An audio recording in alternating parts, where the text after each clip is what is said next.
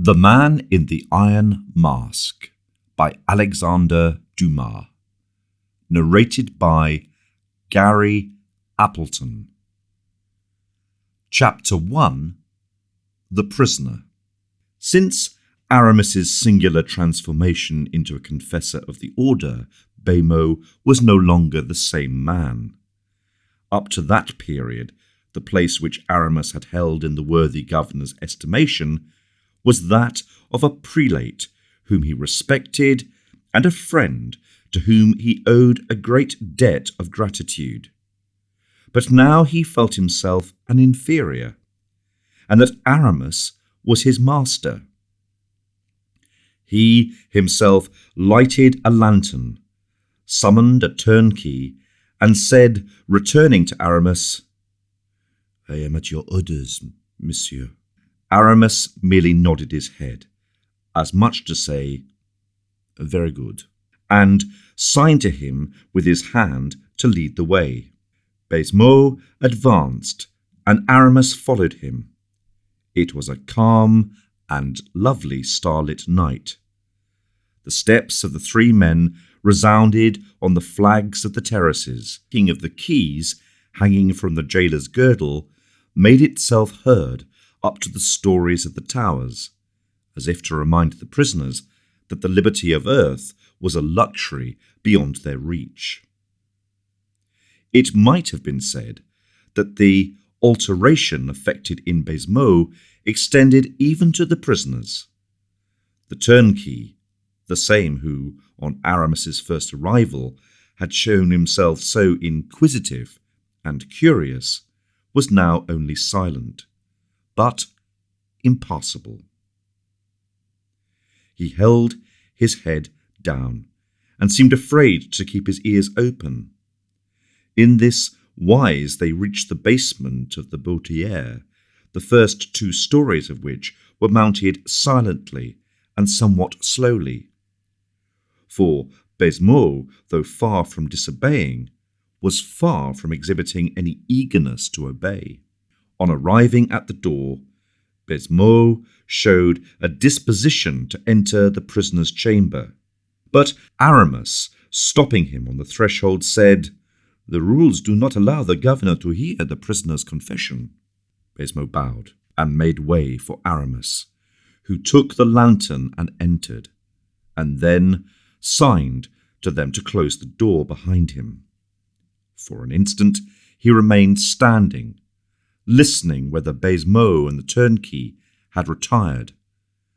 But as soon as he was assured by the sound of their descending footsteps that they had left the tower, he put the lantern on the table and gazed around.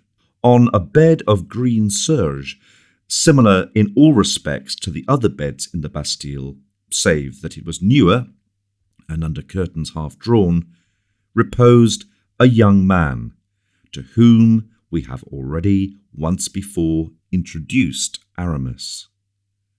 According to custom, the prisoner was without a light. At the hour of curfew, he was bound to extinguish his lamp, and we perceive how much he was favoured in being allowed to keep it burning even till then. Near the bed, a large leathern armchair with twisted legs sustained his clothing. A little table, without pens, books, paper, or ink, stood neglected in sadness near the window, while several plates, still unemptied, showed that the prisoner had scarcely touched his evening meal. Aramis saw that the young man was stretched upon his bed, his face half concealed by his arms. The arrival of a visitor did not cause any change of position. Either he was waiting in expectation, or was asleep. Aramis lighted the candle from the lantern, pushed back the armchair, and approached the bed with an evident mixture of interest and respect. The young man raised his head. "What is it?" he said. "You desire the confessor?" replied Aramis. "Yes." "Because you are ill?" "Yes." "Very ill?" The young man gave Aramis a piercing glance and answered, "I thank you." After a moment's silence, "I have seen you before," he continued. Aramis bowed. Doubtless, the scrutiny the prisoner had just made of the cold, crafty, and imperious character stamped upon the features of the Bishop of Vannes was little reassuring to one in his situation, for he added, "I am better." "And so?" said Aramis. "Why then, not even of the haircloth which the note you found in your bed informed you of?" The young man started, but before he had either ascended or denied, Aramis continued, "Not even of the ecclesiastical from whom you were to hear an important revelation?"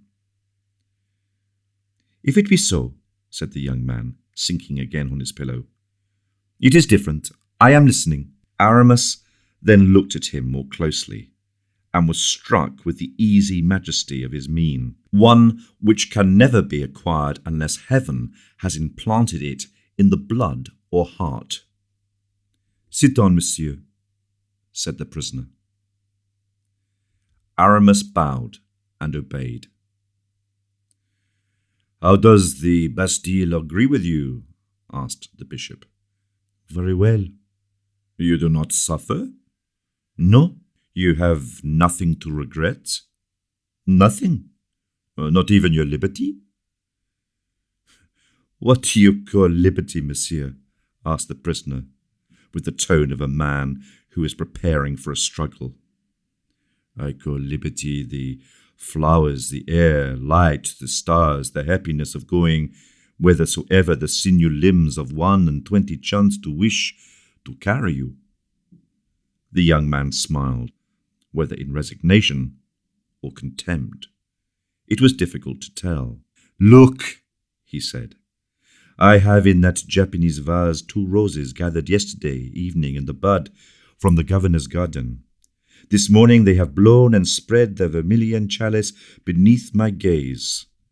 With every opening petal they unfold the treasures of their perfumes, filling my chamber with a fragrance that embalms it. Look now on those 2 roses. Even among roses these are beautiful, and the rose is the most beautiful of flowers. Why then do you bid me to desire other flowers when I possess the loveliest of all?" Aramis gazed at the young man in surprise. "If flowers constitute liberty," sadly resumed the captive, "I am free, for I possess them." "But the air," cried Aramis, "air is so necessary to life." "Well, monsieur," returned the prisoner, "draw near to the window, it is open. Between high heaven and earth, the wind whirls on its waftages of hail and lightning, exhales its torrid mist, or breathes in gentle breezes. It caresses my face, when mounted on the back of this armchair, with my arm around the bars of the window to sustain myself, I fancy I am swimming the wide expanse before me." The countenance of Aramis darkened as the young man continued. "Light I have? What is better than light? I have the sun, a friend who comes to visit me every day without the permission of the governor or the jailer's company. He comes in at the window, and he traces in my room a square, the shape of the window, which lightens up the hangings of my bed and floods the very floor. This luminous square increases from 10 o'clock till midday, and decreases from 1 till 3 slowly, as if having hastened to my presence. It sorrowed at bidding me farewell. When its last ray disappears, I have enjoyed its presence for 5 hours.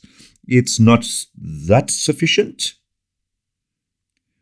I have been told that there are unhappy beings who dig in quarries and laborers who toil in mines, who never behold it at all." Aramis wiped the drops from his brow.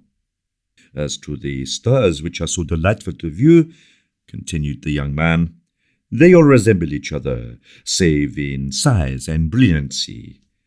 I am a favored mortal, for if you have not lighted that candle, you would have been able to see the beautiful stars which I was gazing at from my couch before your arrival, whose silvery rays were stealing through my brain.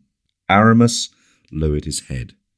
He felt himself overwhelmed with the bitter flow of that sinister philosophy, which is the religion of the captive. So much then for the flowers, the air, the daylight, and the stars, tranquilly continued the young man. There remains but exercise. Do I not walk all day in the governor's garden if it is fine? Here if it rains, in the fresh air if it is warm, in perfect warmth, thanks to my winter stove, if it be cold. Ah, monsieur, do you fancy, continued the prisoner, not without bitterness, that men have not done anything for me that a man can hope for or desire? Men, said Aramis, be it so, but it seems to me you are forgotten heaven. Indeed, I have forgotten heaven, murmured the prisoner with emotion. But why do you mention it? Of what use is it to talk to a prisoner of heaven? Aramis looked steadily at this singular youth, who possessed the resignation of a martyr with the smile of an atheist.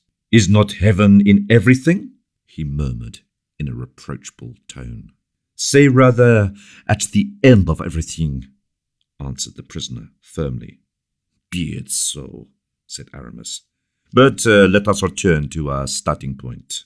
I ask nothing better, returned the young man. I am your confessor. Yes.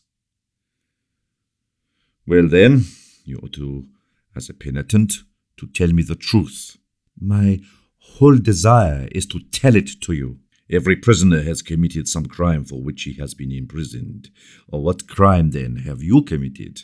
You asked me the same question the first time you saw me, returned the prisoner. And then, as now, you have evaded giving me an answer. And what reason have you for thinking that I shall now reply to you?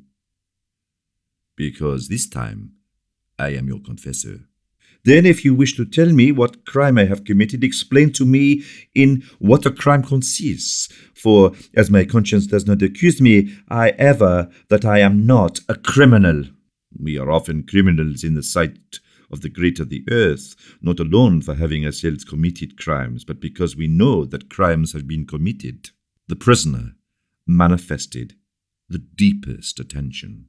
Yes, I understand you, he said, after a pause. Yes, you are right, monsieur. It is very possible that in such a light I am a criminal in the eyes of the great of the earth. Ah, then you know something, said Aramis, who thought he had pierced not merely through a defect in the harness, but through the joints of it. No, I am not aware of anything, replied the young man.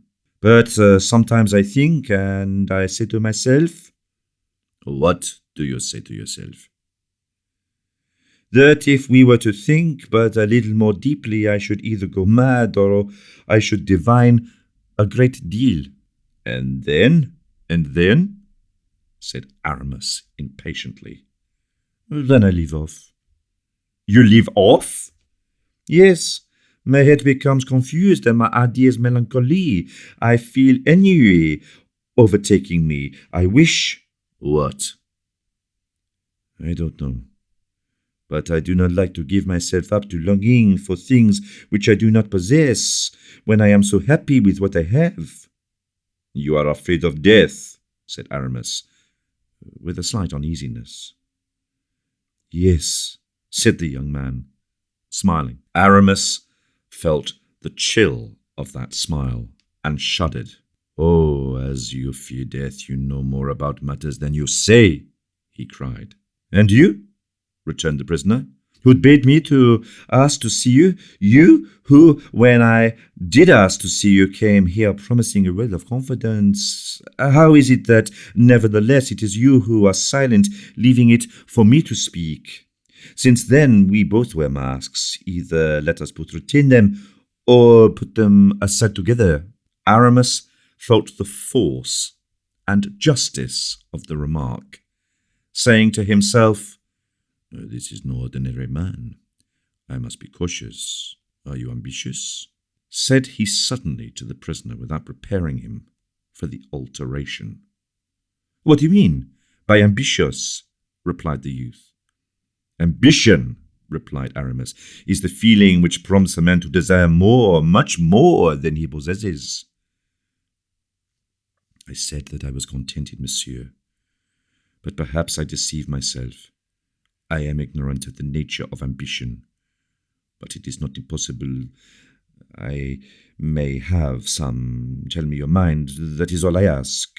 "An ambitious man," said Aramis, "is one who covets that which is beyond his station."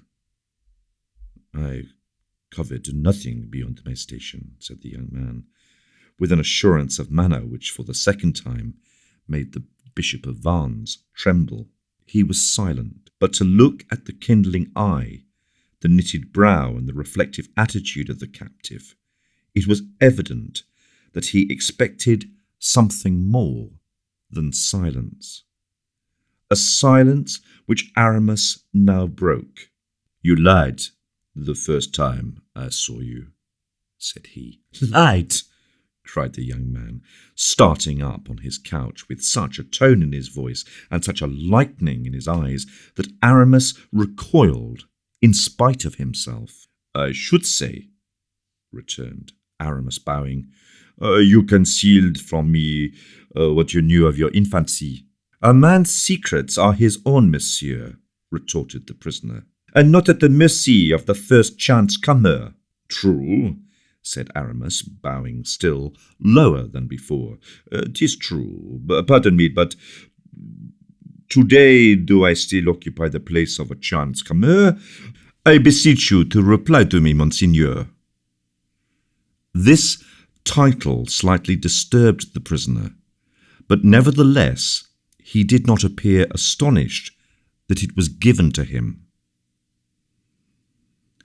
"I do not know you, monsieur," said he. "Oh, but if I dared, I would take your hand and kiss it." The young man seemed as if he was going to give Aramis his hand, but the light which beamed in his eyes faded away, and he coldly and distrustfully withdrew his hand again. "Kiss the hand of our prisoner," he said, shaking his head. "To what purpose?" "What did you tell me?" said Aramis. "That you were unhappy here. Why, that you aspired to nothing. Why, in a word, by thus speaking, do you prevent me from being frank in my turn?" The same light shone a third time in the young man's eyes, but died ineffectually away as before. "You distrust me?" said Aramis. "And why say you so, monsieur?" "Oh, for a very simple reason. If you know what you ought to know, you ought to mistrust everybody." "Then do not be astonished that I am mistrustful, since you suspect me of knowing what I do not know." Aramis was struck with admiration at this energetic resistance. "Oh, monsieur, you drive me to despair," said he, striking the armchair with his fist. "And on my part I do not comprehend you, monsieur." "Well then, try to understand me." The prisoner looked fixedly at Aramis. "Sometimes it seems to me," said the latter, "that I have before me the man that I seek. And then?" "And then your man disappears, is it not so?" said the prisoner, smiling. "So much the better." Aramis rose. "Certainly," said he, "I have nothing further to say to a man who mistrusts me as you do." "And I, monsieur," said the prisoner in the same tone, "have nothing to say to a man who will not understand that a prisoner ought to be mistrustful of everybody." Even of his old friends, said Aramis. Oh, Monseigneur, you are too prudent. Of my old friends? You? One of my old friends? You? Do you no longer remember, said Aramis, that you once saw in the village where your early years were spent? Do you know the name of the village? Asked the prisoner. Noisy-le-Sec, Monseigneur, answered Aramis firmly. Go on, said the young man, with an immovable aspect. Stay, Monseigneur, said Aramis. If you are positively resolved to carry on this game, let us break off. I am here to tell you many things, 'tis true, but you must allow me to see that on your side you have a desire to know them. Before revealing the important matters I still withhold, be assured I am in need of some encouragement, if not candor, a little sympathy, if not confidence. But you keep yourself entrenched in a pretended which paralyzes me, or not for the reason you think, but for ignorant as you may be, or indifferent as you feign to be, you are nonetheless what you are, Monseigneur, and there is nothing, mark me, which can cause you not to be so. I promise you, replied the prisoner, to hear you without impatience. Only it appears to me that I have a right to repeat the question I have already asked. Who are you? Do you remember 15 or 18 years ago seeing at Noisy-le-Sec a cavalier accompanied by a lady in black silk with flame-colored ribbons in her hair? Yes, said the young man. I once asked the name of this cavalier, and they told me that he called himself the Abbé de Herblay. I was astonished that the abbé had so warlike an air, and they replied that there was nothing singular in that, seeing that he was one of Louis XIII's musketeers. Well, said Aramis, that a musketeer and abbé, afterwards Bishop of Vannes, is your confessor now. I know it. I recognized you. Then, Monseigneur, if you know that, I must further add a fact of which you are ignorant, that if the king were to know this evening of the presence of this musketeer, this abbé, this bishop, this confessor here, he who has risked everything to visit you tomorrow would behold the steely glitter of the executioner's axe in the dungeon more gloomy, more obscure than yours. While listening to these words, delivered with emphasis, the young man had raised himself on his couch, and was now gazing more and more eagerly at Aramis. The result of his scrutiny was that he appeared to derive some confidence from it. Yes, he murmured, I remember perfectly. The woman of whom you speak came once with you and twice afterwards with another. He hesitated. With another who came to see you every month, is that not so, Monseigneur? Yes. Do you know who that lady was? The light seemed ready to flash from the prisoner's eyes. I am aware that she was one of the ladies of the court, he said. You remember that lady well, do you not? Oh, my recollection can hardly be very confused on this head, said the young prisoner. I saw that lady once with a gentleman about 45 years old. I saw her once with you, and with the lady dressed in black. I have seen her twice since then with the same person. Is for people, with my master and old Perronnet, my jailer, and the governor of this prison are the only persons for whom I have ever spoken, and indeed almost the only persons I have ever seen. Then you were in prison.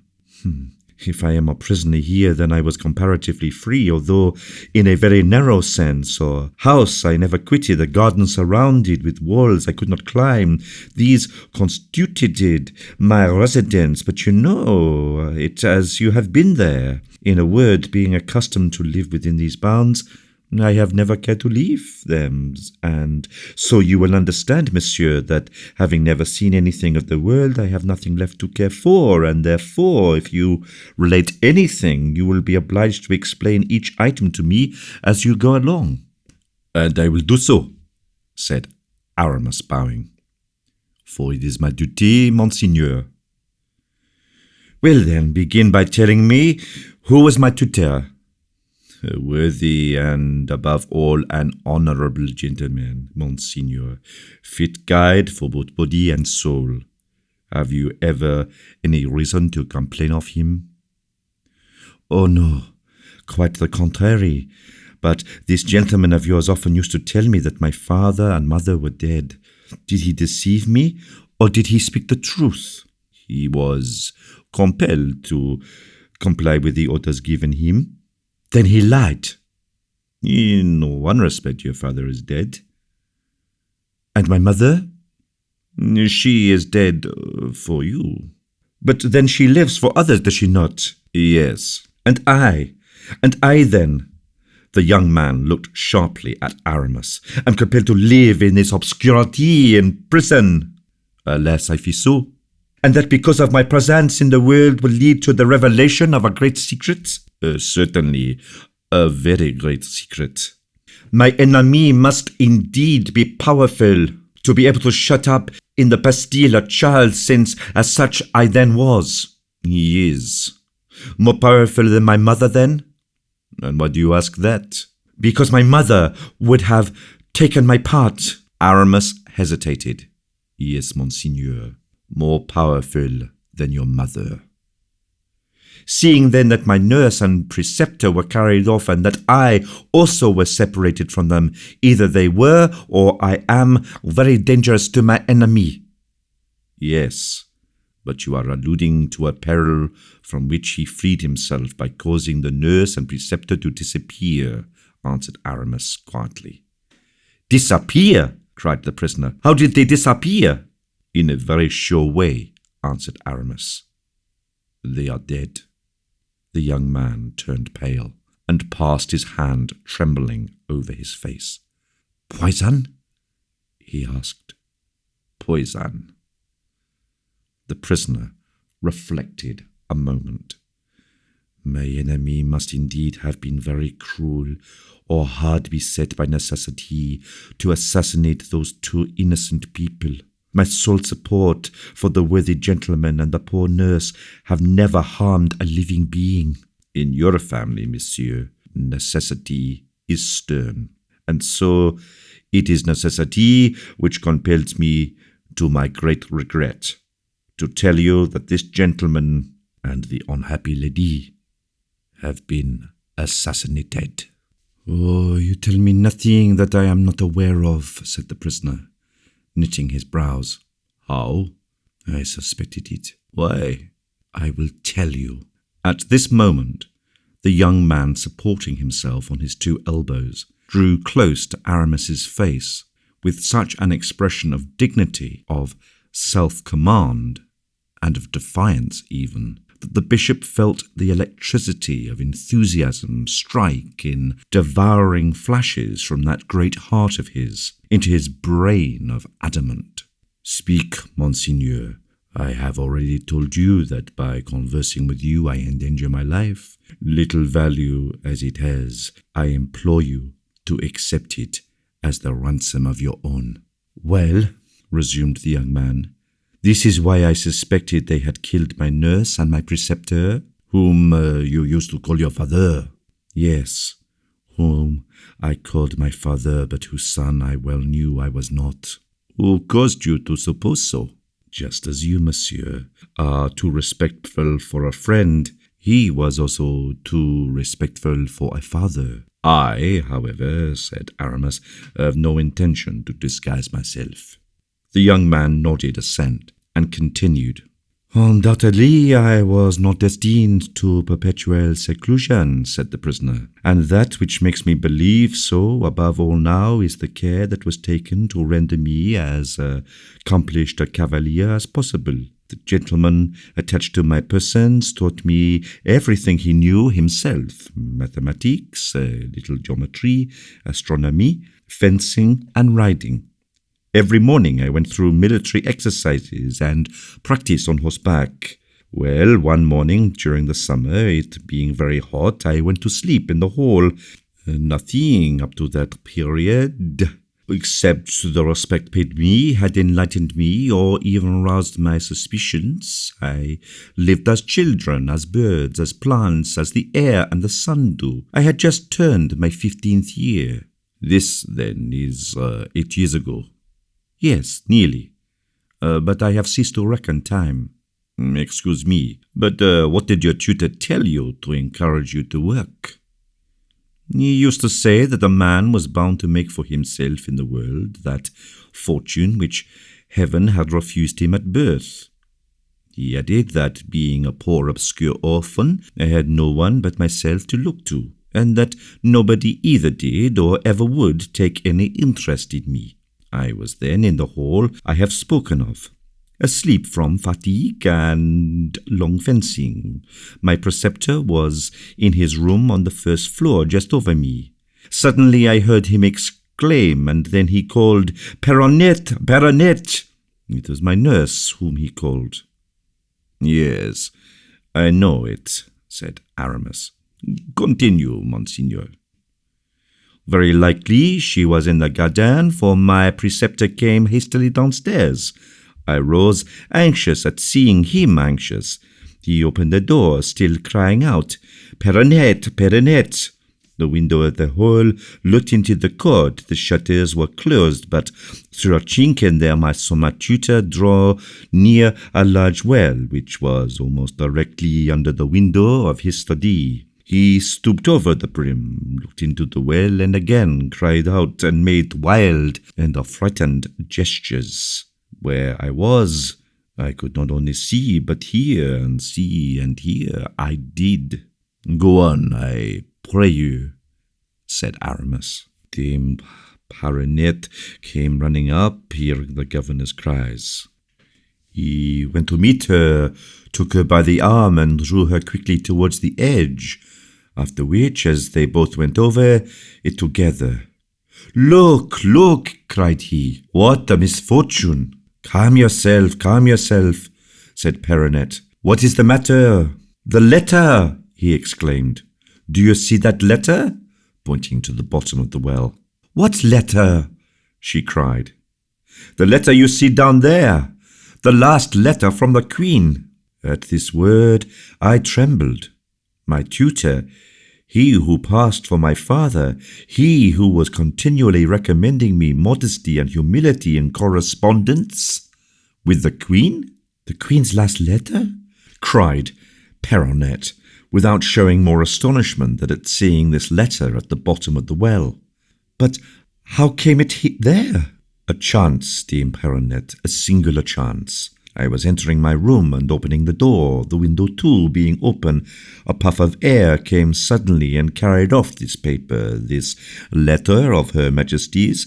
I darted after it and gained the window just in time to see it flutter a moment in the breeze and disappear down the well." "Well," said Dame Perronnette, "and if the letter had fallen into this well, 'tis all the same as if it were burned, and as the Queen burns all her letters every time she comes." "And so, you see, this lady, who came every month, was the Queen," said the prisoner. Doubtless, continued the old gentleman. "But this letter contained instructions. How can I follow them?" "Write immediately to her. Give her a plain account of the accident, and the Queen will no doubt write you another letter in place of this." "Oh, the Queen would never believe the story," said the good gentleman, shaking his head. "She will imagine that I want to keep this letter instead of giving it up like the rest, so as to have a hold over her. She is so distressful, and Monsieur de Mazan, so yon devil of an Italian is capable of having us poisoned in the first breath of suspicion." Aramis imperceptibly smiled. "You know, Dame Perronnette, they are both so suspicious in all that concerns Philippe." "Philippe? was the name they gave me, said the prisoner. Well, 'tis no use hesitating, said Dame Perronnette. Somebody must go down to the well? Of course, so that the person who goes down there may read the paper as he is coming up. But let us choose some villager who cannot read, and then you will be at ease? Granted. But will not anyone who descends guess that the paper must be important for which we risk a man's life? However, you have given me an idea, Dame Perronnette. Somebody shall go down the well, but that somebody shall be myself. But at this notion, Dame Perronnette lamented and cried in such a manner, and so implored the old nobleman with tears in her eyes, that he promised her to obtain a ladder long enough to reach down, while she went in search of some stout-hearted youth, whom she was to persuade that a jewel had fallen into the well, and that this jewel was wrapped in a paper. And, as paper, remarked my preceptor, naturally unfolds in water, the young man would not be surprised at finding nothing, after all, but the letter wide open. But perhaps the writing will already effaced by that time, said Dame Perronnette. No consequence provided we secure the letter. On returning it to the Queen, she will see at once that we have not betrayed her, and consequently, as we shall not rouse the distrust of Mazarin, we shall have nothing to fear from him. Having come to this resolution, they parted. I pushed back the shutter, and seeing that my tutor was about to re-enter, I threw myself on my couch. In a confusion of brain caused by all I had just heard, my governor opened the door a few moments after, and thinking I was asleep, closed it gently again. As soon as ever it was shut, I rose and listened, heard the sound of retiring footsteps. And then I returned to the shutters and saw my tutor and Dame Perronnette go out together. I was alone in the house. They had hardly closed the gate before I sprang from the window and ran to the well. Then, just as my governor had leaned over, so leaned I. Something white and luminous glistened in the green and quivering silence of the water. The brilliant disk fascinated and allured me. My eyes became fixed, and I could hardly breathe. The well seemed to draw me downwards with its slimy mouth and icy breath. And I thought I read at the bottom of the water characters of fire traced upon the letter the Queen had touched.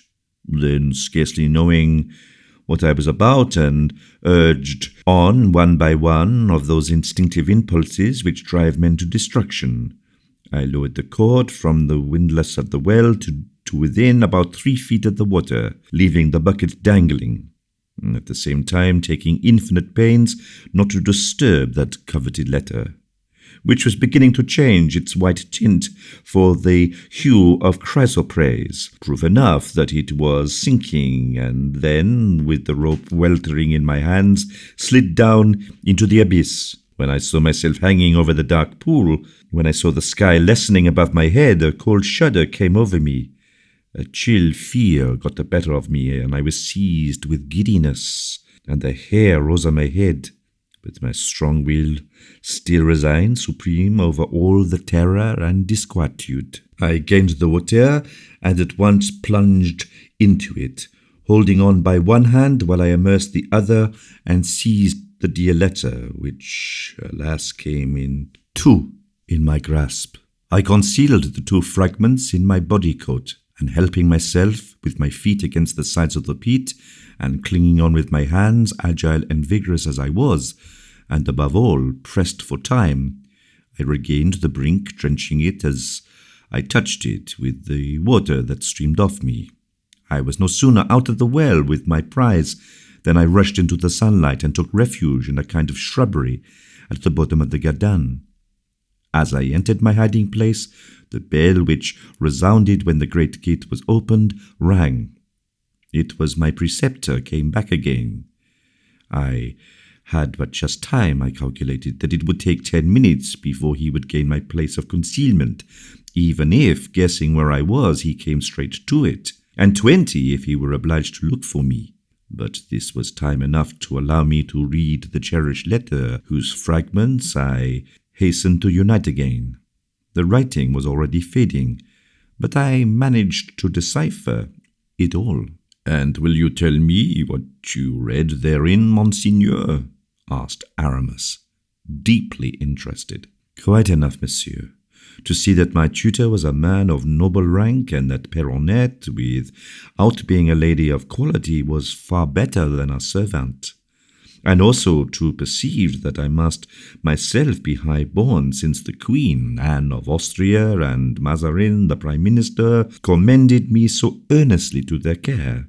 Here the young man paused, quite overcome. "And what happened?" asked Aramis. "It happened, monsieur," answered he, "that the workmen they had summoned found nothing in the well after the closet search. Then my governor perceived that the brink was all watery, that I was not so dried by the sun as to prevent Dame Perronnette spying that my garments were moist, and lastly that I was seized with a violent fever owing to the chill and the excitement of my discovery.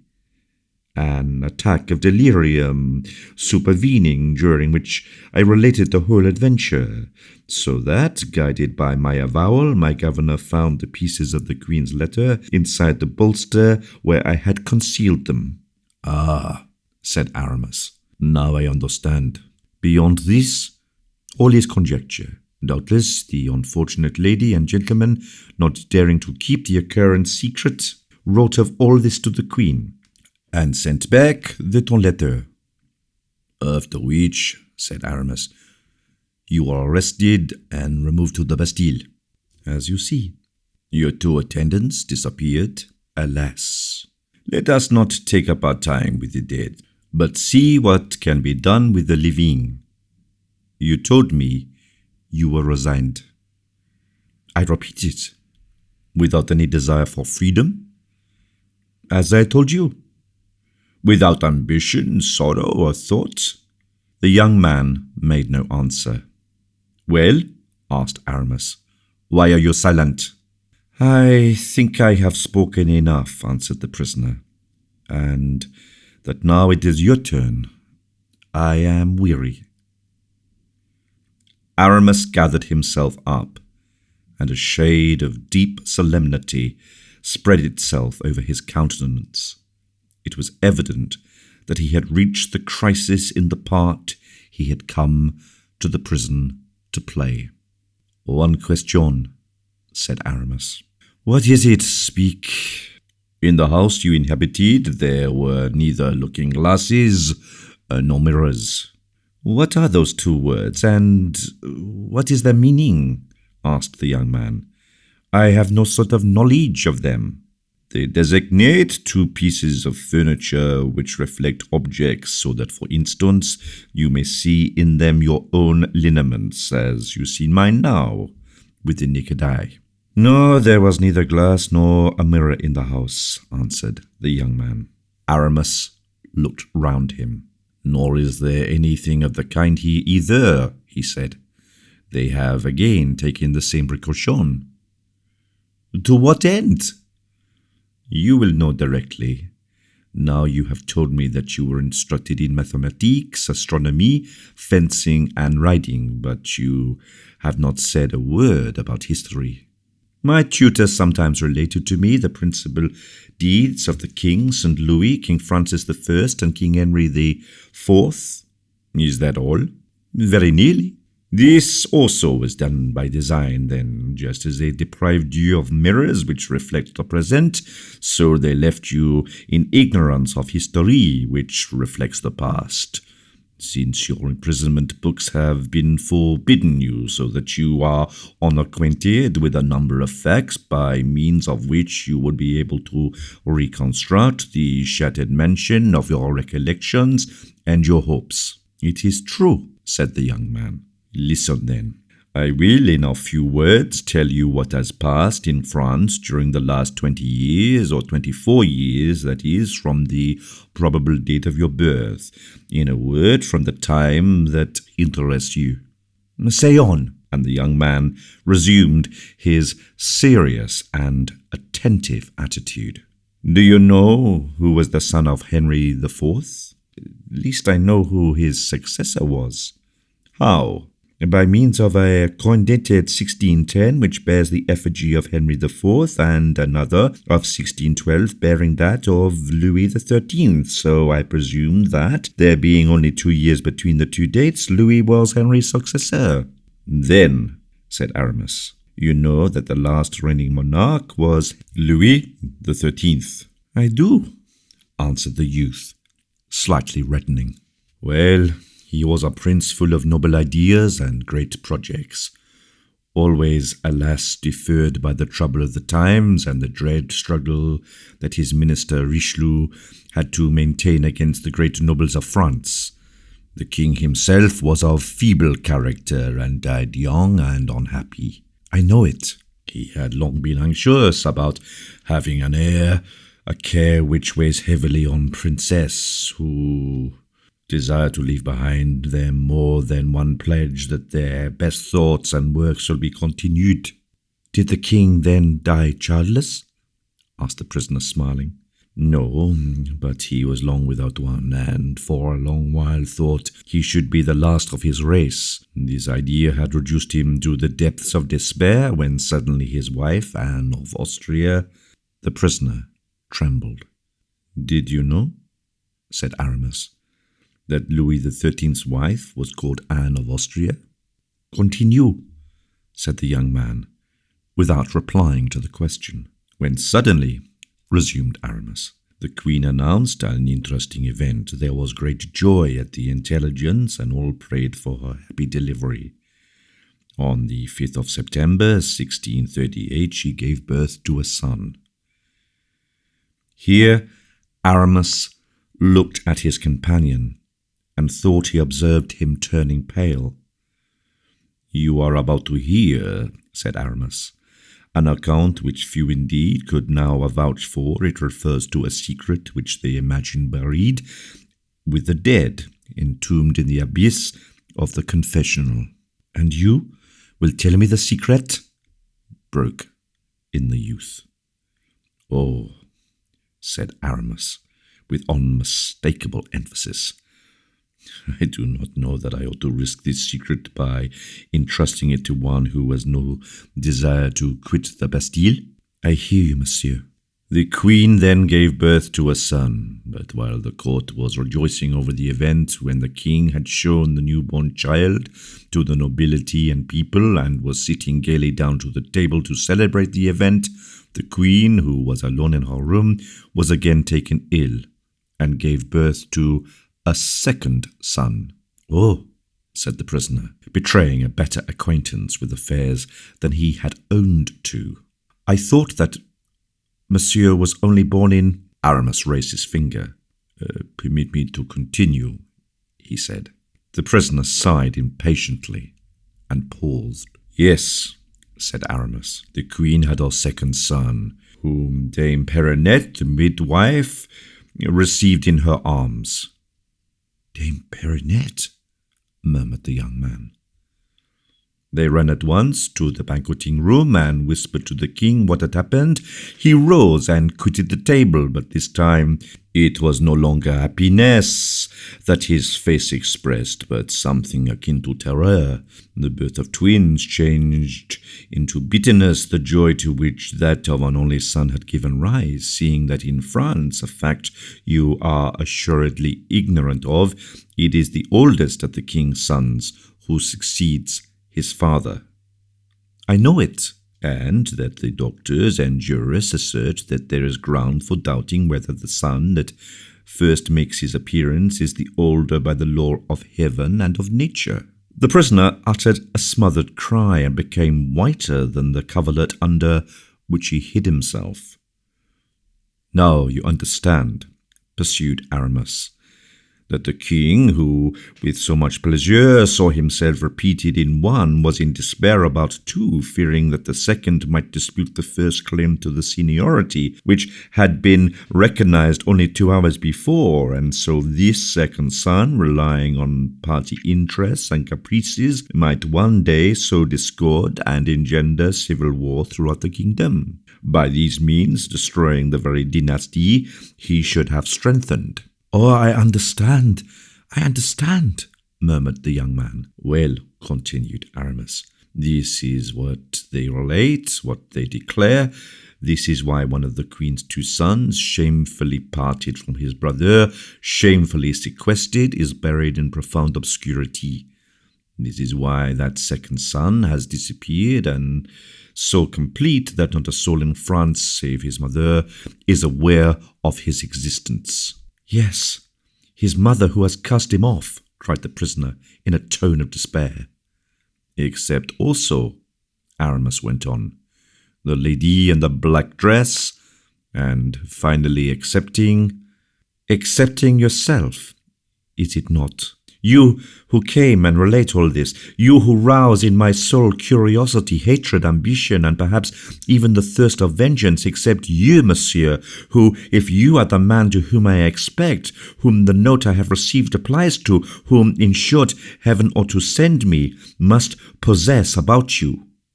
"What?" asked Aramis. "A portrait of the King Louis XIV, who at this moment reigns upon the throne of France." "Here is the portrait," replied the bishop, handing the prisoner a miniature in enamel, on which Louis was depicted lifelike, with a handsome, lofty mane. The prisoner eagerly seized the portrait and gazed at it with devouring eyes. "And now, monseigneur," said Aramis, "here is a mirror." Aramis left the prisoner time to recover his ideas. So high, murmured the young man, eagerly comparing the likeness of Louis with his own countenance reflected in the glass. "What do you think of it?" at length said Aramis. "I think that I am lost," replied the captive. "The king will never set me free." "And I demand to know," added the bishop, fixing his piercing eyes significantly upon the prisoner. "I demand to know which of these 2 is king, the one this miniature portrays, or whom the glass reflects." "The king, monsieur," sadly replied the young man, "is he who is on the throne, who is not in prison, and who, on the other hand, can cause others to be entombed there. Royalty means power, and you behold how powerless I am." "Monseigneur," answered Aramis, with a respect he had not yet manifested, "the king, mark me, will, if you desire it, be the one that, quitting his dungeon, shall maintain himself upon the throne on which his friends will place him." "Tempt me not, monsieur," broke in the prisoner bitterly. "Be not weak, monseigneur," persisted Aramis. "I have brought you all the proof of your birth. Consult them. Satisfy yourself that you are a king's son. It is for us to act." No, it is impossible." "Unless, indeed," resumed the bishop ironically, "it be the destiny of your race that the brothers excluded from the throne should always be princes void of courage and honesty, as was your uncle, Monsieur Gaston de Orleans, who 10 times conspired against his brother Louis XIII. "What?" cried the prince, astonished. "My uncle Gaston conspired against his brother? Conspired to dethrone him?" "Exactly, monseigneur. For no other reason, I tell you the truth." "And he had friends?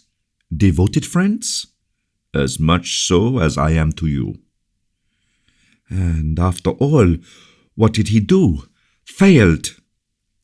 "He failed, I admit, but always through his own fault, and for the sake of purchasing not his life, for the life of the king's brother is sacred and inviolable, but his liberty.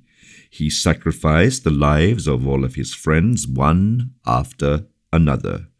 And so, at this day, he is a very blot on history, the detestation of 100 noble families in this kingdom. I understand, monsieur. Either by weakness or treachery, my uncle slew his friends. By weakness, which in princes is always treachery. And cannot a man fail then from incapacity and ignorance? Do you really believe it possible that a poor captive such as I, brought up not only at a distance from the court, but even from the world, do you believe it is possible that such a one could assist those of his friends who should attempt to serve him?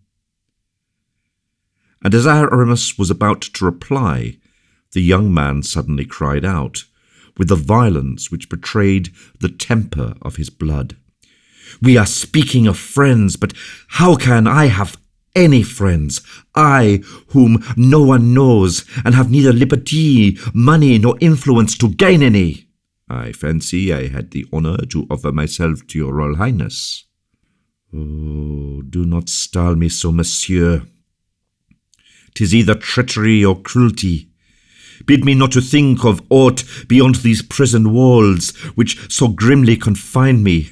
Let me again love, or at least submit to my slavery and my obscurity."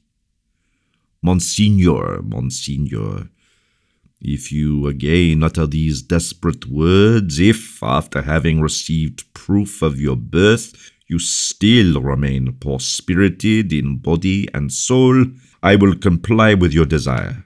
I will depart and renounce forever the services of a master to whom so eagerly I came to devote my assistance and my life. "Monsieur," cried the prince, "would it not have been better for you to have reflected before telling me all that you have done, that you have broken my heart forever?" "And so I desire to do, Monseigneur." "To talk to me about power, grandeur, aye, and to prate of thrones, is a prison the fit place? You wish to make me believe in splendor, and we are lying lost in sight. You boast of glory, and we are smothering our words in the curtains of this miserable bed. You give me glimpses of power absolute, whilst I hear the footsteps of the ever-watchful jailer in the corridor. That step which, after all, makes you tremble more than it does me. To render me somewhat less incredulous, free me from the Bastille. Let me breathe the fresh air. Give me my spurs and trusty sword. Then we shall begin to understand each other." "It is precisely my intention to give you all this, Monseigneur, and more. Only, do you desire it?" "A word more," said the prince. "I know there are guards in every gallery, bolts to every door, cannon and soldiery at every barrier. How will you overcome the sentries, spike the guns? How will you break through the bolts and bars?"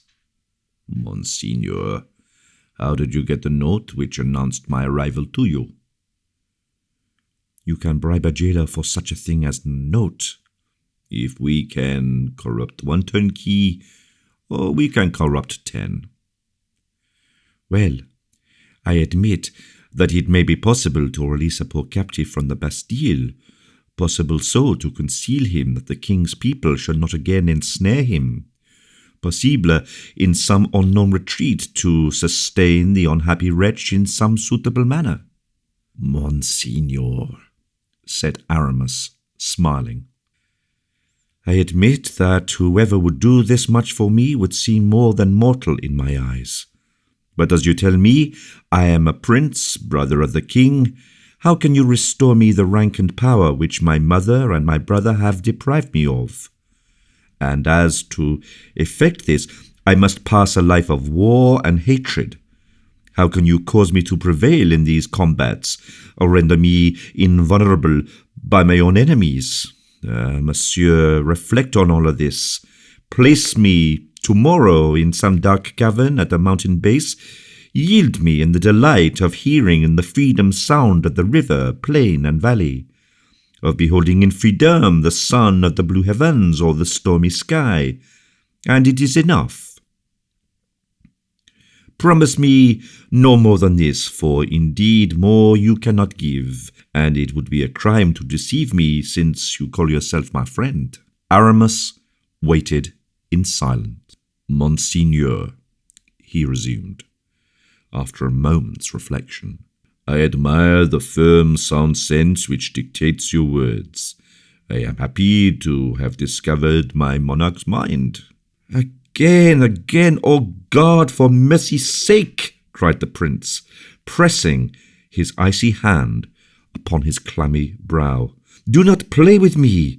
I have no need to be king, to be the happiest of men." "But I, Monseigneur, wish you to be king for the good of humanity." "Ah," said the prince, with a fresh distrust inspired by the word. "Ah, with what then has humanity to reproach my brother?" "I forgot to say, Monseigneur, that if you would allow me to guide you, if you consent to become the most powerful monarch in Christendom, you will have promoted the interests of all other friends whom I devote to the success of your cause. And these friends are numerous." "Numerous?" "Less numerous than powerful, Monseigneur." "Explain yourself." "It is impossible. I will explain, I swear, before heaven, on that day that I see you sitting on the throne of France." "But my brother?" "You shall decree his fate. Do you pity him?" "Him who leaves me to perish in a dungeon? No, for him I have no pity." "So much the better. He might have himself come to this prison, have taken me by the hand, and have said, 'My brother, heaven created us to love, not to contend with one another. I come to you, a barbarous prejudice has condemned you to pass your days in obscurity, far from mankind, deprived of every joy. I will make you sit down beside me. I will buckle round your waist our father's sword. Will you take advantage of this reconciliation to put down or restrain me? Will you employ that sword to spill my blood?' Oh, never, I would have replied. I look on you as my preserver. I will respect you as my master. You give me far more than heaven bestowed, for through you I possess liberty and the privilege of loving and being loved in the world. And would you have kept your word, Monseigneur?" "On my life. Well, now that I have guilty ones to punish." "In what manner, Monseigneur?" "What do you say as to the resemblance that heaven has given me to my brother?" "I say that there was in that likeness a providential instruction which the king ought to have heeded. I say that your mother committed a crime in rendering those different in happiness and fortune whom nature created so startlingly alike, of her own flesh, and I conclude that the object of punishment should be only to restore the equilibrium." "By which you mean?" "That if I restore you to your place on your brother's throne, he shall take yours in prison." "Alas, there's such infinity of suffering in prison.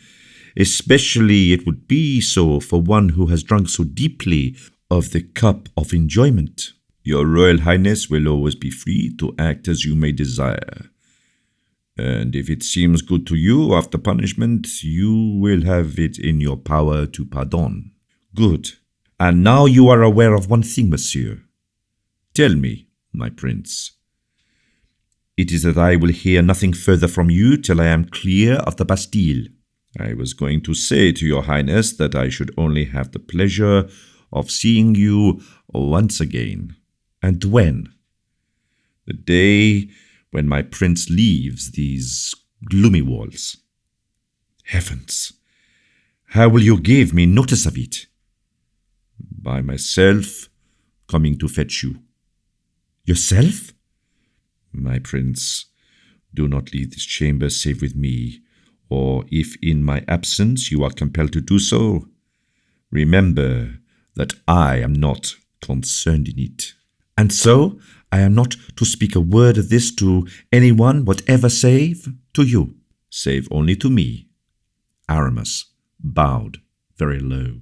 The prince offered his hand. "Monsieur," he said, in a tone that issued from his heart, "one word more, my last. If you have sought me for my destruction, if you are only a tool in the hands of my enemies, if from our conference in which you have sounded the depths of my mind, anything worse than captivity result, that is to say, if death befall me, still receiving my blessing, for you will have ended my troubles and given me repose from the tormenting fever that has preyed on me for 8 long, weary years. Monseigneur, wait the results ere you judge me," said Aramis. "I say that, in such a case, I bless and forgive you.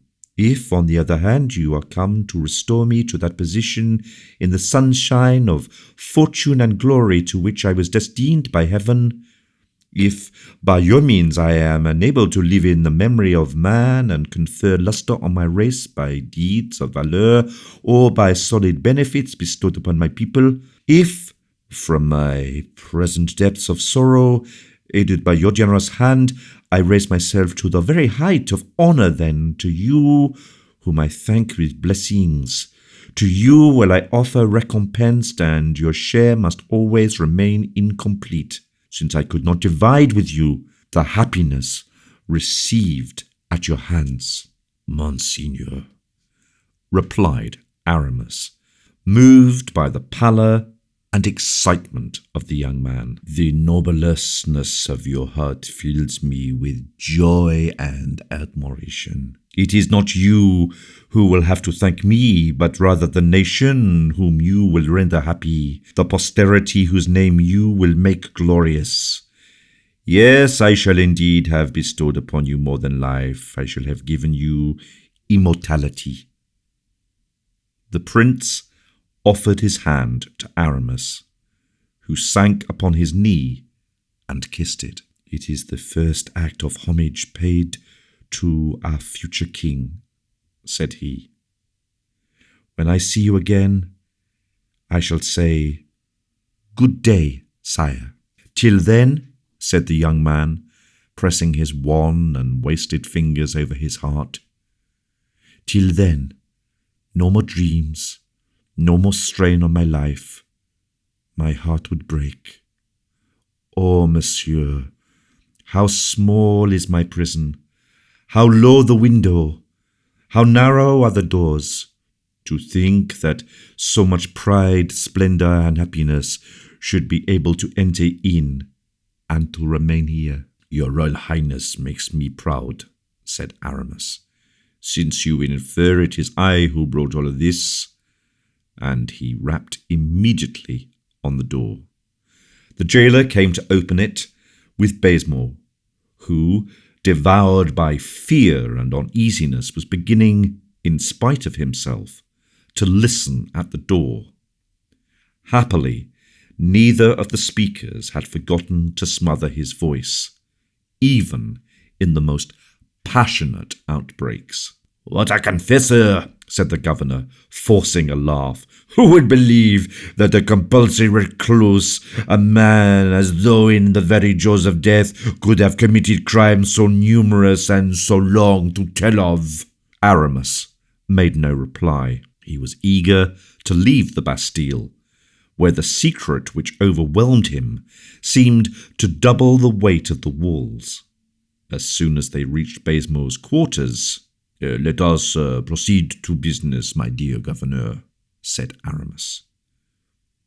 "Alas," replied Baisemeaux, "you have to ask me for my receipt for 150,000 livres," said the bishop. "And to pay over the first third of the sum," added the poor governor with a sigh, taking 3 steps towards his iron strongbox. "Here is the receipt," said Aramis. "And here is the money," returned Baisemeaux, with a 3-fold sigh. "The order instructed me only to give it a receipt. It said nothing about receiving the money," rejoined Aramis. "Dear Monsieur le Governeur."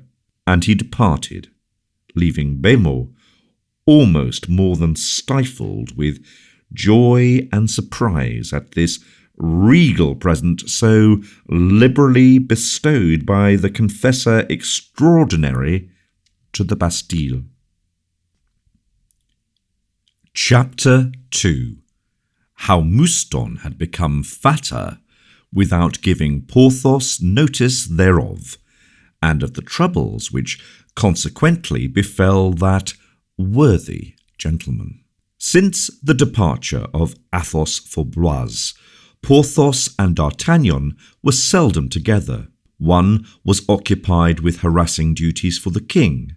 The other had been making many purchases of furniture, which he intended to forward to his estate, and by aid of which he had hoped to establish in his various residences something of the courtly luxury he had witnessed in all its dazzling brightness in his Majesty's society. D'Artagnan, ever faithful, one morning during an interval of service thought about Porthos, and being uneasy at not having heard anything of him for a fortnight, directed his steps towards his hotel, and pounced upon him just as he was getting up.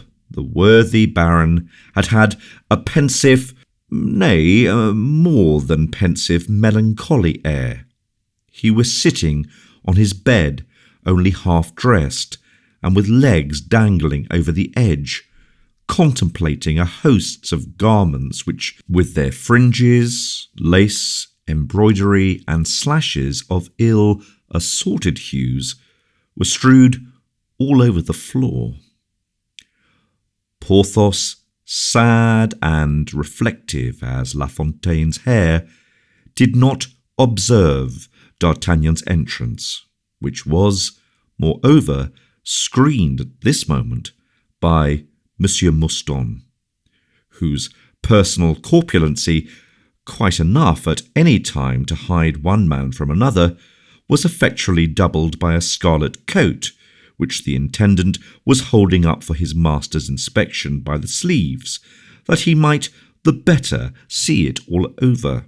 D'Artagnan stopped at the threshold and looked in at the pensive Porthos, and then, as the sight of the innumerable garments strewing the floor caused mighty sighs to heave the bosom of that excellent gentleman, D'Artagnan thought it time to put an end to these dismal reflections, and coughed by way of announcing himself.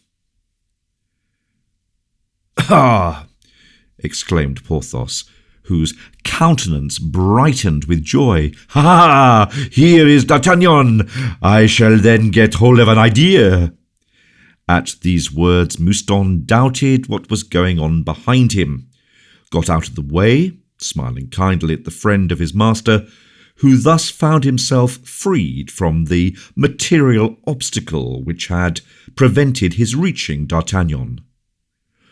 Porthos made his sturdy knees crack again in rising, and crossing the room in 2 strides, found himself face to face with his friend, whom he folded to his breast with a force of affection that seemed to increase with every day. "Ah," he repeated, "you are always welcome, my dear friend, but just now you are more welcome than ever." "But you seem to have the megrims here," exclaimed D'Artagnan. Porthos replied by a look expressive of dejection. "Well then, tell me about it, Porthos, my friend, unless it is a secret." "In the first place," returned Porthos, "you know I have no secrets from you. This, then, is what saddens me." "Wait a minute, Porthos. Let me first get rid of this litter of satin and velvet." "Oh, never mind," said Porthos contemptuously. "It's all trash." "Trash, Porthos? Cloth at 25 livres and all? Gorgeous satin? Regal velvet? Then you think these clothes are splendid, Porthos, splendid. I'll wager that you alone in France have so many, and suppose you never have had any more made, and were to live to be 100 years of age, which wouldn't astonish me in the very least. You could still wear a new dress the day of your death without being obliged to see the nose of a single tailor from now till then. Porthos shook his head. Come, my friend, said D'Artagnan, this unnatural melancholy in you frightens me. My dear Porthos, pray get it out then, and the sooner the better. Yes, my friend, so I will, if indeed it is possible. Perhaps you have received bad news from Bressot. No, they have felled the wood, and it has yielded a third more than the estimate.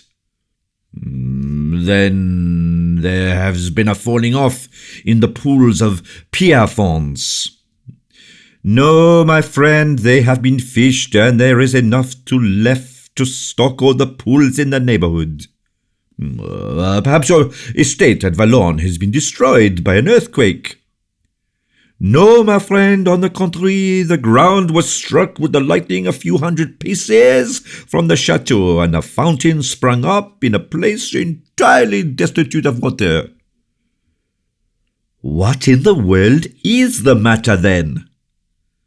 The fact is, I have received an invitation for the fête at Vaux, said Porthos with a lugubrious expression. Well, do you complain of that? The king has caused 100 mortal heart-burnings among the courtiers by refusing invitations. And so, my dear friend, you are really going to Vaux? Indeed I am. You will see a magnificent sight. Alas, I doubt it, though. Everything that is grand in France will be brought together there. Ah, cried Porthos, tearing out a lock of hair in his despair. Good heavens, are you ill? Cried D'Artagnan. I am as firm as the Point Neuf. It isn't that. What is it, then? 'Tis that I have no clothes. D'Artagnan stood petrified.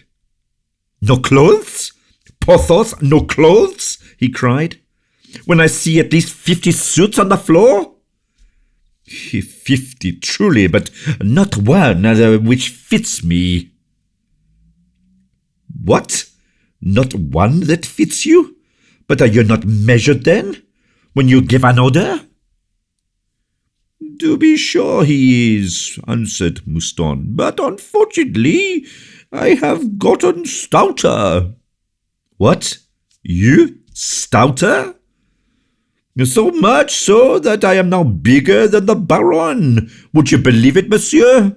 Parbleu! It seems to me that it is quite evident. Do you see, stupid, said Porthos, that it is quite evident?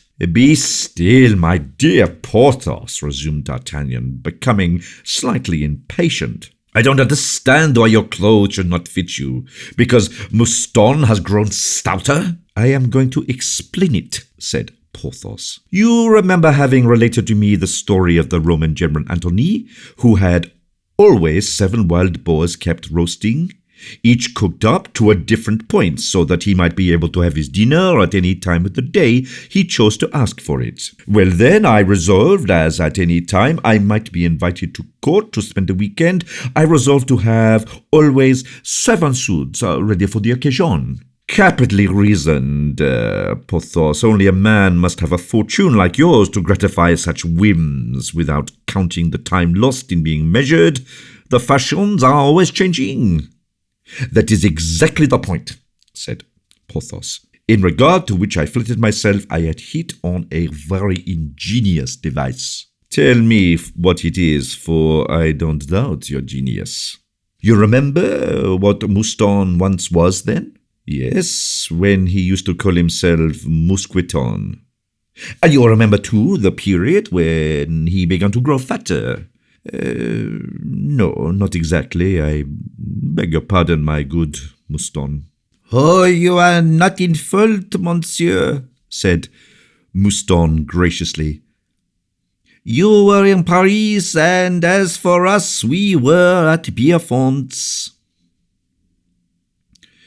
Well, well, my dear Porthos, there was a time when Mouston began to grow fat. Is that what you wish to say?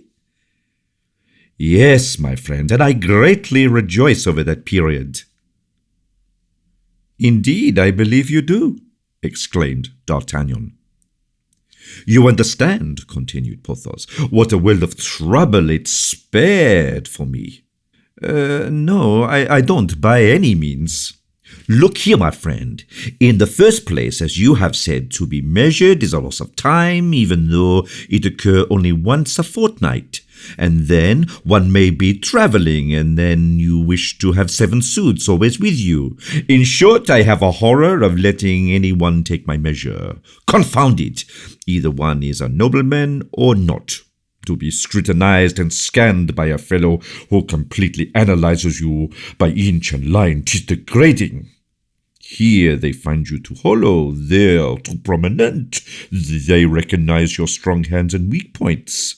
See, now, when we leave the measurer's hands, we are like those strongholds whose angles and different thicknesses have been ascertained by a spy. In truth, my dear Porthos, you possess ideas entirely original. Ah, you see, when a man is an engineer and has fortified Belle Island, 'tis natural, my friend.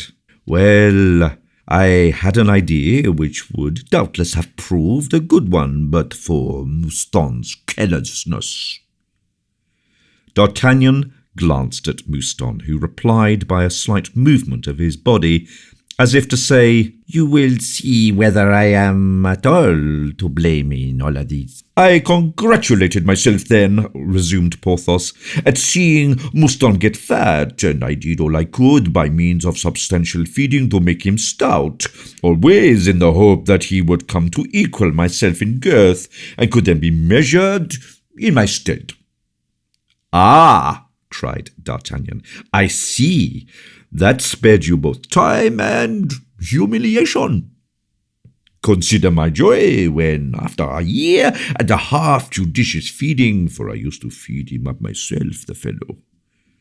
Oh, I lent a good hand myself, monsieur, said Mouston humbly. That's true. Consider my joy when one morning I perceived Mouston was obliged to squeeze in, as I once did myself, to get through the little secret door that those fools of architects had made on the chamber of the late Madame de Vallon in the chateau of Pierrefonds. And, by the way, about that door, my friend, I should like to ask you, who know anything, why these wretches of architects, who ought to have the compasses run into them just to remind them, come to make doorways through which nobody but thin people can pass? Oh, those doors, answered D'Artagnan, were meant for gallants, and they have generally slight and slender figures. Madame de Vallon has no gallant, answered Porthos majestically. Perfectly true, my friend, resumed D'Artagnan, but the architects were probably making their calculations on a basis of the probability of your marrying again. That is possible, said Porthos. And now I have received an explanation of how it is that doorways are made too narrow. Let us return to the subject of Mouston's fatness, but see how the two things apply to each other. I have always noticed that people's ideas run parallel, and so observe this phenomenon, D'Artagnan. I was talking to you of Mouston, who is fat, and it led us on to Madame de Vallon, who was thin. Is it not marvellous? My dear friend, a servant of my acquaintance, Monsieur Costar, has made the same observation as you, and he calls the process by some Greek name which I forget. What? My remark is not the original? Cried Porthos, astounded. I thought I was the discoverer. My friend, that fact was known before Aristotle's days, that is to say, nearly 2,000 years ago. Well, 'tis no less true, said Porthos, delighted at the idea of having jumped to a conclusion so closely in agreement with the great sages of antiquity. antiquity. Wonderfully, but suppose we return to Mouston. It seems to me we have left him fattening under our very eye. Yes, monsieur, said Mouston. Well, said Porthos, Mouston fattened so well that he gratified all my hopes by reaching my standard, a fact of which I was well able to convince myself by seeing the rascal one day in a waistcoat of mine which he had turned into a coat, a waistcoat the mere embroidery of which was worth 100 pistoles. "'Twas only to try it on, monsieur," said Mouston. From that moment I determined to put Mouston in communication with my tailors and have him measured instead of myself. A capital idea, Porthos. But Mouston is 1.5 feet shorter than yourself. Exactly. They measured him down to the ground, and the end of the skirt came just below my knee. What a marvelous man you are, Porthos. Such a thing could happen only to you. Ah, yes. Pay your compliments, you have ample grounds to go upon. It was exactly at that time, that is to say, nearly 2 years ago and a half, that I set out for Belle Isle, instructing Mouston, so as always to have in every event a pattern of every fashion, to have a coat made for himself every month. And did Mouston neglect complying with your instructions? Ah, that was anything but right, Mouston. No, monsieur, quite the contrary, quite the contrary. No, he never forgot to have his coat made, but he forgot to inform me that he had got stouter. But it was not my fault, monsieur. Your tailor never told me. And this to such an extent, monsieur, continued Porthos, that the fellow in 2 years has gained 18 inches in girth, and so my last dozen coats are all too large, from 1 foot to 1.5 feet. But the rest, those which were made when you were of the same size? They are no longer the fashion, my dear friend. Were I to put them on, I should look like a fresh arrival from Siam, and as though I had been 2 years away from court. I understand your difficulty. You have how many new suits? 9, 36, and yet not one to wear. Well, you must have a 37th made and give the 36th to Mouston. Ah, monsieur, said Mouston with a gratified air. The truth is that monsieur has always been very generous to me. Do you mean to insinuate that I hadn't that idea, or that I was deterred by the expense? But it wants only 2 days to the fete. I received the invitation yesterday, made Mouston post hither with my wardrobe, and only this morning discovered my misfortune. And from now till the day after tomorrow, there isn't a single fashionable tailor who will undertake to make me a suit. That is to say, one covered all over with gold, isn't it? I wish it so, undoubtedly. All over. Oh, we shall manage it. You won't leave for 3 days. The invitations are for Wednesday, and this is only Sunday morning. 'Tis true, but Aramis has strongly advised me to be at Vaux 24 hours beforehand. How? Aramis? Yes. It was Aramis who brought me the invitation. Ah, to be sure, I see. You are invited on the part of Monsieur Fouquet. By no means. By the king, my dear friend. The letter bears the following as large as life. Monsieur le Baron de Vallon is informed that the king has condescended to place him on the invitation list. Very good.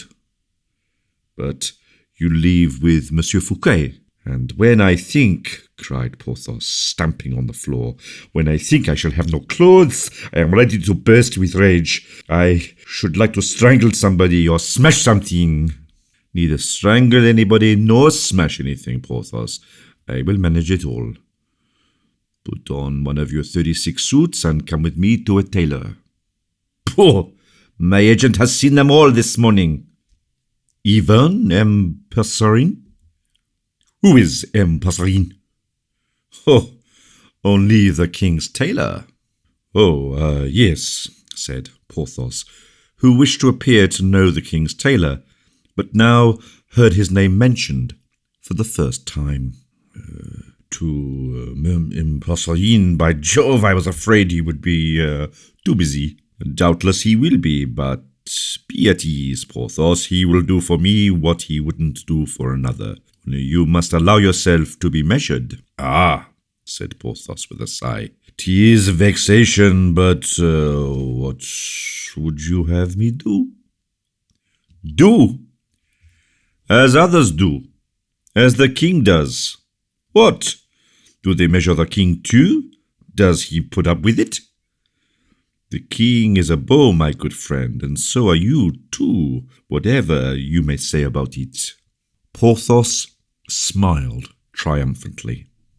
Let us go to the king's tailor, he said, and since he measures the king, I think, by my faith, I may do worse than allow him to measure me.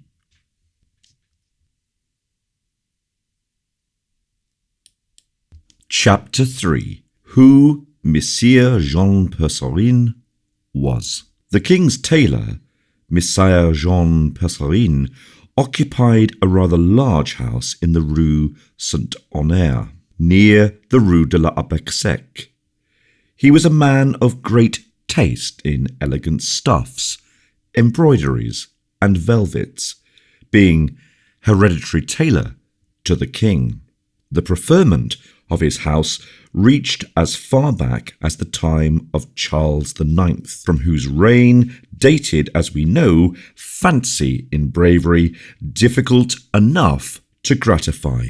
The Percerin of that period was a Huguenot, like Ambrose Père, and had been spared by the Queen of Navarre, the beautiful Margot, as they used to write and say, too in those days, because, in sooth, he was the only one for her those wonderful riding habits which she so loved to wear, seeing that they were marvellously well suited to hide certain anatomical defects Queen of Navarre used very studiously to conceal. Percerin, being saved, made out of gratitude some beautiful black bodices, very inexpensively indeed for Queen Catherine, who ended by being pleased at the preservation of a Huguenot people on whom she had long looked with detestation. But Percerin was a very prudent man, and having heard it said that there was no more dangerous sign for a Protestant than to be smiled upon by Catherine, and having observed that her smiles were more frequent than usual, he speedily turned Catholic with all his family, and having thus became irreproachable, attained the lofty position of Master Tailor to the crown of France. Under Henry III, gay king as he was, this position was as grand as the height of one of the loftiest peaks of the Cordilleras. Now Percerin had been a clever man all his life, and by way of keeping up his reputation beyond the grave, took very good care not to make a bad death of it, and so contrived to die very skilfully. And at that very moment he felt his powers of invention declining. He left a son and a daughter, both worthy of the name they were called upon to bear. The son a cutter as unerring and exact as the square rule, the daughter apt at embroidery and designing ornaments. The marriage of Henry IV and Marie de Medici, and the exquisite court mourning for the aforementioned Queen, together with a few words let fall by Monsieur de Bassompierre, king of the beaux of the period, made the fortune of the second generation of Percerins. Monsieur Concino and his wife Galigi, who subsequently shone at the French court, sought to Italianize the fashion and introduce some Florentine tailors. But Percerin, touched to the quick in his patriotism and his self-esteem, entirely defeated these foreigners, and that so well that Concino was the first to give up his compatriots and held the French tailor in such esteem that he would never employ any other, and thus wore a doublet, his on the very day that Vitry blew out his brains with a pistol at the Point de Louvre. And so it was, a doublet issuing from Monsieur Pussarin's workshop, which the Parisians rejoined in hacking into so many pieces with the living human body it contained. Notwithstanding the favour, Concini had shown Pussarin, the King Louis XIII had the generosity to bear no malice to his tailor, and to retain him in his service. At the time that Louis the Just afforded this great example of equity, Pussarin had brought up 2 sons, one of whom made his debut at the marriage of Anne of Austria, invented that admirable Spanish costume in which Richelieu danced a saraband, made the costumes for the tragedy of Miram, and stitched on to Buckingham's mantle those famous pearls which were destined to be scattered about the pavements of the Louvre. A man becomes easily notable who has made the dresses of a Duke of Buckingham, Monsieur de Saint-Mars, Mademoiselle Ninon, and Monsieur de Beaufort, and a Marion de Lhomme. And thus Pussarin the Third had attained the summit of his glory when his father died. This same Pussarin the Third, old, famous, and wealthy, yet further dressed Louis XIV, and having no son, which was a great cause of sorrow to him, seeing that with himself his dynasty would end, he had brought up several hopeful pupils. He possessed a carriage, a country house, manservants, tallest in Paris, and by special authority from Louis XIV, a pack of hounds. He worked for Meme de Lyon and Letellier under a sort of patronage, but politic man as he was and versed in state secrets, he never succeeded in fitting Monsieur Colbert. This is beyond explanation. It is a matter for guessing or for intuition. Great geniuses of every kind live on unseen, intangible ideas they act without themselves knowing why. The great Pussarin, for, contrary to the rule of dynasties, it was, above all, the last of the Pussarins who deserved the name of great. Great Pussarin was inspired when he cut a robe for the Queen, or a coat for the King. He could mount a mantle for Monsieur, the clock of a stocking for Madame, but in spite of his supreme talent, he could never hit off anything approaching a creditable fit for Monsieur Colbert. "That man," he used often to say, "is beyond my art. My needle can never dot him down." We need scarcely say that Pussarin was Monsieur Fouquet's tailor, and that the superintendent highly esteemed him. Monsieur Pussarin was nearly 80 years old, nevertheless still fresh, and at the same time so dry, courtiers used to say, that he was positively brittle. His renown and his fortune were great enough for Monsieur le Prince, that king of fops, to take his arm when talking over the fashions, and for those least eager to pay never to dare to leave their accounts in arrear with him. For Master Pussarin would, for the first time, make clothes upon credit, but the second, never, unless paid for, the former order. It is easy to see at once that a tailor of such renown, instead of running after customers, made difficulties about obliging any fresh ones. And so Pussarin declined to fit bourgeoisie or those who had but recently obtained patents of nobility.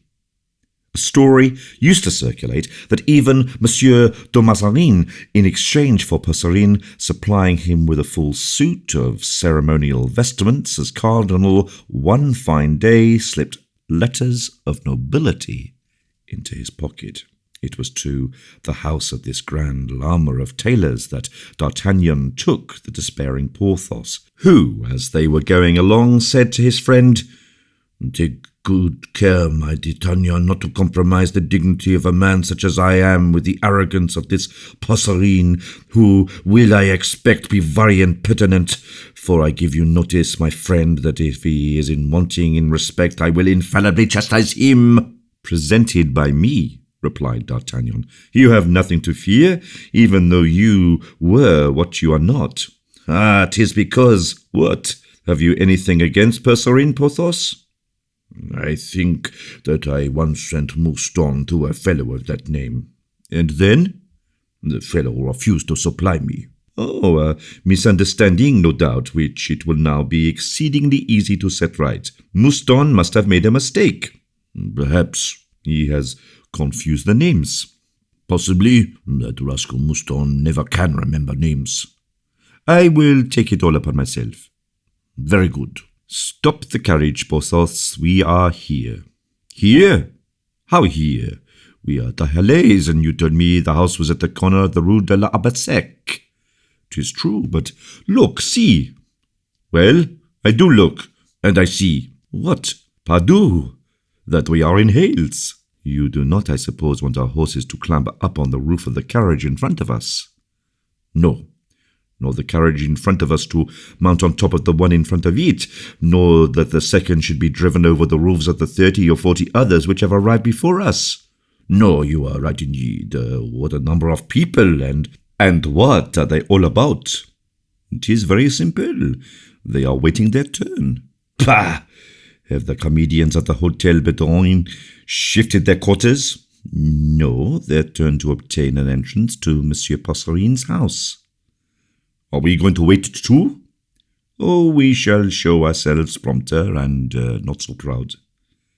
"What are we to do then?" "Get down, pass through the footmen and lackeys, and enter the tailor's house, which I will answer for our doing, if you go first." "Come along then," said Porthos. They accordingly alighted, and made their way on foot towards the establishment. The cause of the confusion was that Monsieur Passerine's doors were closed, while a servant, standing before them, was explaining to the illustrious customers of the illustrious tailor that just then Monsieur Passerine could not receive anybody. It was bruited about outside still, on the authority of what the great lackey had told some great noble whom he favoured, in confidence, that that M. Passerine was engaged on 5 costumes for the king, and that owing to the urgency of the case, he was meditating in his office on the ornaments, colours, and cut of these 5 suits. Some, contented with this reason, went away again, contented to repeat the tale to others. But others, more tenacious, insisted on having the doors opened, and among these last 3 blue ribbons intended to take part in a ballet, which would inevitably fail unless the said 3 had their costumes shaped by the very hand of the great Passerine himself. D'Artagnan, pushing on Porthos, who scattered the groups of people right and left, succeeded in gaining the counter, behind which the journeyman tailors were doing their best to answer queries. We forgot to mention that at the door they wanted to put off Porthos like the rest, but D'Artagnan, showing himself, pronounced merely these words, "The king's order," and was let in with his friend. The poor fellows had enough to do, and did their best to reply to the demands of the customers in the absence of their master, leaving off drawing a stitch to knit a sentence, and when wounded pride or disappointed expectation brought down upon them, too, cutting a rebuke, he who was attacked made a dive and disappeared under the counter. The line of discontented lords formed a truly remarkable picture. Our captain of musketeers, a man of sure and rapid observation, took it in at a glance, and having run all over the groups, his eye rested on a man in front of him. This man, seated upon a stool, scarcely showed his head above the counter that sheltered him. He was about 40 years of age, and with a melancholy aspect, pale face, and soft, luminous eyes. He was looking at D'Artagnan and the rest, with his chin resting upon his hand, like a calm and inquiring amateur. Only on perceiving, and doubtless recognizing our captain, he pulled his hat down over his eyes. It was this action, perhaps, that attracted D'Artagnan's attention. If so, the gentleman who had pulled down his hat produced an effect entirely different from what he had desired. In other respects, his costume was plain, and his hair evenly cut enough for customers, who were not close observers to take him for a mere tailor's apprentice perched behind the board and carefully stitching cloth or velvet. Nevertheless, this man held up his head too often to be very productively employed with his fingers. D'Artagnan was not deceived, not he, and he saw at once that if this man was working at anything, it certainly was not at velvet. "Ah," said he, addressing this man, "and so you have become a tailor's boy, Monsieur Molière?" "Hush, Monsieur de D'Artagnan," replied the man softly.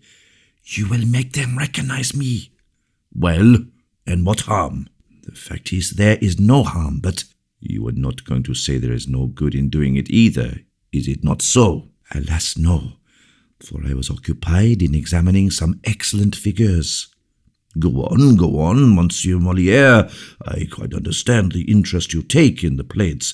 I will not disturb your studies." "Thank you."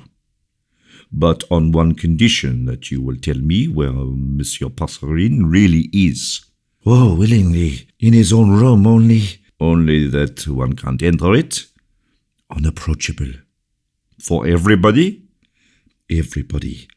He brought me here so that I might be at my ease to make observations, and then he went away." "Well, my dear Monsieur Molière, but you will go and tell him I am here." "I?" exclaimed Molière, in the tone of a courageous dog, from which you snatch the bone it has legitimately gained. "I disturb myself. Ah, Monsieur d'Artagnan, how hard you are upon me." "If you don't go directly and tell Monsieur Passerin that I am here, my dear Molière," said D'Artagnan in a low tone, "I warn you of one thing, that I won't exhibit to you the friend I have brought with me." Molière indicated Porthos by an imperceptible gesture. "This gentleman, is it not?" "Yes." Molière fixed upon Porthos one of those looks which penetrate the minds and hearts of men. The subject doubtless appeared a very promising one, for he immediately rose and led the way into the adjoining chamber. 4. The patterns. During all this time the noble mob was slowly heaving away, leaving at every angle of the counter either a murmur or a menace as the waves leave foam or scattered seaweed on the sands, when they retire with the ebbing tide. In about 10 minutes, Molière reappeared, making another sign to D'Artagnan from under the hangings. The latter hurried after him, with Porthos in the rear, and after threading a labyrinth of corridors, introduced him to Monsieur Passerin's room. The old man, with his sleeves turned up, was getting up in folds a piece of gold-flowered brocade, so as the better to exhibit its lustre. Perceiving D'Artagnan, he put the silk aside and came to meet him, by no means radiant with joy and by no means courteous, but, take it altogether, in a tolerably civil manner. "The captain of the king's musketeers will excuse me, I am sure, for I am engaged." Yes, on the king's costumes." "I know that, my dear Monsieur Passerin. You are making 3, they tell me." 5, my dear sir, 5. 3 or 5 is all the same to me, my dear monsieur, and I know that you will make them most exquisitely. Yes, I know. Once made, they will be the most beautiful in the world. I do not deny it, but they may be the most beautiful in the world. They must first be made, and to do this, Captain, I am pressed for time. Oh, bah! There are 2 days yet. 'Tis much more than you require, Monsieur Passerin, said D'Artagnan, in the coolest possible manner. Percerin raised his head with the air of a man little accustomed to be contradicted, even in his whims. But D'Artagnan did not pay the least attention to the airs which the illustrious tailor began to assume. My dear Monsieur Passerin, he continued, I bring you a customer. Ah, exclaimed Percerin crossly. Monsieur le Baron Vallon de Brassy de Préfion, continued D'Artagnan. Percerin attempted a bow which found no favour in the eyes of the terrible Porthos, who, from his first entry into the room, had been regarding the tailor askance. A very good friend of mine, concluded D'Artagnan. I will attend to monsieur, said Percerin, but later. Later?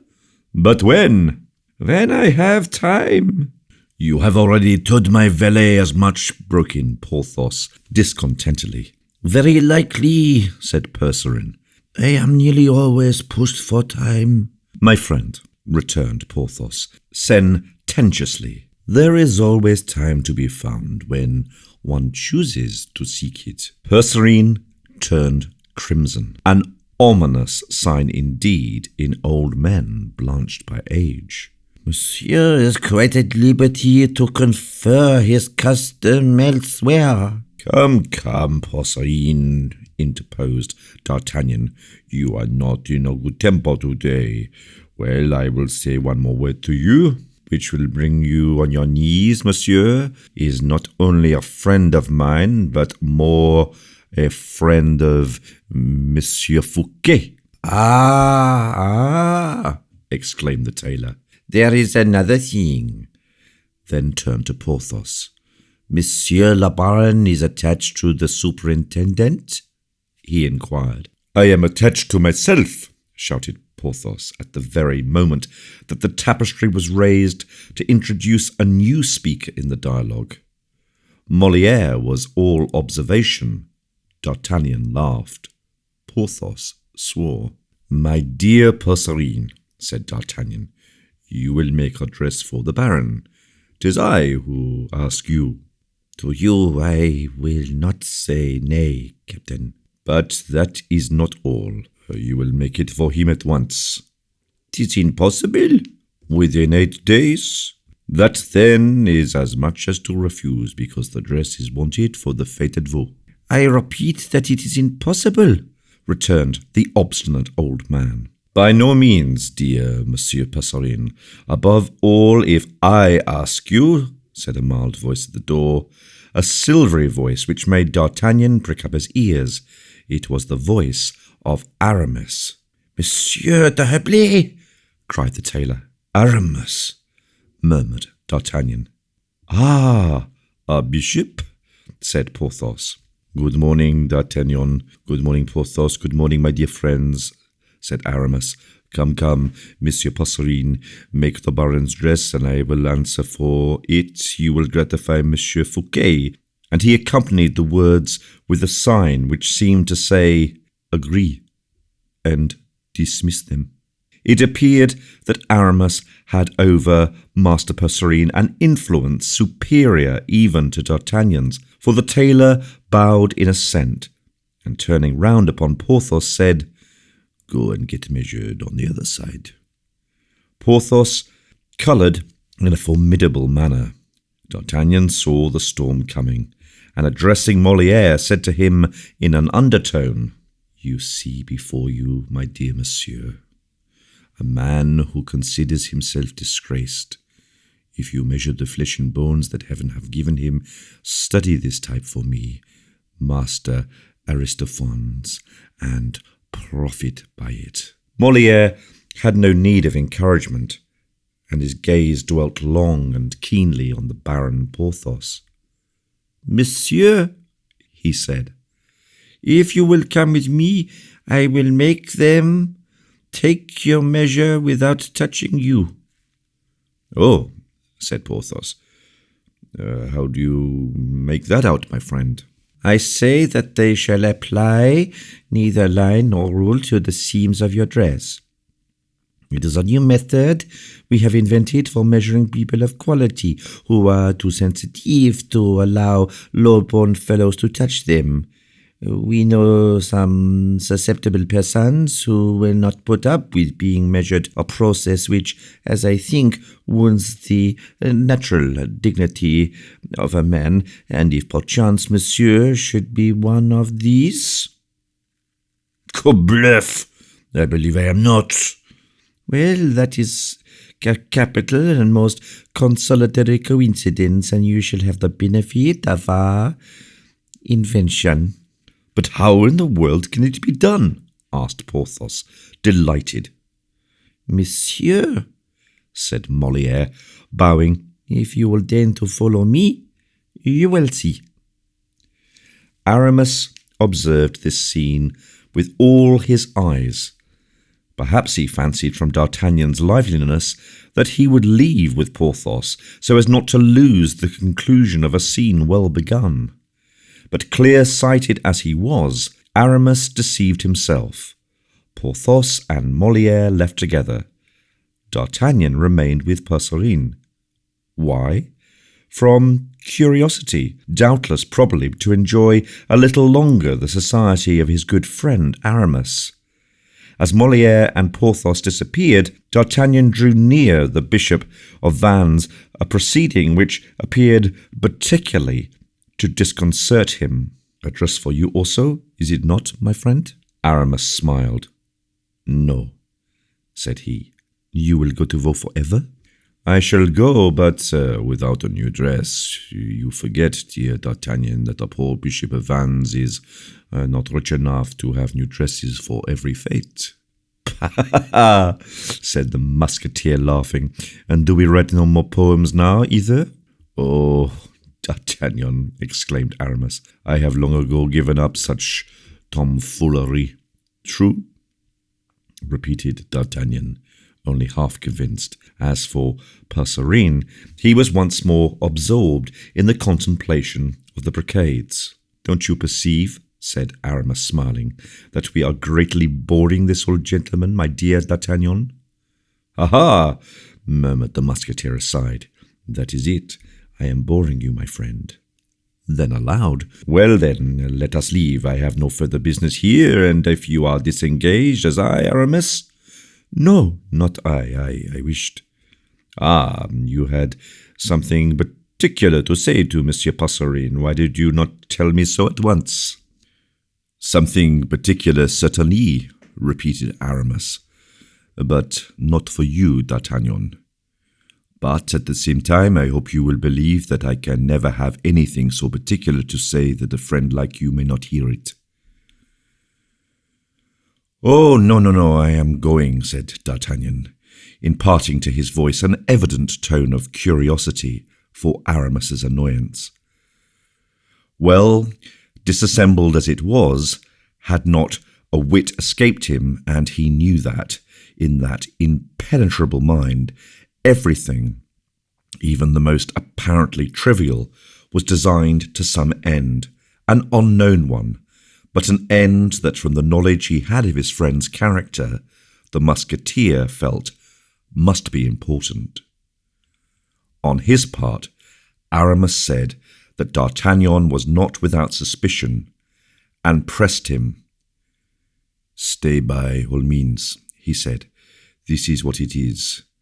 Then turning toward the tailor, "My dear Percerin," said he, "I am even very happy that you are here, D'Artagnan." "Oh, indeed," exclaimed the Gascon for the third time, even less deceived this time than before.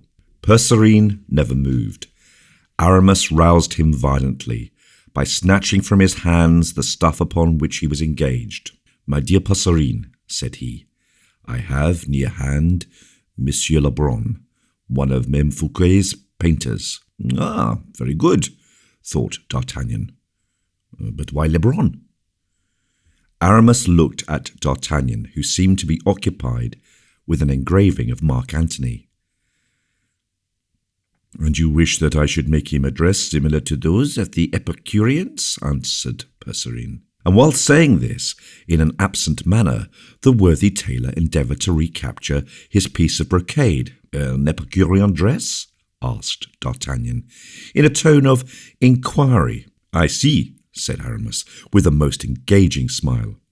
It is written that our dear D'Artagnan shall know all our secrets this evening. Yes, friend, you have surely heard speak of M. Fouquet's Epicureans, have you not? Undoubtedly, it is not a kind of poetical society of which La Fontaine, Ray, Pelisson, and Molière are members, and which holds its sittings at Saint-Mande. Exactly so. Well, we are going to put our poets in uniform and enroll them in our regiment for the king. Oh, very well, I understand. A surprise, Monsieur Fouquet is getting up for the king. Be at ease. If this is the secret about Lebrun, I will not mention it. Always agreeable, my friend. No, Monsieur Lebrun has nothing to do with this part of it. The secret which concerns him is far more important than the other. Then, if it is so important as all that, I prefer not to know it, said D'Artagnan, making a show of departure. Come in, Mem Lebrun. Come in, said Aramis, opening a side door with his right hand and holding back D'Artagnan with his left. Faith, I too am quite in the dark, quoth Percerin. Aramis took an opportunity, as is said in theatrical matters. My dear M. de Percerin, Aramis continued, you are making 5 dresses for the king, are you not? One in brocade, one in hunting cloth, one in velvet, one in satin, and one in Florentine stuffs. Yes, but how do you know all that, Monseigneur? Said Percerin, astounded. It is very simple, my dear monsieur. There will be a hunt, a banquet, concert, promenade, and reception. These 5 kinds of dress are required by etiquette. You know everything, Monseigneur. And a thing or two in addition, muttered D'Artagnan. But, cried the tailor in triumph, what you do not know, Monseigneur, Prince of the Church though you are, what nobody will know, what only the king, Mademoiselle de la Vallière, and myself do know, is the colour, the materials, and the nature of the ornaments and the cut, the ensemble, the finish of it all. Well, said Aramis, that is precisely what I have come to ask you, my dear Percerin. Ah, bah! Exclaimed the tailor, terrified, though Aramis had pronounced these words in his softest and most honeyed tones. The request appeared on reflection so exaggerated, so ridiculous, so monstrous to M. Percerin, that first he laughed to himself, then aloud, and finished with a shout. D'Artagnan followed his example, not because he found the matter so very funny, but in order not to allow Aramis to cool. At the outset, I appear to be hazarding an absurd question, do I not? Said Aramis. But D'Artagnan, who is incarnate wisdom itself, will tell you that I could not do otherwise than ask you this. Let us see, said the attentive musketeer, perceiving with his wonderful instinct that they had only been skirmishing till now, and that the hour of battle was approaching. Let us see, said Percerin incredulously. Why now, continued Aramis, does M. Fouquet give the king a fete? Is it not to please him? Assuredly, said Percerin. D'Artagnan nodded assent.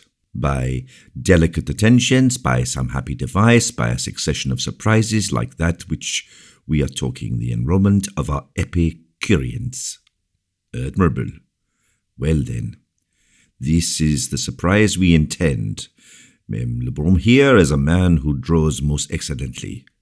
Yes, said Percerin, I have seen his pictures and have observed that his dresses were highly elaborate.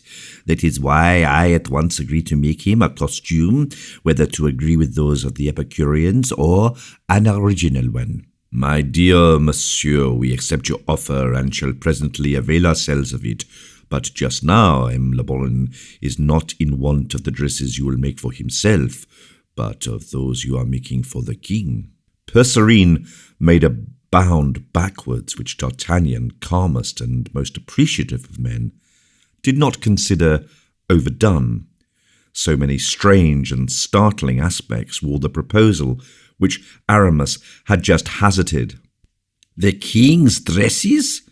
Give the king's dresses to any mortal whatsoever? Oh, for once, Monseigneur, your grace is mad, cried the poor tailor in extremity.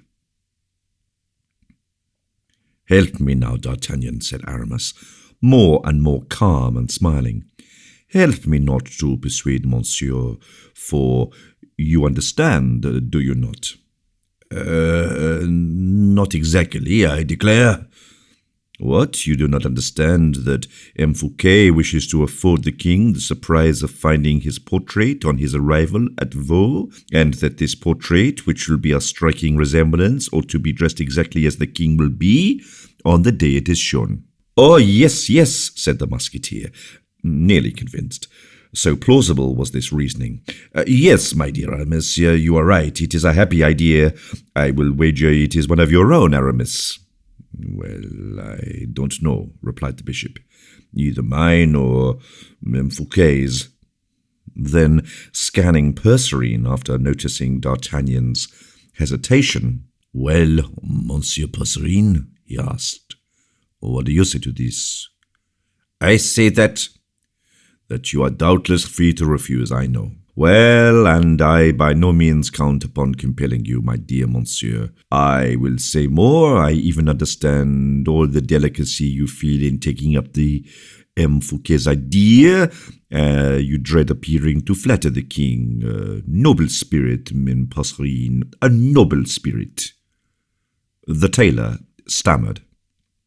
It would indeed be a very pretty compliment to pay the young prince, continued Aramis. The tailor stammered. It would indeed be a very pretty compliment to pay the young prince, continued Aramis.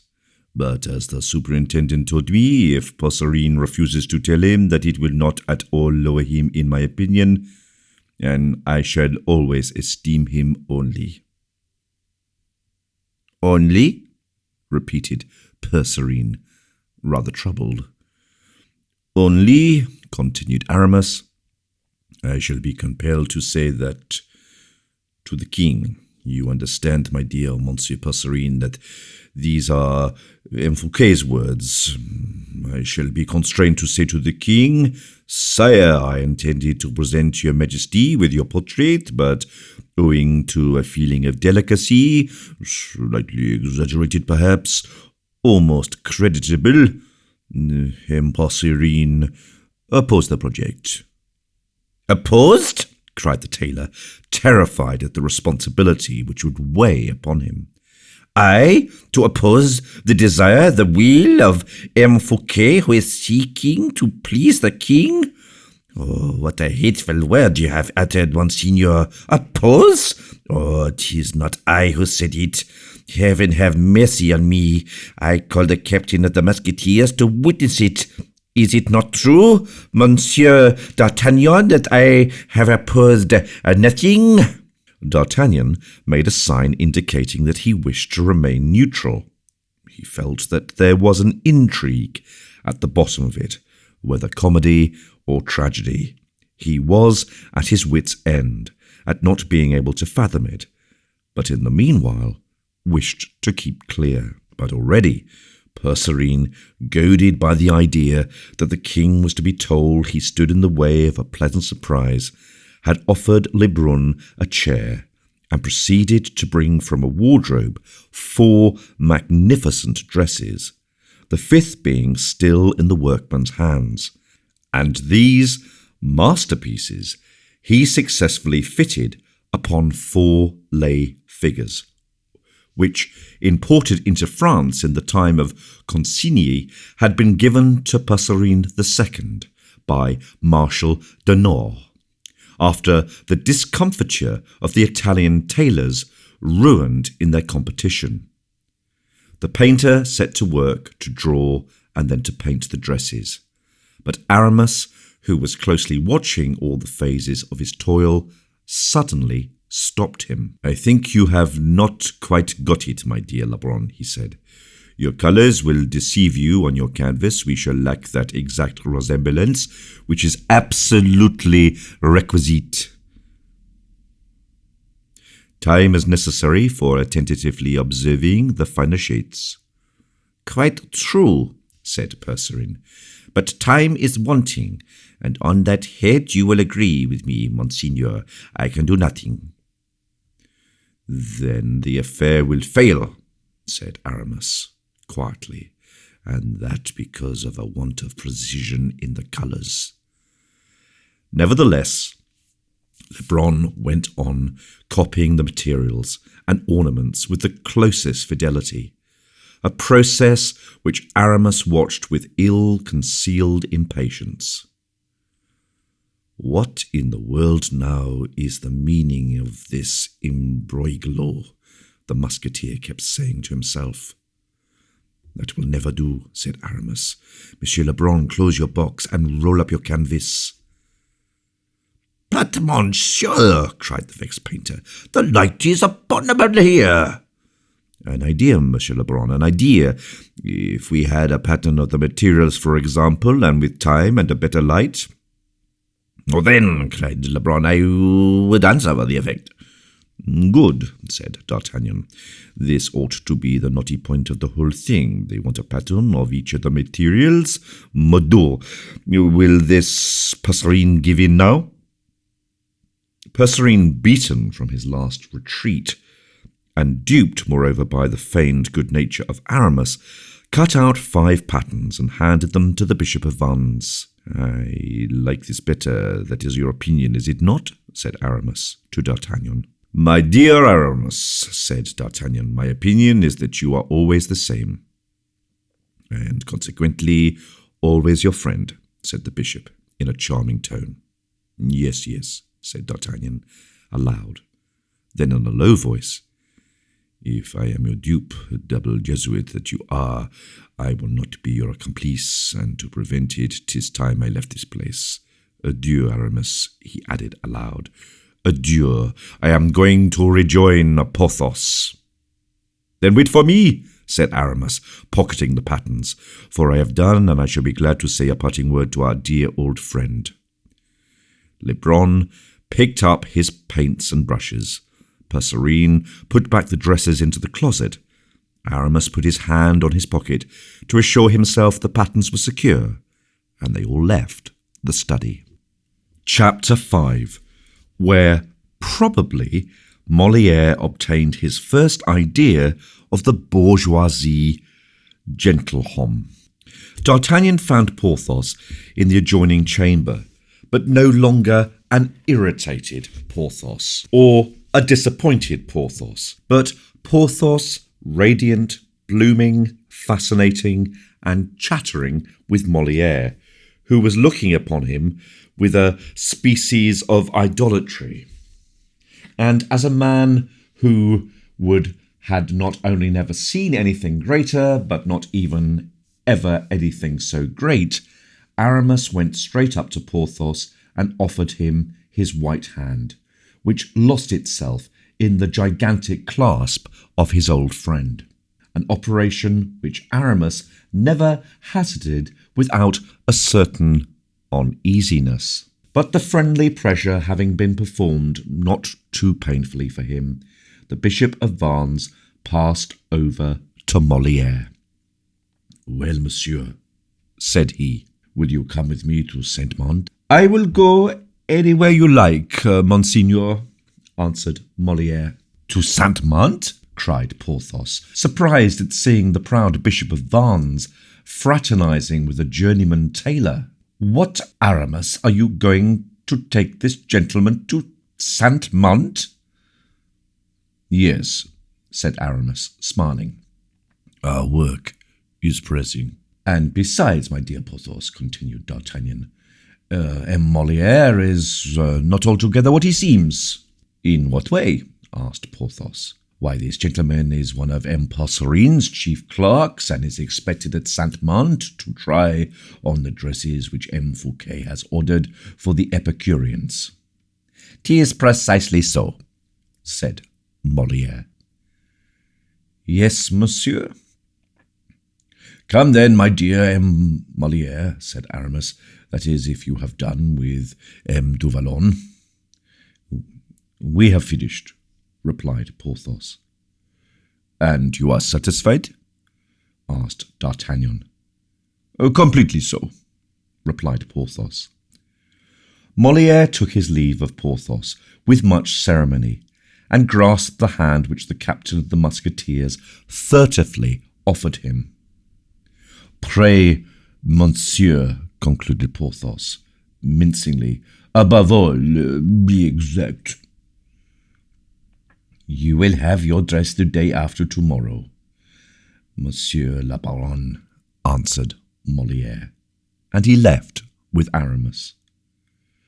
Then D'Artagnan, taking Porthos's arm, "What has this tailor done for you, my dear Porthos?" he asked, "that you are so pleased with him?" "What has he done for me, my friend?" "Done for me?" cried Porthos, enthusiastically. "Yes, I ask you, what has he done for you?" "My friend, he has done that which no tailor ever yet accomplished. He has taken my measure without touching me." "Ah, bah! Tell me how he did it."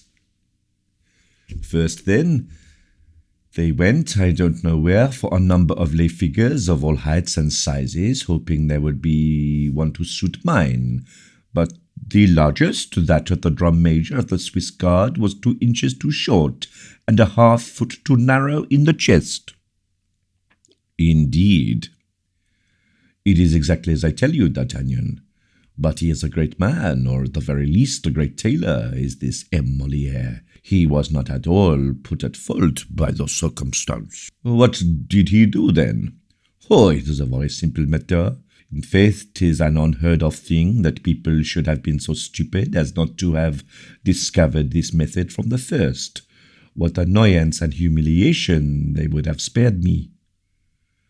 Not to mention of the costumes, my dear Porthos." "Yes, 30 dresses. Well, my dear Porthos, come, tell me M. Molière's plan." "Molière? You call him so, do you? I shall make a point of recollecting his name." "Yes, or Poquelin, if you prefer that."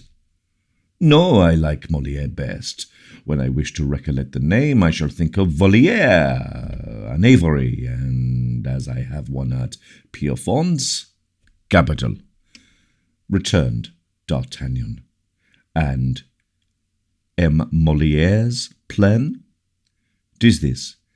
Instead of pulling me to pieces, as all of those rascals do, of making me bend my back and double my joints, all of them low and dishonourable practices," D'Artagnan made a sign of approbation with his head. "Monsieur," he said to me, continued Porthos, "a gentleman ought to measure himself. Do me the pleasure to draw near this glass."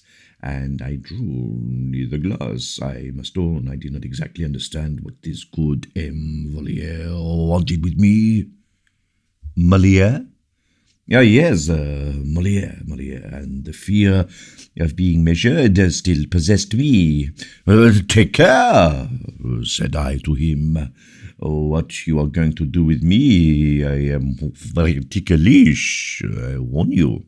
But with his soft voice, for he is a courteous fellow, we must admit, my friend, he, with his soft voice, "Monsieur," said he, "that your dress may fit you well, it must be made according to your figure.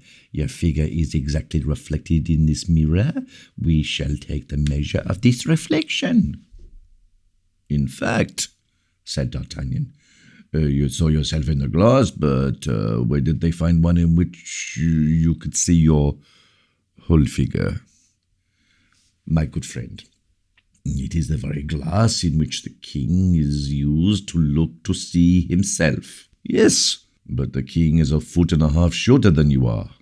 Ah, well, I know not how that may be. It is no doubt a cunning way of flattering the king, but the looking-glass was too large for me. It is true that its height was made up of 3 Venetian plates of glass, placed one above another, and its breadth of 3 similar parallelograms in juxtaposition. Oh, Porthos, what excellent words you have command of. Where in the world did you acquire such a voluminous vocabulary? At Belle-Isle, Aramis, and I had to use such words in our strategic studies and castromentive experiments. D'Artagnan recoiled as though the sesquipedalian syllables had knocked the breath out of his body. Very good. Let us return to the looking-glass, my friend. Then this good Moliere. Yes, Moliere, you are right. You will see now, my dear friend, that I shall recollect his name quite well. This excellent M. Moliere set to work tracing outlines in the mirror with a piece of Spanish chalk, following in all the make of my arms and my shoulders, all the while expounding this maxim, which I thought admirable: "It is advisable that a dress should not incommode its wearer." In reality, said D'Artagnan, this is an excellent maxim, which is unfortunately seldom carried out in practice. That is why I found it all the more astonishing when he expatiated it upon it. Ah, he expatiated. Parbleu! Let me hear his theory. Seeing that, he continued, one may, in awkward circumstances or in a troublesome position, have one's doublet on one's shoulder and not desire to take one's doublet off. True, said D'Artagnan. And so, continued M. Moliere, yes. And so, went on M. Moliere, you want to draw your sword, monsieur, and you have your doublet on your back. What do? I take it off, I answered. Well, no, he replied. How no? I say that the dress should be so well made that it will in no way encumber you, even in drawing your sword. Aha! Throw yourself on God, pursued he. I did it with such wondrous firmness that 2 panes of glass burst out of the window. "'Tis nothing, said he. "Keep your position." I raised my left arm in the air, the forearm gracefully bent, the refill drooping, and my wrist curved, while my right arm, half extended, securely covered my wrist with the elbow and my breast with the wrist. "Yes," said D'Artagnan, "'tis the true God, the academic God." "You have said the very word, dear friend. In the meanwhile, Moliere. Hold, I should certainly, after all, prefer to call him, what did you just say? His other name was Poquelin. I prefer to call him Poquelin. And how will you remember this name better than the other? You understand he calls himself Poquelin, does he not? Yes. If I were to call to mind Madame Coquenard, good, and change Coke into Poke, Nard into Lin, and instead of Coquenard, I shall have Poquelin. "'Tis wonderful," cried D'Artagnan, astounded. Go on, my friend, I am listening to you with admiration. This Coquelin sketched my arm on the glass. "I beg your pardon, Poqueline? What did I say then? You said Coqueline. True, yes. This Poqueline then sketched my arm on the glass, but he took his time over it. He kept looking at me a great deal. The fact is that I must have been looking particularly handsome. Does it weary you? He asked. A little, I replied, bending a little in my hands, but I could hold out for an hour or so longer. No, I will not allow it. The willing fellows will make it a duty to support your arms, as of an old man supported those of the prophet. Very good, I answered. That will not be humiliating to you? My friend, said I, there's a great difference between being supported and being measured. The distinction is, for the soundest sense, interrupted D'Artagnan. Then, continued Porthos, he made a sign. 2 lads approached. One supported my left arm, while the other, with infinite address, supported my right. Another, my man, cried he. A third approached. Support monsieur by the waist, said he. The garçon complied. So that you are at rest? Asked D'Artagnan. Perfectly, and Poquenard drew me on the glass. Poqueline, my friend. Poqueline, you are right. Stay, decidedly, I prefer calling him Voliere. Yes, and then it was all over, wasn't it? During that time, Voliere drew me as I appeared in the mirror. 'Twas delicate in him. I much like the plan. It is respectful and keeps everyone in his place. And there it ended, without a soul having touched me, my friend, except the 3 garçons who supported you. Doubtless, but I have, I think, already explained to you the difference there is between supporting and measuring. 'Tis true, answered D'Artagnan, who said afterwards to himself, In faith, I greatly deceive myself, for I have been the means of a good windfall to that rascal Moliere, and we shall assuredly see the scene hit off to the life in some comedy or other. Porthos smiled. What are you laughing at? Asked D'Artagnan. Must I confess? Well, I was laughing over my good fortune. Oh, that is true. I don't know a happier man than you. But what is this last piece of luck that has befallen you? Well, my dear fellow, congratulate me. I desire nothing better. It seems that I am the first who has had his measure taken in that manner. Are you so sure of it? Nearly so. Certain signs of intelligence which passed between Voliere and the other garçons showed me the fact. Well, my friend, that does not surprise me from Moliere, said D'Artagnan. Of Voliere, my friend. Oh, no, indeed, I am willing to leave you to go on to saying Voliere, but as for me, I shall continue to say Moliere. Well, this I was saying does not surprise me, coming from Moliere, who is a very ingenious fellow, and inspired you with this grand idea. It will be of great use to him by and by, I am sure. Won't it be of use to him indeed? I believe you, it will, and that is the highest degree. For you see, my friend, Moliere is of known tailors, the man who best clothes our barons, counts, and marquises, according to their measure. On this observation, neither the application nor depth of which we shall discuss, D'Artagnan and Porthos quitted M. de Passerine's house, and rejoined their carriages, wherein we will leave them, in order to look after Moliere and Aramis at Saint-Mond. Chapter 6. The Beehive, the Bees, and the Honey.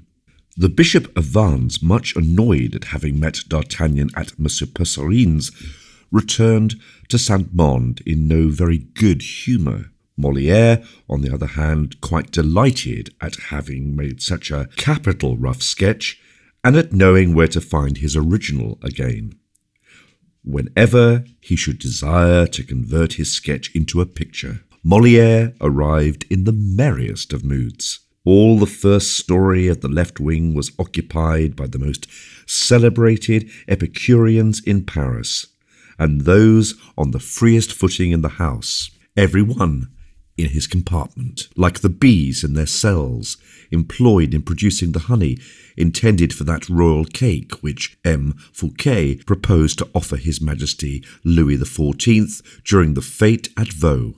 Pelisson, his head leaning on his hand, was engaged in drawing out the plan of the prologue to the Fachot, a comedy in 3 acts which was to be put on the stage by Poquelin de la Molière, as D'Artagnan called him, or Coquelin de Voltaire, as Porthos styled him. Loret, with all the charming innocence of a gazetteer — the gazetteers of all ages have always been so artless — Loret was composing an account of the fêtes at Vaux. Before those fêtes had taken place, La Fontaine sauntered about from one to the other, a peripatetic, absent-minded, boring, unbearable dreamer who kept buzzing and humming at everybody's elbow 1,000 poetic abstractions. He so often disturbed Pelisson that the latter, raising his head, crossly said, "At last, La Fontaine, supply me with a rhyme, since you had the run of the garden at Parnassus." "What rhyme do you want?" asked the fabler, as Madame de Savert used to call him. "I want a rhyme to Lumière." "Or ne'er," answered La Fontaine. "Ah, but, my good friends, one cannot talk of wheel ruts when celebrating the delights of Vaux," said Lorette. "Besides, it doesn't rhyme," answered Pelisson. "What doesn't rhyme?" cried La Fontaine in surprise. "Yes, we have an abominable habit, my friend, a habit which will ever prevent you becoming a poet of the first order. You rhyme in a slovenly manner." Oh, you think so, do you, Pelisson?" "Yes, I do, indeed.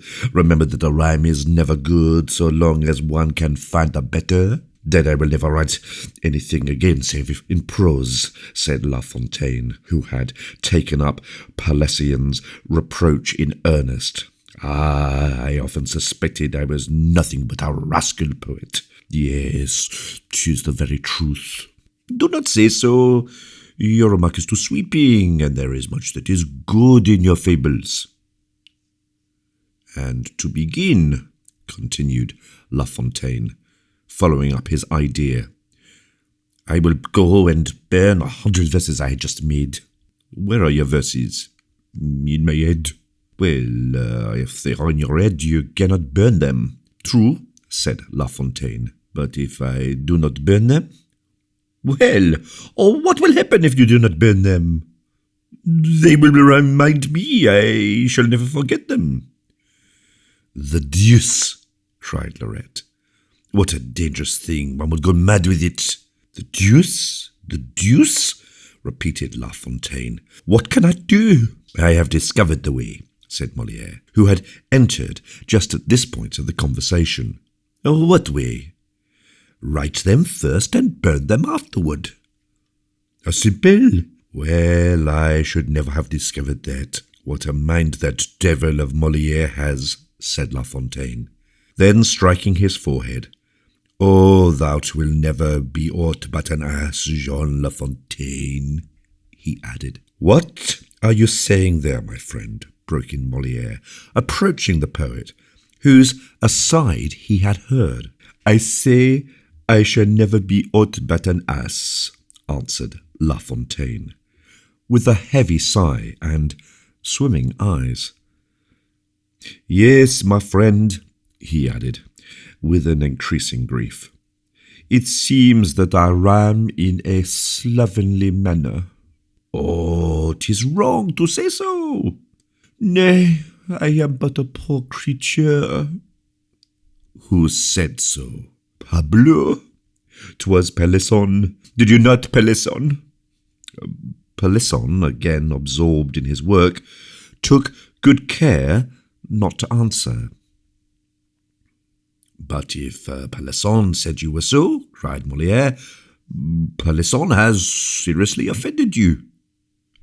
Do you think so? I advise you, as you are a gentleman, not to leave an insult like that unpunished. What? Exclaimed La Fontaine. Did you ever fight? Only once, with a lieutenant in the Light Horse. What wrong had he done you? It seems he ran away with my wife. Ah, said Molière, becoming slightly pale, but as at La Fontaine's declaration the others had turned round, Molière kept upon his lips the rallying smile which had so nearly died away, and continuing to make La Fontaine speak. And what was the result of the duel? The result was that on the grounds my opponent disarmed me and then made an apology, promising never again to set foot in my house. And you considered yourself satisfied? Said Molière. Not at all, on the contrary. I picked up my sword. I beg your pardon, monsieur, I said. I have not fought you because you are my wife's friend, but because I was told I ought to fight. So, as I have never known any peace, save since you made our acquaintance, do me the pleasure to continue your visits as heretofore, or morbleu, let us set to again. And so, continued La Fontaine, he was compelled to resume his friendship with Madame and then continue to be the happiest of husbands. All burst out laughing. Molière alone passed his hand across his eyes. Why? Perhaps to wipe away a tear, perhaps to smother a sigh. Alas, we know that Molière was a moralist, but he was not a philosopher.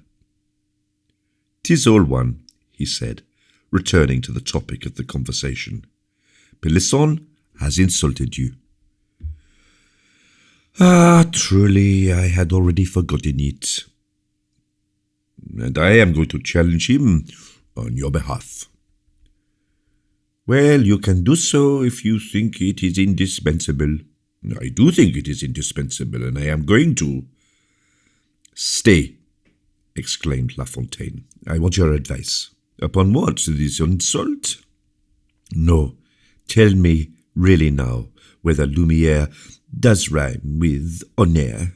"I should make them rhyme." "I knew you would. And I have made 1,000 such rhymes in my time." 100,000, cried La Fontaine. 4 times as many as La Passuelle, which M. Chaplin is meditating. It is also this subject, too, that you have composed 100,000 verses. "Listen to me, you eternally absent-minded creature," said Molière. "It is certain," continued La Fontaine, "that legume, for instance, rhymes with posthume, in the plural, above all. Yes, above all in the plural, seeing then it rhymes not with 3 letters, but with 4, as honneur does with Lumière. But give me honneurs and Lumières in the plural, my dear Pelisson," said La Fontaine, clapping his hand on the shoulder of his friend, whose insult he had quite forgotten, "and they will rhyme." Coughed Pelisson. "Molière says so, and Molière is judge of such things. He declares he has himself made 100,000 verses." "Come," said Molière, laughing. "He is off now. It is like rivage, which rhymes admirably with herbage. I would take my oath of it." "But," said Molière, "I tell you all this," continued La Fontaine, "because you are preparing a divertissement for Vaux, are you not?" "Yes, the Fachou." "Ah, yes, the Fachou. Yes, I recollect. Well, I was thinking a prologue would admirably suit your divertissement." Doubtless it would suit capitally. Ah, you are of my opinion, so much so that I have asked you to write this very prologue. You asked me to write it? Yes, you, and your refusal begged you to ask Pelisson, who is engaged upon it at this moment. Ah, that is what Pelisson is doing then. I faith, my dear Molière, you are indeed often right. When? When you call me absent-minded, it's a monstrous defect. I will cure myself of it, and do your prologue for you. But inasmuch as Pelisson is about. Ah, true, miserable rascal that I am. Lorette was indeed right in saying I was a poor creature. It was not Lorette who said so, my friend. Well then, whoever said so, 'tis the same to me. And so your divertisement is called the Fachot? Well, can you make hero rhyme with Fachot? If obliged, yes. And even with Capricou? Oh, no, it would be hazardous, and yet why so? There is too great a difference in the cadences. I was fancying, said La Fontaine, leaving Molière for Lorette. I was fancying. What were you fancying? Said Lorette in the middle of a sentence. Make haste. You are writing the prologue to the Fachot, are you not? No, madame, it is Pelisson. Ah, Pelisson, cried La Fontaine, going up to him. I was fancying, he continued, that the nymph of Vaux. Ah, beautiful, cried Lorette. The nymph of Vaux. Thank you, La Fontaine. You have just given me the two concluding verses of my paper. Well, if you can rhyme so well, La Fontaine, said Pelisson, tell me now in which way you would begin my prologue. I should say, for instance, a nymph who, after who I should place a verb in the second person singular of the present indicative, and should go on thus. This grotte profound. But the verb, asked Pelisson. To admire the greatest kings of all kings around, continued La Fontaine. But the verb, obstinately insisted Pelisson. This second-person singular is of the present indicative. Well then, quittest. O nymph, who quittest now this grot profound, to admire the greatest king of all kings round. You would not put who quittest, would you? Why not? Quittest? After you? Who? Ah, my dear fellow, exclaimed La Fontaine, you are a shocking pedant. Without counting, said Molière, that the second verse, king of all kings round, is very weak, my dear La Fontaine. Then you see clearly I am nothing but a poor creature, a shuffler, as you said. I never said so. Then as Lorette said. And it was not Lorette either, it was Pelisson. Well, Pelisson was right 100 times over. But what annoys me more than anything, my dear Molière, is that I fear we should not have Epicurean dresses. You expected yours, then, for the fete? Yes, for the fete, and then for after the fete. My housekeeper told me that my own is rather faded. Diable, your housekeeper was right, rather more than faded. Ah, you see, resumed La Fontaine, the fact is, I left it on the floor in my room, and my cat. Well, your cat? She made her nest upon it, which has rather changed its colour. Molière burst out laughing. Pelisson and Lorette followed his example.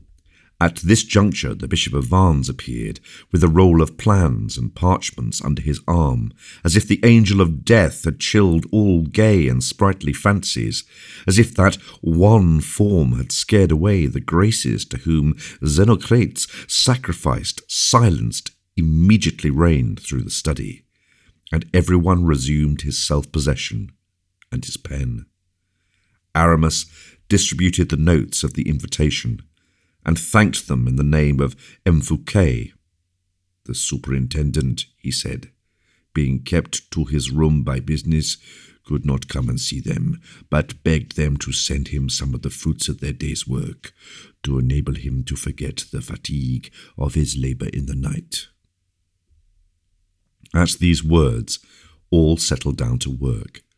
La Fontaine placed himself at a table and set his rapid pen an endless dance across the smooth white vellum. Pelisson made a fair copy of his prologue. Molière contributed 50 fresh verses with which his visit to Percerine had inspired him. Lorette an article on the marvellous fates he predicted, and Aramis, laden with his booty like the king of the bees, that great black drone decked with purple and gold, requested his apartment, silent and busy. But before departing, "Remember, gentlemen," said he, "we leave tomorrow evening." "In that case, I must give notice at home," said Molière. "Yes, poor Molière," said Lorette, smiling. "He loves his home." "He loves, yes," replied Molière with his sad, sweet smile. "He loves. That does not mean they love him." "As for me," said La Fontaine, "they love me at Château-Thierry. I am very sure." Aramis here re-entered after a brief disappearance. "Will anyone go with me?" he asked. "I am going by Paris, and having passed a quarter of an hour with M. Fouquet, I offer my carriage." "Good," said Molière. "I accept. I am in a hurry." "I shall dine here," said Lorette. "M. de Courville has promised me some crawfish." "He has promised me some whitings. Find a rhyme for that, La Fontaine." Aramis went out laughing, as only he could laugh, and Molière followed him. They were at the bottom of the stairs when La Fontaine opened the door and shouted out, "He has promised us some whitings in return for these writings." The shouts of laughter reached the ears of Fouquet at the moment Aramis opened the door of the study. As to Molière, he had undertaken to order the horses, while Aramis went to exchange a parting word with the superintendent. "Oh, how they are laughing there," said Fouquet, with a sigh. "Do you not laugh, Monseigneur?" "I laugh no longer now, M. de Herblay. The fate is approaching. Money is departing." "Have I not told you that was my business?"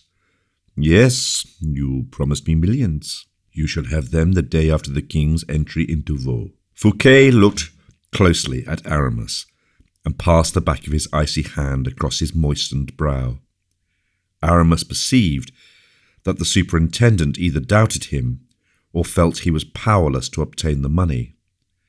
How could Fouquet suppose that a poor bishop, ex-abbé, ex-musketeer, could find any? "Why doubt me?" said Aramis. Fouquet smiled and shook his head. "Man of little faith," added the bishop. "My dear M. de Herblay," answered Fouquet, "if I fall, well, if you fall, I shall at least fall from such a height that I shall shatter myself in falling." Then giving himself a shake, as though to escape from himself, "Whence came you?" said he, "my friend?" "From Paris, from Percerine." "And what have you been doing at Percerine's? For I suppose you attach no great importance to our poet's dresses." "No, I went to prepare a surprise." "Surprise?" "Yes, which you are going to give to the king." "And will it cost much?" "Oh, 100 pistoles you will give Lebrun." "A painting? Ah, all the better. And what is this painting to represent?" "I will tell you. Then at the same time, whatever you may say or think of it, I went to see the dresses from our poets." "Bah! And they will be rich and elegant?" Splendid. There will be a few great monsignors with so good. People will see the difference there is between the courtiers of wealth and those of friendship. Ever generous and grateful, dear prelate. In your school. Fouquet grasped his hand. And where are you going? He said. I am off to Paris, when you shall have given a certain letter. For whom? M. de Lyons. And what do you want with Lyons? I wish to make him sign a lettre de cachet. Lettre de cachet? Do you desire to put somebody in the Bastille? On the contrary, to let somebody out. And who? A poor devil. A youth. A lad who has been bastilled these 10 years for 2 Latin verses he made against the Jesuits. 2 Latin verses? And for 2 Latin verses, the miserable being has been in prison for 10 years? Yes. And has committed no other crime? Beyond this, he is as innocent as you or I. On your word? On my honor. And his name is? Seldon. Yes, but it is too bad. You knew this and you never told me. It was only yesterday his mother applied to me, Monseigneur, and the woman is poor. In the deepest misery. Heaven, said Fouquet, sometimes bears with such injustice on earth that I hardly wonder there are wretches who doubt of its existence. Stay, M. de Herblay. And Fouquet, taking a pen, wrote a few rapid lines to his colleague Lyons. Aramis took the letter and made ready to go. Wait, said Fouquet. He opened his drawer and took out 10 government notes, which were there, each for 1,000 francs. Stay, he said. Set the son at liberty and give this to the mother. But, above all, do not tell her. What, Monseigneur? That she is 10,000 lives richer than I. She would say I am but a poor superintendent. Go, and I pray that God will bless those who are mindful of his poor. So also do I pray, replied Aramis, kissing Fouquet's hand. And he went out quickly, carrying off the letter for Lyons and the notes for Seldon's mother, and taking up Molière, who was beginning to lose patience. Chapter 7. Another supper at the Bastille. 7 o'clock sounded from the great clock at the Bastille, that famous clock which, like all the accessories of the state prison, the very use of which is a torture, recalled to the prisoners' minds the destination of every hour of their punishment. The timepiece of the Bastille, adorned with figures, like most of the clocks of the period, represented St. Peter in bonds. It was the supper hour of the unfortunate captives. The doors, grating on their enormous hinges, opened for the passage of the baskets and trays of provisions, the abundance and the delicacy of which, as M. du Bémot had himself taught us, was regulated by the condition in life of the prisoner.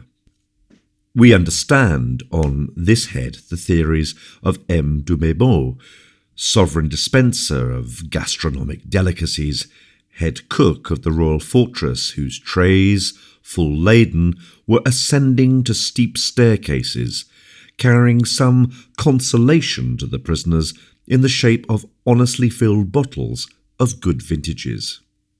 This same hour was that of M. le Gouverneur's supper also.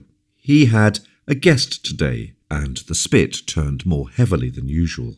Roast partridges flanked with quails, and flanking a larded leveret, boiled fowls, hams fried and sprinkled with white wine, cardons of Guy Pouzecoeur and la bisque escravisse.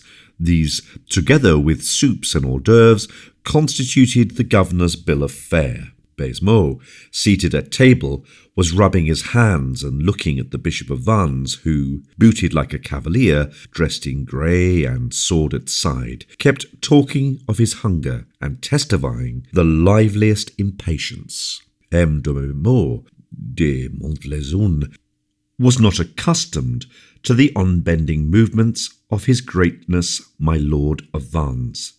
And this evening, Aramis, becoming sprightly, volunteered confidence on confidence.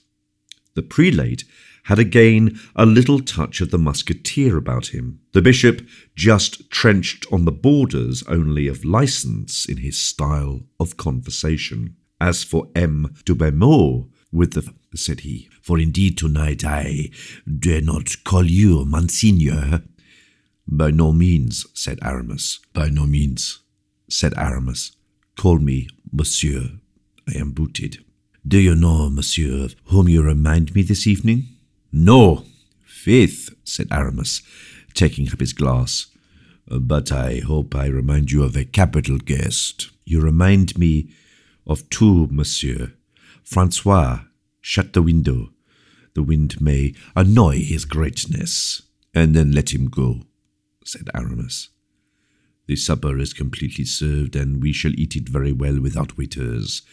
I like exceedingly to be tete-a-tete when I am with a friend." Baisemeaux bowed respectfully. "I like exceedingly," continued Aramis. "Retire, Francois," cried Baisemeaux. "I was saying that your greatness puts me in mind of two persons, one very illustrious, the late cardinal, the great Cardinal de la Rochelle, who wore boots like you." "Indeed," said Aramis. "And the other?" "The other was a certain musketeer, very handsome, very brave, very adventurous, very fortunate, who from being abbe turned musketeer, and from musketeer turned abbe." Aramis condescended to smile. "From abbe," continued Baisemeaux, encouraged by Aramis's smile, "from abbe, bishop, and from bishop—" "Ah, stay there, I beg," exclaimed Aramis. "I have just said, monsieur, that you give me the idea of a cardinal." "Enough, dear Baisemeaux. As you said, I have on the boots of a cavalier, but I do not intend for all that to embroil myself with the church this evening." "But you have wicked intentions nevertheless, monseigneur." "Oh, yes, wicked, I own, as everything mundane is." "You traverse the town and the streets in disguise?" "In disguise, as you say." "And do you still make use of your sword?" "Yes, I should think so, but only when I am compelled." "Do me the pleasure to summon Francois." "Have you no wine there?" "'Tis not for wine, but because it is hot here and the window is shut." "I shut the windows at supper time so as not to hear the sounds or the arrival of couriers." "Ah, yes, you hear them when the window is open. But too well, and that disturbs me, you understand? Nevertheless, I am suffocated." Francois entered. "Open the windows, I pray you, Master Francois," said Aramis. "You will allow him, dear Baisemeaux?" "You are at home here," answered the governor. The window was opened. "Do you not think," said M. de Baisemeaux, "that you will find yourself very lonely now that M. de la Fère has returned to his household gods at Bleu? He is a very old friend, is he not? You know it as I do, Baisemeaux, seeing that you were in the musketeers with us." "Bah! With my friends I reckon neither bottles of wine nor years." "And you are right, but I do more than love M. de la Fère, dear Baisemeaux. I venerate him." "Well, for my part, though 'tis singular," said the governor, "I prefer M. d'Artagnan to him. There's a man for you who drinks long and well. That kind of people allow you at least to penetrate their thoughts." "Baisemeaux, make me tipsy tonight. Let us have a merry time of it as of old. And if I have a trouble at the bottom of my heart, I promise you, you shall see it as you would a diamond at the bottom of your glass." "Bravo!" said Baisemeaux, and he poured out a great glass of wine and drank it off at a draught, trembling with joy at the idea of being, by hook or by crook, in the secret of some high archiepiscopal misdemeanor. While he was drinking, he did not see with what attention Aramis was noting the sounds in the great court. A courier came in about 8 o'clock as Francois brought in the 5th bottle, and, although the courier made a great noise, Baisemeaux heard nothing. "The devil take him," said Aramis. "What? Who?" asked Baisemeaux. "I hope 'tis neither the wine you drink nor he who is the cause of your drinking it. No, it is a horse who is making noise enough in the court for a whole squadron." "Pooh, some courier or other," replied the governor, redoubling his attention to the passing bottle. "Yes, and may the devil take him, and so quickly that we shall never hear him speak more. Hurrah! Hurrah!" "You forget me, Baisemeaux." "My glass is empty," said Aramis, lifting his dazzling Venetian goblet. "Upon my honour, you delight me, Francois. Wine." Francois entered. "Wine, fellow, and better." "Yes, monsieur, yes. But a courier has just arrived." "Let him go to the devil, I say."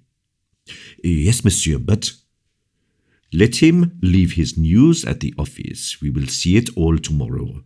Tomorrow! There will be time tomorrow. There will be daylight," said Baisemeaux, chanting the words. "Ah, monsieur," grumbled the soldier Francois, in spite of himself. "Monsieur!" "Take care," said Aramis. "Take care." "Of what, dear Miss D'Herblay?" said Baisemeaux, half intoxicated. "The letter which the courier brings to the governor of a fortress is sometimes an order." "Nearly always. Do not orders issue from ministers?" "Yes, undoubtedly, but—" "And what do these ministers do but countersign the signature of the king?" "Perhaps you are right. Nevertheless, 'tis very tiresome when you are sitting before a good table, tete-a-tete with a friend. Ah, I beg your pardon, monsieur. I forgot it is I who engage you at supper, and that I speak to a future cardinal." "Let us pass over that, dear Baisemeaux, and return to our soldier, to Francois." "Well, and what has Francois done?" "He has demurred." "He was wrong, then?" "However, he has demurred, you see. It is because there is something extraordinary in this matter. It is very possible that it was not Francois who was wrong in demurring, but you who are in the wrong in not listening to him." "Wrong? I to be wrong before Francois? That seems rather hard." "Pardon me, merely an irregularity, but I thought it is my duty to make an observation, which I deem important." "Oh, perhaps you are right," stammered Baisemeaux. "The king's order is sacred, but as to orders that arrive when one is at supper, I repeat, that is the devil."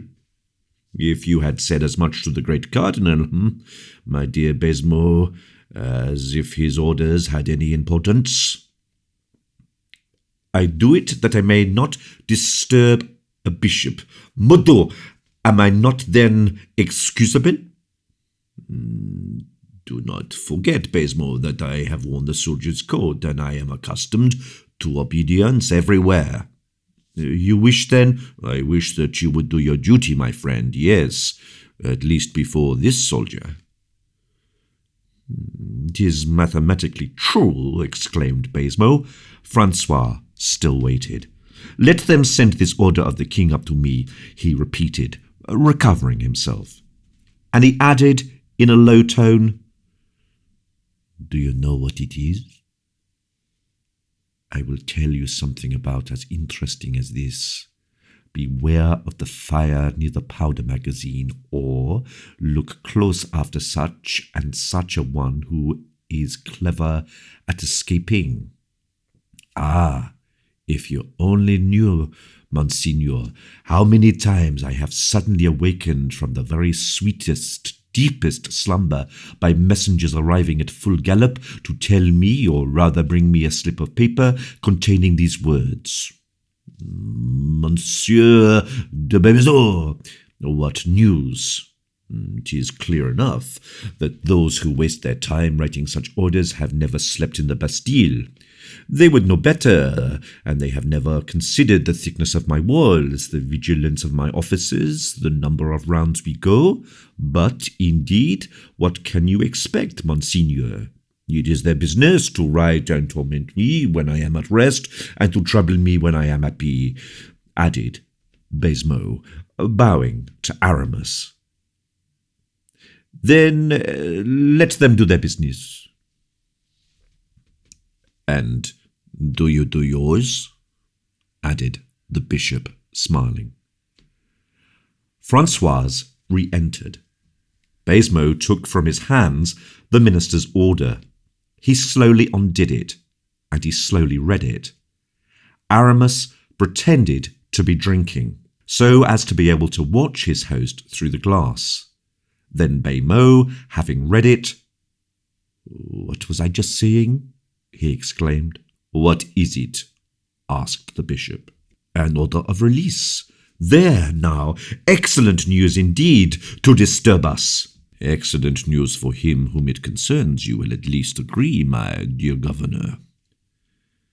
"And at 8 o'clock in the evening?" "It is charitable." "Oh, charity is all very well, but it is for that fellow who says he is so weary and tired, but not for me who am amusing myself," said Baisemeaux, exasperated. "Will you lose by him then? And is the prisoner who is to be set at liberty a good payer?" "Oh, yes, indeed. A miserable 5-franc rat." "Let me see it," asked M. de Herblay. "It is no indiscretion." "By no means. Read it." "There is urgent on the paper. You have seen that, I suppose." "Oh, admirable, urgent. A man who has been there 10 years, it is urgent to set him free today, this very evening, at 8 o'clock, urgent." And Baisemeaux, shrugging his shoulders with an air of supreme disdain, flung the order on the table and began eating again.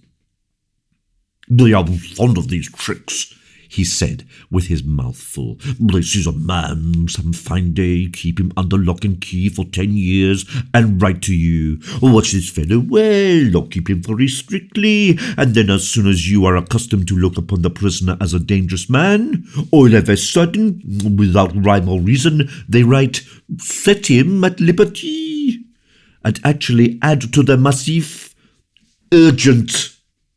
You will earn, my lord. 'Tis enough to make a man at dinner shrug his shoulders." "What do you expect?" "It is for them to write," said Aramis, "for you to execute the order." "Good, good, execute it. Oh, patience! You must not imagine that I am a slave." "Oh, gracious heaven, my very good Monsieur Baisemeaux, whoever said so? Your independence is well known." "Thank heaven. But your goodness of heart is also known." Don't speak of it." "And your obedience to your superiors. Once a soldier, you see, Baisemeaux, always a soldier." "And I shall directly obey, and tomorrow morning at daybreak the prisoner referred to shall be set free." "Tomorrow?" "At dawn." "Why not this evening, seeing that the letter du cachet bears both on the direction and inside, urgent?" Because this evening we are at supper and our affairs are urgent too. Dear Baisemeaux, booted though I be, I feel myself a priest, and charity has higher claims upon me than hunger and thirst. This unfortunate man has suffered long enough, since you have just told me that he has been your prisoner these 10 years. Abridge his suffering. His good time has come. Give him the benefit quickly, or God will repay you in paradise with years of felicity. You wish it? I entreat you. What? In the middle of our repast? I implore you. Such an action is worth 10 benedicities. It shall be as you desire. Only our supper will get cold. Oh, never heed that. Baisemeaux leaned back to ring for Francois, and by a very natural motion turned round towards the door. The order had remained on the table. Aramis seized the opportunity, when Baisemeaux was not looking, to change the paper for another, folded in the same manner, which he drew swiftly from his pocket. "Francois," said the governor, "let the major come up here with the turnkeys of the Bertaudiere." Francois bowed and quitted the room, leaving the two companions alone. Chapter 8. The General of the Order.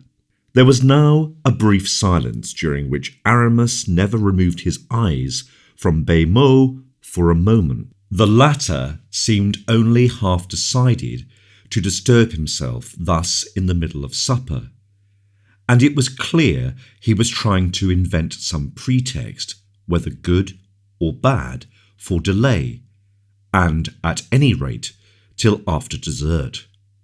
And it appeared also that he had hit upon an excuse at last. But it is impossible," he cried. "How impossible?" said Aramis. "Give me a glimpse of this impossibility." "'Tis impossible to set a prisoner at liberty at such an hour. Where can he go to, a man so unacquainted with Paris?" "He will find a place wherever he can. You see, now one might as well set a blind man free. I have a carriage and will take him wherever he wishes." "You have an answer for everything, Francois. Tell me, Monsieur le Major, to go and open the cell of M. Seldon, number 3, Bautière." "Seldon?" exclaimed Aramis very naturally.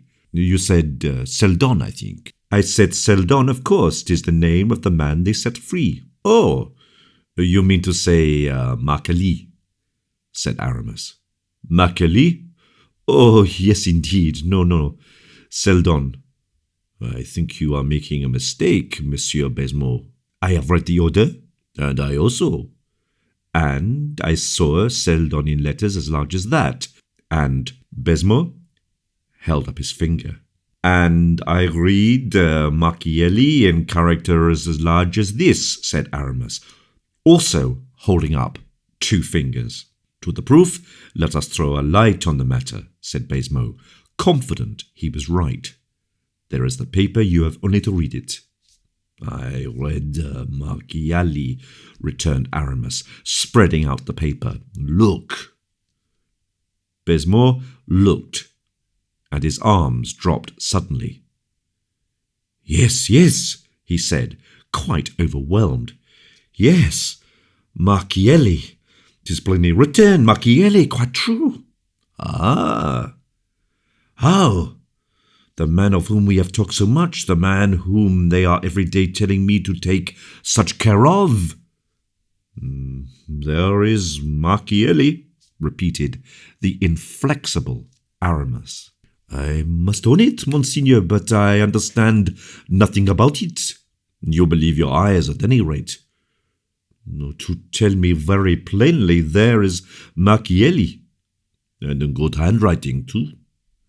"'Tis a wonder I still see this order and the name of Seldon, Irishman. I see it. I even recollect that under this name there was a blot of ink." "No, there is no ink. No, there is no blot." "Oh, but there was, though I know it, because I rubbed my finger, this very one, in the powder that was over the blot." "In a word, be it how it may, dear Embourmeo," said Aramis, "and whatever you may have seen, the order is signed to release Marchielli, blot or no blot." "The order is signed to release Marchielli," replied Baisemeaux mechanically, endeavouring to regain his courage. "And if you are going to release this prisoner, if your heart dictates you to deliver Seldon also, I declare to you I will not oppose it the least in the world." Aramis accompanied this remark with a smile, the irony of which effectually dispelled Baisemeaux's confusion of mind and restored his courage. "Monseigneur," he said, "this Marchielli is the very same prisoner whom the other day a priest-confessor of our order came to visit in so imperious and so secret a manner." "I don't know that, monsieur," replied the bishop. "'Tis no such long time ago, dear Monsieur d'Ablé.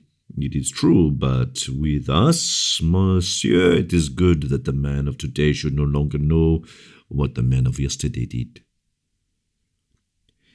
"In any case," said Baisemeaux, "the visit of the Jesuit confessor must have given happiness to this man." Aramis made no reply, but recommenced eating and drinking. As for Baisemeaux, no longer touching anything that was on the table, he again took up the order and examined it every way. This investigation, under ordinary circumstances, would have made the ears of the impatient Aramis burn with anger, but the Bishop of Vannes did not become incensed for so little, above all when he had murmured to himself that to do so was dangerous. "Are you going to release Marchielli?" he said. "What mellow, fragrant, and delicious sherry this is, my dear governor!" "Monseigneur," replied Baisemeaux, "I shall release the prisoner Marchielli when I have summoned the courier who brought the order, and above all, when, by interrogating him, I have satisfied myself." "The order is sealed, and the courier is ignorant of the contents. What do you want to satisfy yourself about?" "Be it so, Monseigneur, but I shall send to the ministry, and M. de Leon will either confirm or withdraw the order." "What is the good of all that?" asked Aramis coldly. "What good?" "Yes. What is your object, I ask?" "The object of never deceiving oneself, Monseigneur, nor being wanting in the respect which a subaltern owes to his superior officers, nor infringing the duties of a service one has accepted of one's own free will." "Very good. You have just spoken so eloquently that I cannot but admire you. It is true that a subaltern owes respect to his superiors. He is guilty when he deceives himself, and he should be punished if he infringed either the duties or laws of his office." Baisemeaux looked at the bishop with astonishment. "It follows," pursued Aramis, "that you are going to ask advice to put your conscience at ease in the matter." "Yes, Monseigneur." "And if a superior officer gives you orders, you will obey?" "Never doubt it, Monseigneur." "You know the king's signature well, M. de Beaumont?" "Yes, Monseigneur."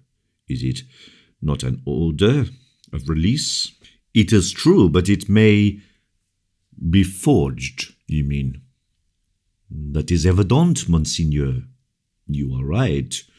And that of M. de Leon?" "I see it plain enough on the order, but for the same reason that the king's signature may have been forged, so also, and with even greater probability, may M. de Leon's." "Your logic has the stride of a giant, M. de Beaumont," said Aramis, "and your reasoning is irresistible. But on what special grounds do you base your idea that these signatures are false?" On this, the absence of counter-signatures, nothing checks His Majesty's signature, and M. de Lyons is not there to tell me he has signed. Well, Monsieur de Beaumont, said Aramis, bending an eagle glance on the governor, I adopt so frankly your doubts and your mode of clearing them up that I will take a pen if you will give me one. Beaumont gave him a pen. And a sheet of white paper, added Aramis. Beaumont handed him some paper.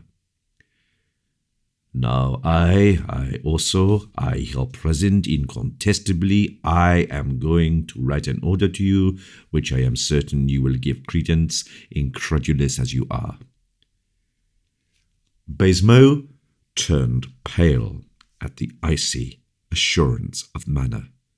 It seemed to him that the voice of the bishop, but just now so playful and gay, had become funereal and sad, that the wax lights changed into the tapers of a mortuary chapel, the very glasses of wine into chalices of blood. Aramis took a pen and wrote.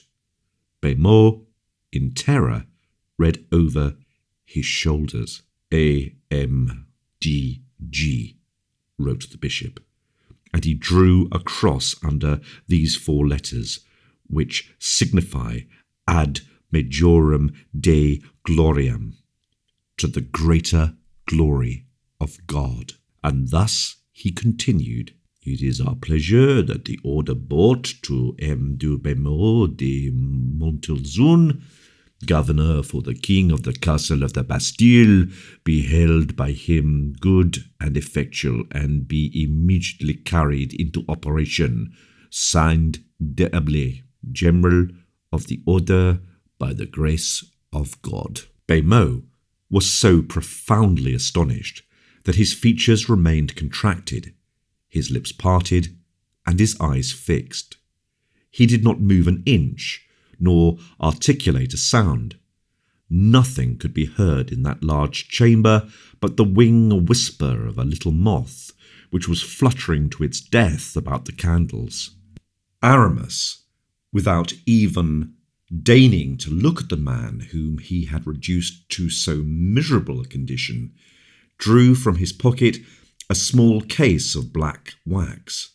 He sealed the letter and stamped it with a seal suspended at his breast beneath his doublet, and when the operation was concluded, presented, still in silence, the missive to M. de Beaumont. The latter, whose hands trembled in a manner to excite pity, turned a dull and meaningless gaze upon the letter. A last gleam of feeling played over his features, and he fell as if thunderstruck on a chair. Come, come, said Aramis, after a long silence, during which the governor of the Bastille had slowly recovered his senses. Do not lead me to believe, dear Beaumont, that the presence of the General of the Order is as terrible as his, and that men die merely from having seen him. Take courage. Rouse yourself. Give me your hand. Obey. Beaumont, reassured, if not satisfied, obeyed, kissed Aramis's hand, and rose immediately. He murmured, Oh, there is no pressing haste, my host. Take your place again and do the honours over this beautiful dessert. Monseigneur, I shall never recover from a shock such as this. I who have laughed, who have jested with you, I who have dared to treat you on a footing of equality. Say nothing about it, old comrade, replied the bishop, who perceived how strange the cord was and how dangerous it would have been to break it. Say nothing about it. Let us each live in our own. To you, my protection and my friendship. To me, your obedience. Having exactly fulfilled these 2 requirements, let us live happily. Beaumont reflected. He perceived at a glance the consequence of this withdrawal of a prisoner by means of a forged order, and, putting in the scale the guarantee offered him by the official order of the general, did not consider it of any value. Aramis divined this. "My dear Bémot," said he, "you are a simpleton. Lose this habit of reflection when I give myself the trouble to think for you." And at another gesture he made, Bémot bowed again. "How shall I set about it?" he said. "What is the process for releasing a prisoner?" "I have the regulations." "Well then, follow the regulations, my friend." "I go with my major to the prisoner's room and conduct him if he is a personage of importance." "But this Marchielli is not an important personage," said Aramis carelessly. "I don't know," answered the governor, as if he would have said, "It is for you to instruct me." "Then if you don't know it, I am right. So act towards Marchielli as you act towards one of obscure station." "Good. The regulations so provide. They are to the effect that the turnkey or one of the lower officials shall bring the prisoner before the governor in the office." "Well, 'tis very wise, that." "And then?" "Then we return to the prisoner the valuables he wore at the time of his imprisonment, his clothes and papers, if the minister's orders have not otherwise dictated." "What was the minister's order as to this Marchielli?" "Nothing, for the unhappy man arrived here without jewels, without papers, and almost without clothes." "See how simple then all is. Indeed, Bémot, you make a mountain of everything. Remain here and make them bring the prisoner to the governor's house." Bémot obeyed. He summoned his lieutenant and gave him an order, which the latter passed on without disturbing himself about it, to the next whom it concerned. Half an hour afterward, they heard a gate shut in the court. It was the door of the dungeon, which had just rendered up its prey to the free air.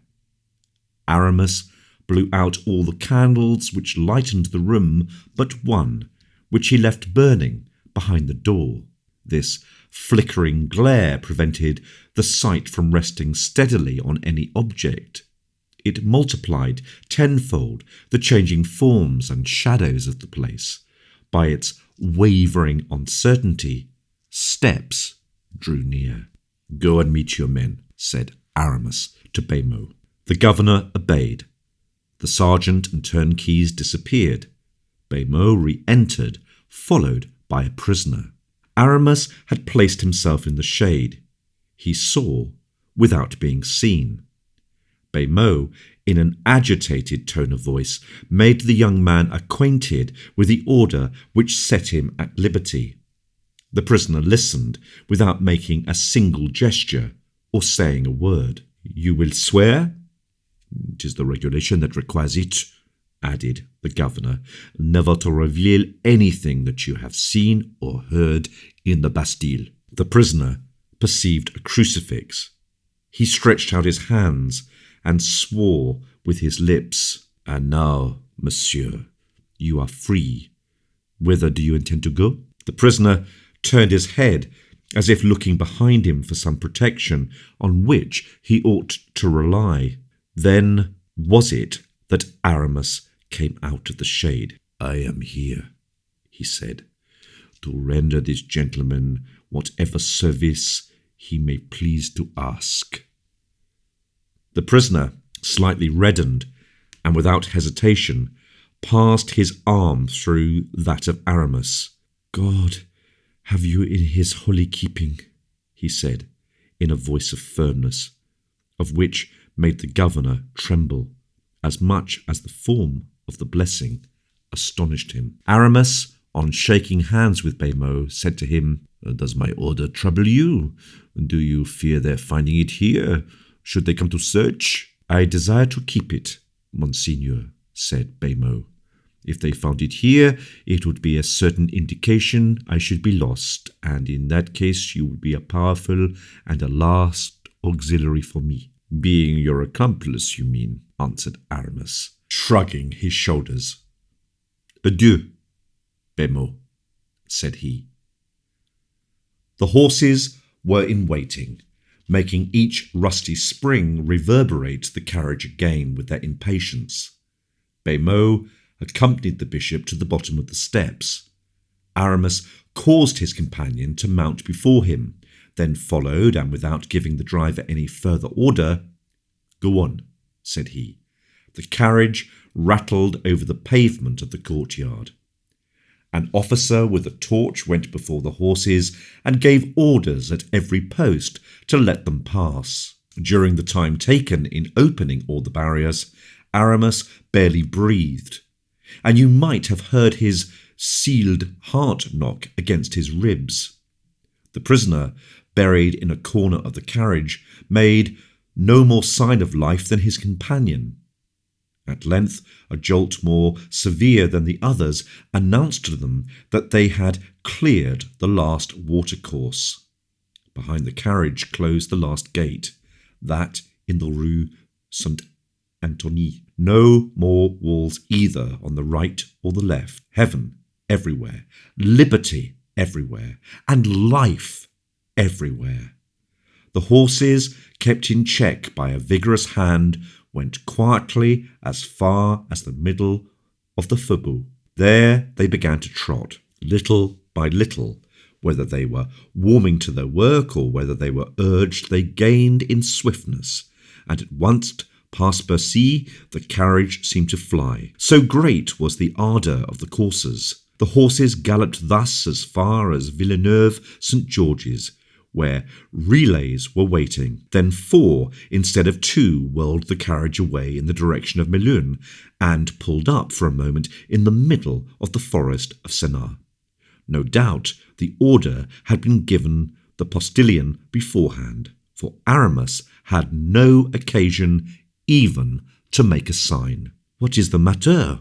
asked the prisoner, as if waking from a long dream. "The matter is, Monseigneur," said Aramis, "that before going further it is necessary your Royal Highness and I should converse." "I will await an opportunity, Monseigneur," answered the young prince.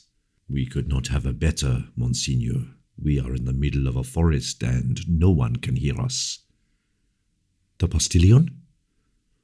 "The postilion of this relay is deaf and dumb, Monseigneur." "I am at your service, M. de Hulblet." "It is your pleasure to remain in the carriage?" "Yes, we are comfortably seated, and I like this carriage, for it has restored me to liberty." "Wait, Monseigneur. There is yet a precaution to be taken." "What?" "We are here on the highway. Cavaliers or carriages travelling like ourselves might pass, and seeing us stopping, deem us in some difficulty. Let us avoid offers of assistance which would embarrass us. Give the postilion orders to conceal the carriage in one of the side avenues." "It is exactly what I wish to do, Monseigneur." Aramis made a sign to the deaf and dumb driver of the carriage, whom he touched on the arm.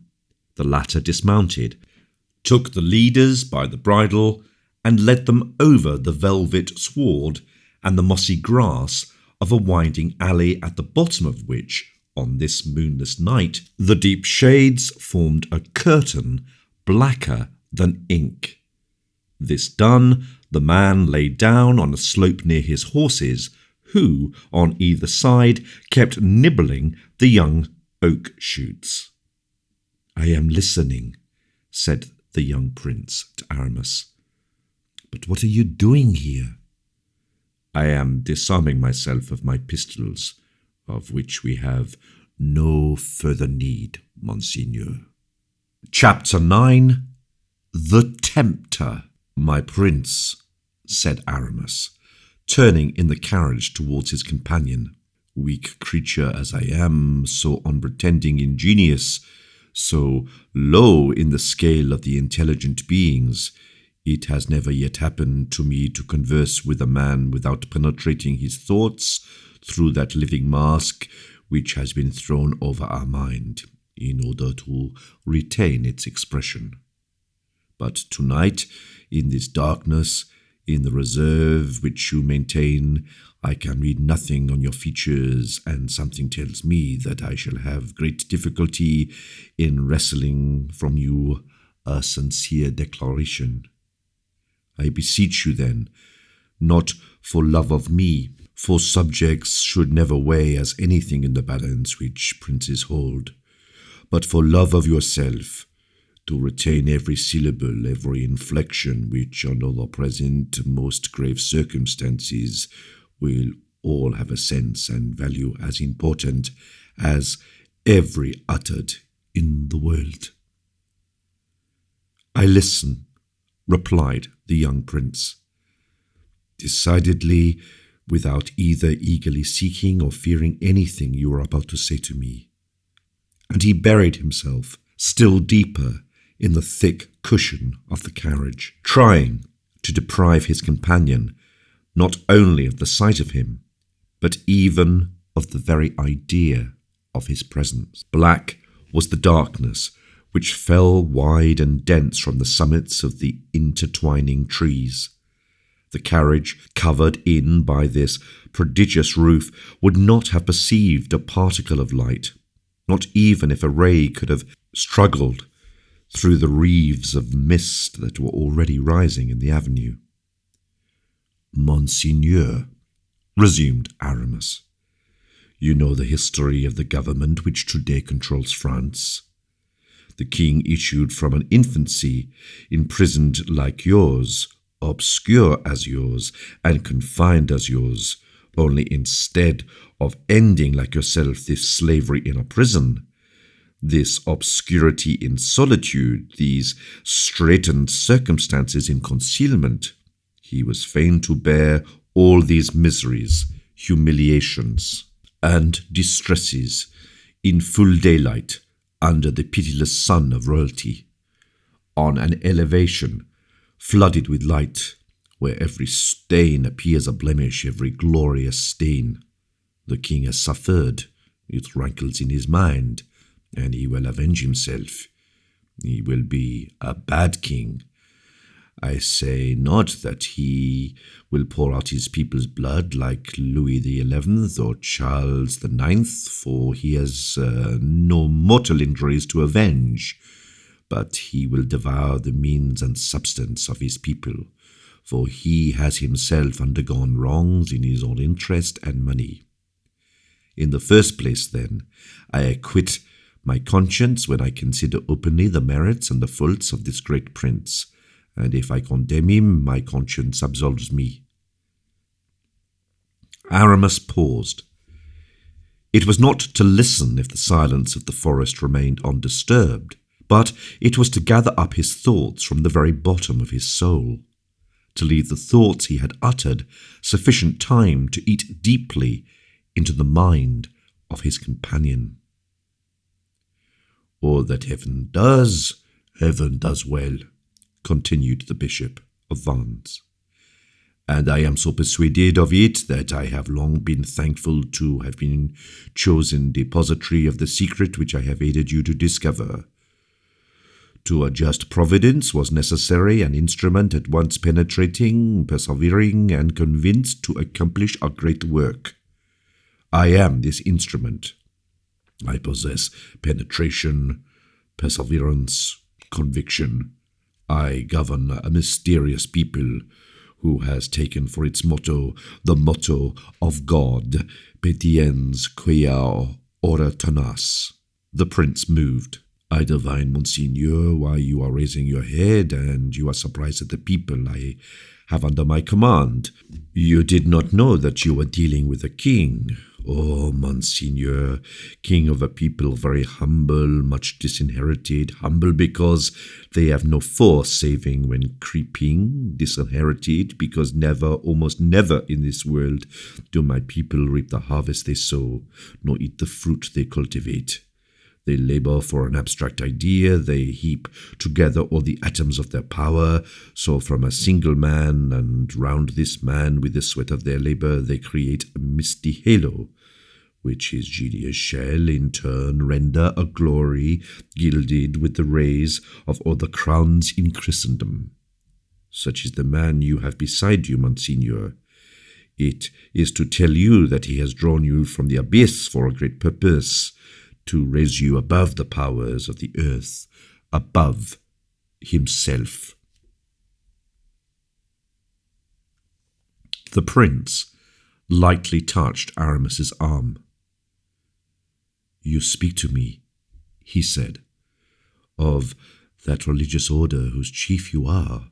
For me, the result of your words is that the day you desire to hurl down the man you shall have raised, the event will be accomplished, and that you will keep under your hand your creation of yesterday." "Undeceive yourself, Monseigneur," replied the bishop. "I should not take the trouble to play this terrible game with your Royal Highness if I had not a double interest in gaining it. The day you are elevated forever. You will overturn the footstool as you rise, and you will send it rolling so far that not even the sight of it will ever again recall to you its right to simple gratitude." "Oh, monsieur, your movement, Monseigneur, arises from an excellent disposition. I thank you. Be well assured I aspire you to more than gratitude. I am convinced that when arrived at the summit you will judge me still more worthy to be your friend. And then, Monseigneur, we too will do such great deeds that ages hereafter shall long speak of them." "Tell me plainly, monsieur. Tell me without disguise what I am today, and what your aim at my being tomorrow." "You are the son of King Louis XIII, brother of Louis XIV, natural and legitimate heir to the throne of France. In keeping you near him, as Monsieur has been kept, Monsieur, your younger brother, the king reserved to himself the right of being legitimate sovereign. The doctors only could dispute his legitimacy, but the doctors always prefer the king who is the king, who is not. Providence has willed that you should be persecuted. This persecution today consecrates you king of France. You had then a right to reign, seeing that it is disputed. You had a right to be proclaimed, seeing that you have been concealed. And you possess royal blood, since no one has dared to shed yours as that of your servants has been shed. Now see then, with this providence, which you have so often accused of having in every way thwarted you, has done for you, it has given you the features, figure, age, and voice of your brother, and the very causes of your persecution are about to become those of your triumphant restoration. Tomorrow, after tomorrow, from the very first regal phantom, living shade of Louis XIV, you will sit upon his throne, whence the will of heaven confided in execution to the arm of the man will have hurled him without hope of return." "I understand," said the prince. "My brother's blood will not be shed then?" "You will be sole arbiter of his fate." "The secret of which they made an evil use against me." "You will employ it against him. What did he do to conceal it? He concealed you, living image of himself. You will defeat the conspiracy of Mazarin and Anne of Austria. You, my prince, will have the same interest in concealing him, who will, as our prisoner, resemble you, as you will resemble him as a king." "I fall back on what I was saying to you. Who will guard him?" "Who guarded you?" "You know this secret. You have made use of it with regard to myself. Who else knows it?" "The Queen Mother and Madame de Chevreuse." "What will they do?" "Nothing, if you choose." "How is that?" "How can they recognize you if you act in such a manner that no one can recognize you?" "'Tis true, but there are grave difficulties." "State them, prince." "My brother is married. I cannot take my brother's wife." "I will cause Spain to consent to a divorce, and it is in the interests of your new policy. It is human morality. All that is really noble and really useful in this world will find it accounts herein. The imprisoned king will speak. To whom do you think he will speak? To the walls? You mean by walls the men in whom you put confidence? If need be, yes. And besides, Your Royal Highness. Besides? I was going to say that the designs of Providence do not stop on such a fair road. Every scheme of this caliber is completed by its results. Like a geometrical calculation. The king in prison will not be for you the cause of embarrassment that you have been for the king enthroned. His soul is naturally proud and impatient. It is moreover disarmed and enfeebled by being accustomed to honours and by the license of supreme power. The same Providence which has willed that the concluding step in this geometrical calculation I have had the honour of describing to Your Royal Highness should be your ascension to the throne, and the destruction of him who is hurtful to you. He has also determined that the conquered one shall soon end both his own and your sufferings. Therefore, his soul and body have been adapted for but a brief agony. Put into prison as a private individual, left alone with your doubts, deprived of everything you have exhibited the most sublime, enduring principle of life in withstanding all of this. But your brother, a captive, forgotten, and in bonds, will not long endure the calamity, and heaven will resume his soul at the appointed time. That is to say, soon. At this point in Aramis's gloomy analysis, a bird of night uttered from the depths of the forest, that prolonged and plaintive cry which makes every creature tremble. I will exile the disposed king, said Philippe, shuddering. 'Twill be more human. The king's good pleasure will decide the point, said Aramis. But has the problem been well put? Have I brought out of the solution according to the wishes of the foresight of Your Royal Highness? Yes, monsieur, yes, you have forgotten nothing, except, indeed, two things. The first? Let us speak of it at once, with the same frankness we have already conversed in. Let us speak of the causes which may bring about the ruin of all the hopes we have conceived. Let us speak of the risks we are running. They would be immense, infinite, terrific, insurmountable if, as I have said, all things did not concur to render them of absolutely no account. There is no danger either for you or for me if the constancy and intrepidity of Your Royal Highness are equal to that of perfection of resemblance to your brother, which nature has bestowed upon you. I repeat it.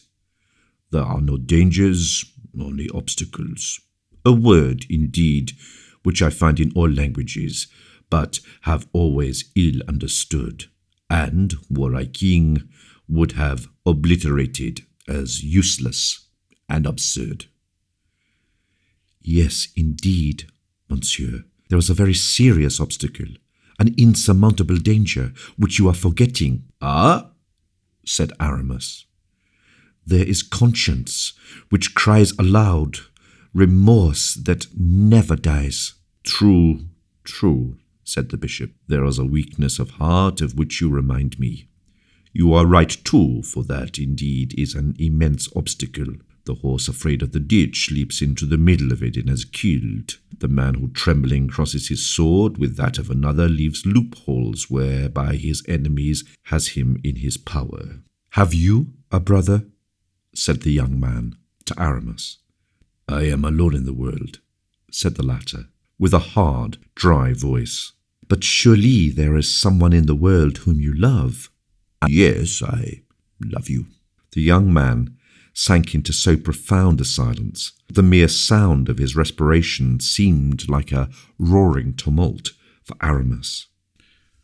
Monseigneur, he resumed, I have not said all I had to say to Your Royal Highness. I have not offered you all the salutary counsels and useful resources which I have at my disposal. It is useless to flash bright visions before the eyes of one who seeks and loves darkness. Useless, too, it is to let the magnificence of the cannon's roar make itself heard in the ears of one who loves repose and the quiet of the country. Monseigneur, I have your happiness spread out before me in my thoughts. Listen to my words. Precious they are indeed, and their import and their sense for you who look with such tender regard upon the bright heavens, the verdant meadows, the pure air. I know a country instinct with delights of every kind, an unknown paradise, a secluded corner of the world where alone, unfettered and unknown, in the thick covert of the woods, amidst flowers and streams of rippling water, you will forget all the misery that human folly has so recently allotted you. Oh, listen to me, my prince. I do not jest. I have a heart and mind and soul, and can read your own, aye, even to its depths. I will not take you unready for your task, in order to cast you into the crucible of my own desires, of my caprice or my ambition. Let it be all or nothing. You are chilled and galled, sick at heart, overcome by excess of the emotions which but 1 hour's liberty has produced in you. For me, that is a certain and unmistakable sign that you do not wish to continue at liberty. Would you prefer a more humble life, a life more suited to your strength? Heaven is my witness that I wish your happiness to be the result of the trial to which I have exposed you. Speak, speak, said the prince, with a vivacity which did not escape Aramis. I know, resumed the prelate. In the Bas-Poteaux, a canton of which no one in France suspects the existence, 20 leagues of country is immense, is it not? 20 leagues, Monseigneur, all covered with water and herbage, and reeds of the most luxuriant nature, the whole studded with islands covered with woods of the densest foliage. These large marshes, covered with reeds as with a thick mantle, sleep silently and calmly beneath the sun's soft and genial rays. A few fishermen with their families indolently pass their lives away there, with their great living rafts of poplar and alder, the flooring formed of reeds and the roof woven out of thick rushes. These barks, these floating houses, are wafted to and fro by the changing winds. Whenever they touch a bank, it is but by chance, and so gently, too, that the sleeping fisherman is not awakened by the shock. Should he wish to land, it is merely because he has seen a large flight of landrails or plovers, of wild ducks, teal, widgeon, or woodchucks, which fall as easy prey to net or gun. Silver shad, eels, greedy pike, red and grey mullet swim in shoals into his nests. He has but to choose the finest and largest and return the others to the waters. Never yet, as the food of the stranger, be he soldier or simple citizen, never has anyone, indeed, penetrated into that district. The sun's rays there are soft and tempered, in plots of solid earth, whose soil is swart and fertile grows the vine, nourishing with generous juice its purple, white, and golden grapes. Once a week, a boat is sent to deliver the bread which has been baked at an oven, the common property of all. There, like the seigneurs of early days, powerful in virtue of your dogs, your fishing lines, your guns, and your beautiful reed-built house, would you live, rich in the produce of the chase, in plenitude of absolute secrecy. There would years of your life roll away, at the end of which, no longer recognizable, for you would have been perfectly transformed. You would have succeeded in acquiring a destiny accorded to you by heaven. There are 1,000 pistols in this bag, Monseigneur, more, far more than sufficient to purchase the whole marsh of which I have spoken, more than enough to live there as many years as you have days to live, more than enough to constitute you the richest, the freest, and the happiest man in the country. Accept it as I offer it you, sincerely, cheerfully, forthwith, without a moment's pause. I will unharness 2 of my horses, which are attached to the carriage yonder, and they, accompanied by my servant, my deaf and dumb attendant, shall conduct you, travelling through the night, sleeping during the day, to the locality I have described. And I shall at least have the satisfaction of knowing that I have rendered to my prince the major service he himself preferred. I shall have made one human being happy, and heaven for that will hold me in better account than if I had made one man powerful. The former task is far more difficult. And now, Monseigneur, your answer to this proposition. Here is the money. Nay, do not hesitate. At Poteau you can risk nothing except the chance of catching the fevers prevalent there. And even of them the so-called wizards of the country will cure you for the sake of your pistols. If you play the other game, you run the chance of being assassinated on a throne, strangled in a prison cell. Upon my soul, I assure you now, I begin to compare them together. I myself should hesitate. Which lot I should accept. Monsieur, replied the young prince, before I determine, let me alight from this carriage, walk on the ground, and consult that still voice within me which heaven bids us all to hearken to. 10 minutes is all I ask, and then you shall have your answer. As you please, Monseigneur, said Aramis, bending before him with respect so solemn and august in tone and address had sounded these strange words. Chapter 10. Crown and Tiara. Aramis was the first to descend from the carriage. He held the door open for the young man. He saw him place his foot on the mossy ground with a trembling of the whole body, and walk around the carriage with an unsteady and almost tottering step. It seemed as if the prisoner was unaccustomed to walk on God's earth. It was the 15th of August, about 11 o'clock at night. Thick clouds, portending a tempest, overspread the heavens, and shrouded every light and prospect underneath their heavy folds. The extremities of the avenues were imperceptibly detached from the copse by a lighter shadow of opaque grey, which, upon closer examination, became visible in the midst of the obscurity. But the fragrance which ascended from the grass, fresher and more penetrating than that which exhaled from the trees around him, the warm and balmy air which enveloped him for the first time for many years past, the ineffable enjoyment of liberty in open country, spoke to the prince in so seductive a language that, notwithstanding the preternatural caution, we would almost say dissimulation of his character, of which we have tried to give an idea. He could not restrain his emotion, and breathed a sigh of ecstasy. Then, by degrees, he raised his aching head and inhaled the softly scented air, as it was wafted in gentle gusts to his uplifted face. Crossing his arms on his chest, as if to control this new sensation of delight, he drank in delicious draughts of that mysterious air which interpenetrates at night the loftiest forests. The sky he was contemplating, the murmuring waters, the universal freshness. Was not all this reality?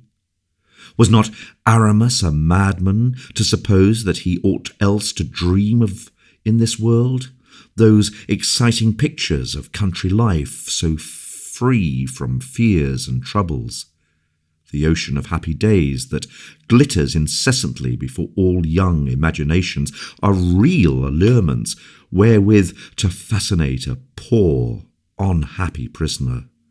worn out by prison cares, emaciated by the stifling air of the Bastille. It was the picture will be remembered, drawn by Aramis when he offered the 1,000 pistoles he had with him in the carriage to the prince, and the enchanted Eden reflections of Aramis as he watched, with an anxiety impossible to describe, the silent progress of the emotions of Philippe, whom he perceived gradually becoming more and more absorbed in his meditations.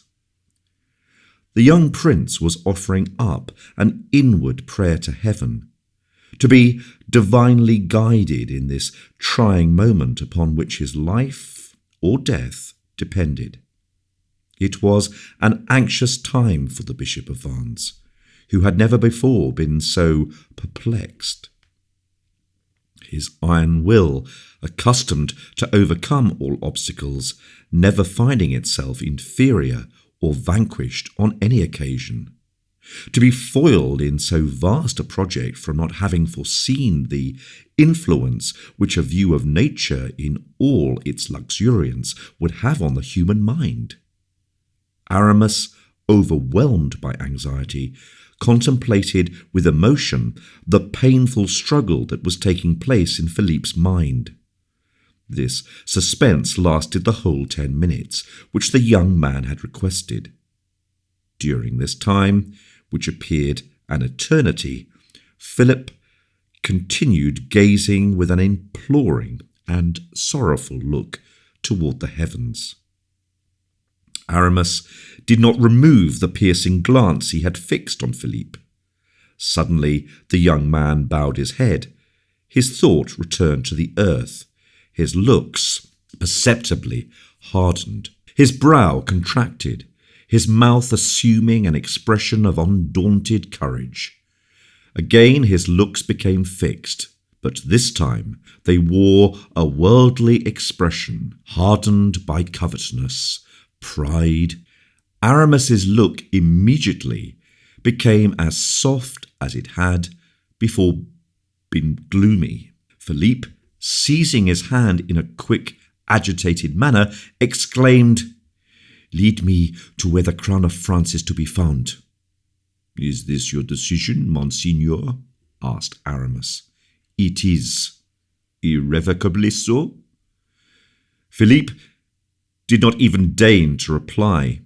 He gazed earnestly at the bishop, as if to ask him if it were possible for a man to waver after having once made up his mind. "Such looks are flashes of the hidden fire that betray men's character," said Aramis, bowing over Philippe's hand. "You will be great, Monseigneur. I will answer for that." "Let us resume our conversation. I wish to discuss 2 points with you. In the first place, the dangers or the obstacles we may meet with. The point is decided. The other, in the conditions you intend imposing on me if you turn to speak to M. d'Herblay." "The conditions, Monseigneur?" "Doubtless you will not allow so mere a trifle to stop me, and you will not do me the injustice to suppose that I think you have no interest in this affair. Therefore, without subterfuge or hesitation, tell me the truth." "I will do so, monsieur, once a king." "When will that be?" "Tomorrow evening." "I mean in the night." "Explain yourself." "When I shall have asked your highness a question." "Do so." "I sent to your highness a man in my confidence with instructions to deliver some closely written notes, carefully drawn up, which will thoroughly acquaint your highness with the different persons who compose and will compose your court." "I perused those notes." "Attentively?" "I know them by heart." "And understand them?"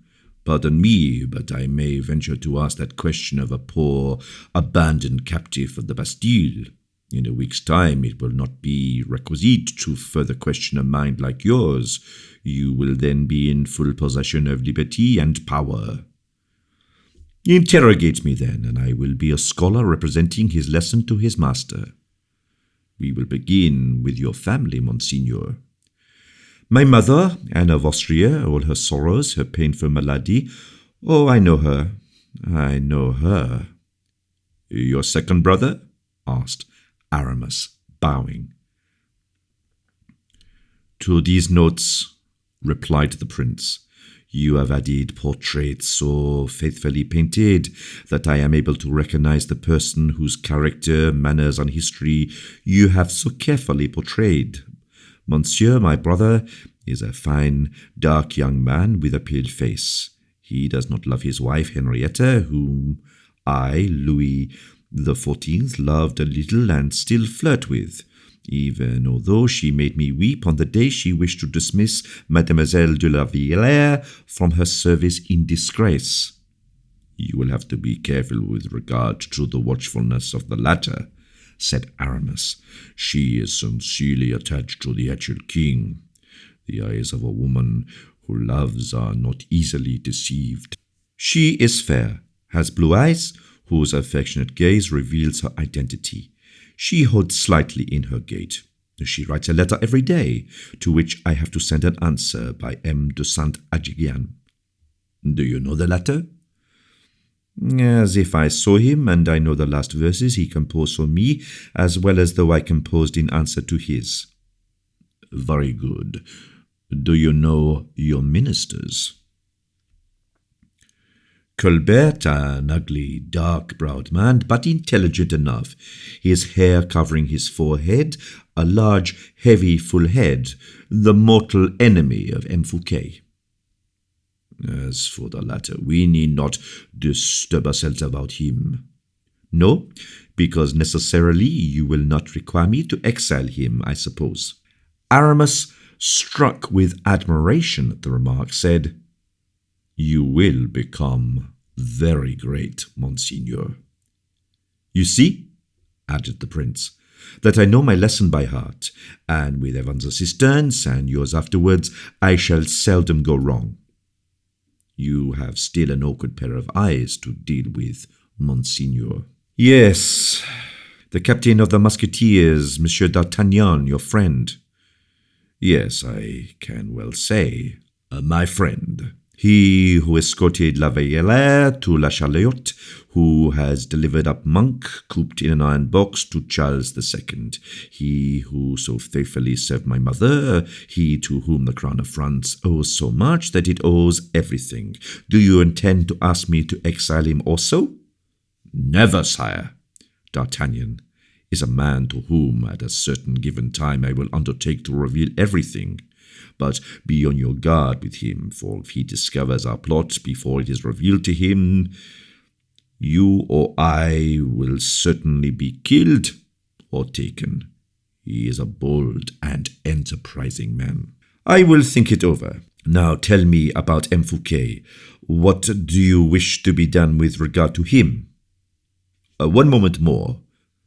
I entreat you, Monseigneur, and forgive me if I seem to fail in respect to question you further. It is your duty to do so. Nay, more than that, you're right.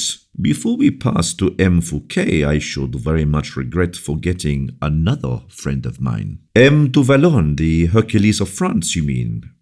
Oh, as far as he is concerned, his interests are more than safe.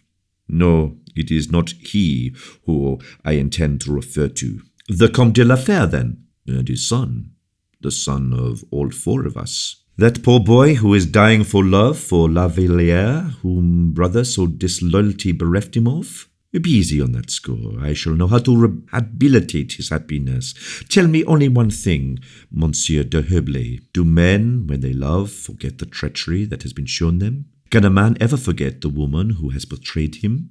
Is that a French custom, or is it one of the laws of the human heart? A man who loves deeply as Raoul loves Mademoiselle de la Villers, finishes by forgetting the fault of the crime of the woman he loves. But I do not yet know whether Raoul will be able to forget. I will see after that. Have you anything further to say about your friend? No, that is all. Well then, now for M. Fouquet. What do you wish me to do for him? To keep him As a surintendant in the capacity in which he has hitherto acted, I entreat you, be it so. But he is the First Minister at present. Not quite so. Of course, require a Minister of State. Your Majesty will require a friend. I have only one, and that is yourself. You will have many others by and by, but none so devoted, none so zealous for your glory. You shall be my First Minister of State. Not immediately, Monseigneur, for that would give rise to too much suspicion and astonishment. M. de Richelieu, the first minister of my grandmother, Marie de Medici, was simply Bishop of Lucan, as you are Bishop of Vannes.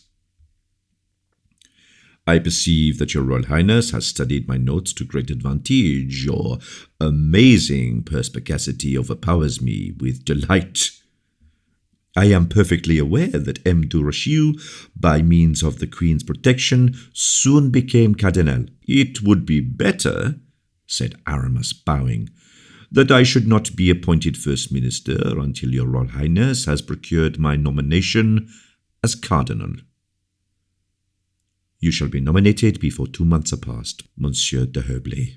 But that is a matter of very trifling moment. You would not offend me if you were to ask more than that, and you would cause me serious regret if you were to limit yourself to that. In that case, I have something still further to hope for, Monseigneur. Speak, speak! M. Fouquet will not keep long as the head of affairs. He will soon get old. He is fond of pleasure, consistently, with all his labours, thanks to the youthfulness he still retains. But this protracted youth will disappear as the approach of the first serious annoyance, or at the first illness he may experience. We will spare him the annoyance, because he is an agreeable and noble-hearted man, but we cannot save him from ill health. So it is determined, when you shall have paid all M. Fouquet's debts and restored the finances to a sound condition, M. Fouquet will be able to remain the sovereign ruler of his little court of poets and painters. We shall have made him rich. When that has been done, and I have become your Royal Highness's Prime Minister, I shall be able to think of my own interests and yours. The young man looked at his interrogator. M. de Richelieu, of whom we were speaking just now, was very much to blame for the fixed idea he had of governing France alone, unaided. He allowed 2 kings, King Louis XIII and himself, to be seated on the self-same throne, whilst he might have installed them more conveniently upon 2 separate and distinct thrones. Upon 2 thrones? Said the young man, thoughtfully. In fact, pursued Aramis quietly, a cardinal prime minister of France, assisted by the favour and by the countenance of his most Christian Majesty, the King of France, a cardinal to whom the king, his master, lends the treasures of the state, his army, his council. Such a man would be acting with twofold injustice in applying these mighty resources to France alone. Besides, added Aramis, you will not be king such as your father was, delicate in health, slow in judgment, whom all things wearied. You will be a king governing by your brain and by your sword. You will have in the government of the state no more than you will be able to manage unaided. I should only interfere with you. Besides, our friendship ought never to be, I do not say impaired, but in any degree affected by a secret thought. I shall have given you the throne of France. You will confer on me the throne of St. Peter. Whenever your loyal, firm, and mailed hand should join in ties of intimate association the hand of a pope such as I shall be, neither Charles V, who owned 2/3 of the habitable globe, nor Charlemagne, who possessed it entirely, will be able to reach to half your stature. I have no alliances, I have no predilections. I will not throw you into persecutions of heretics, nor will I cast you into the troubled waters of family dissension. I will simply say to you, the whole universe is our own. For me, the minds of men, for you, their bodies. And as I shall be the first to die, you will have my inheritance. What do you say of my plan, Monsignor? I say that you render me happy and proud, for no other reason than that of having comprehended you thoroughly. Monsieur de Herblay, you shall be cardinal, and when cardinal, my prime minister, and then you will point out to me the necessary steps to be taken to secure your election as pope, and I will take them. You can ask what guarantees from me you please.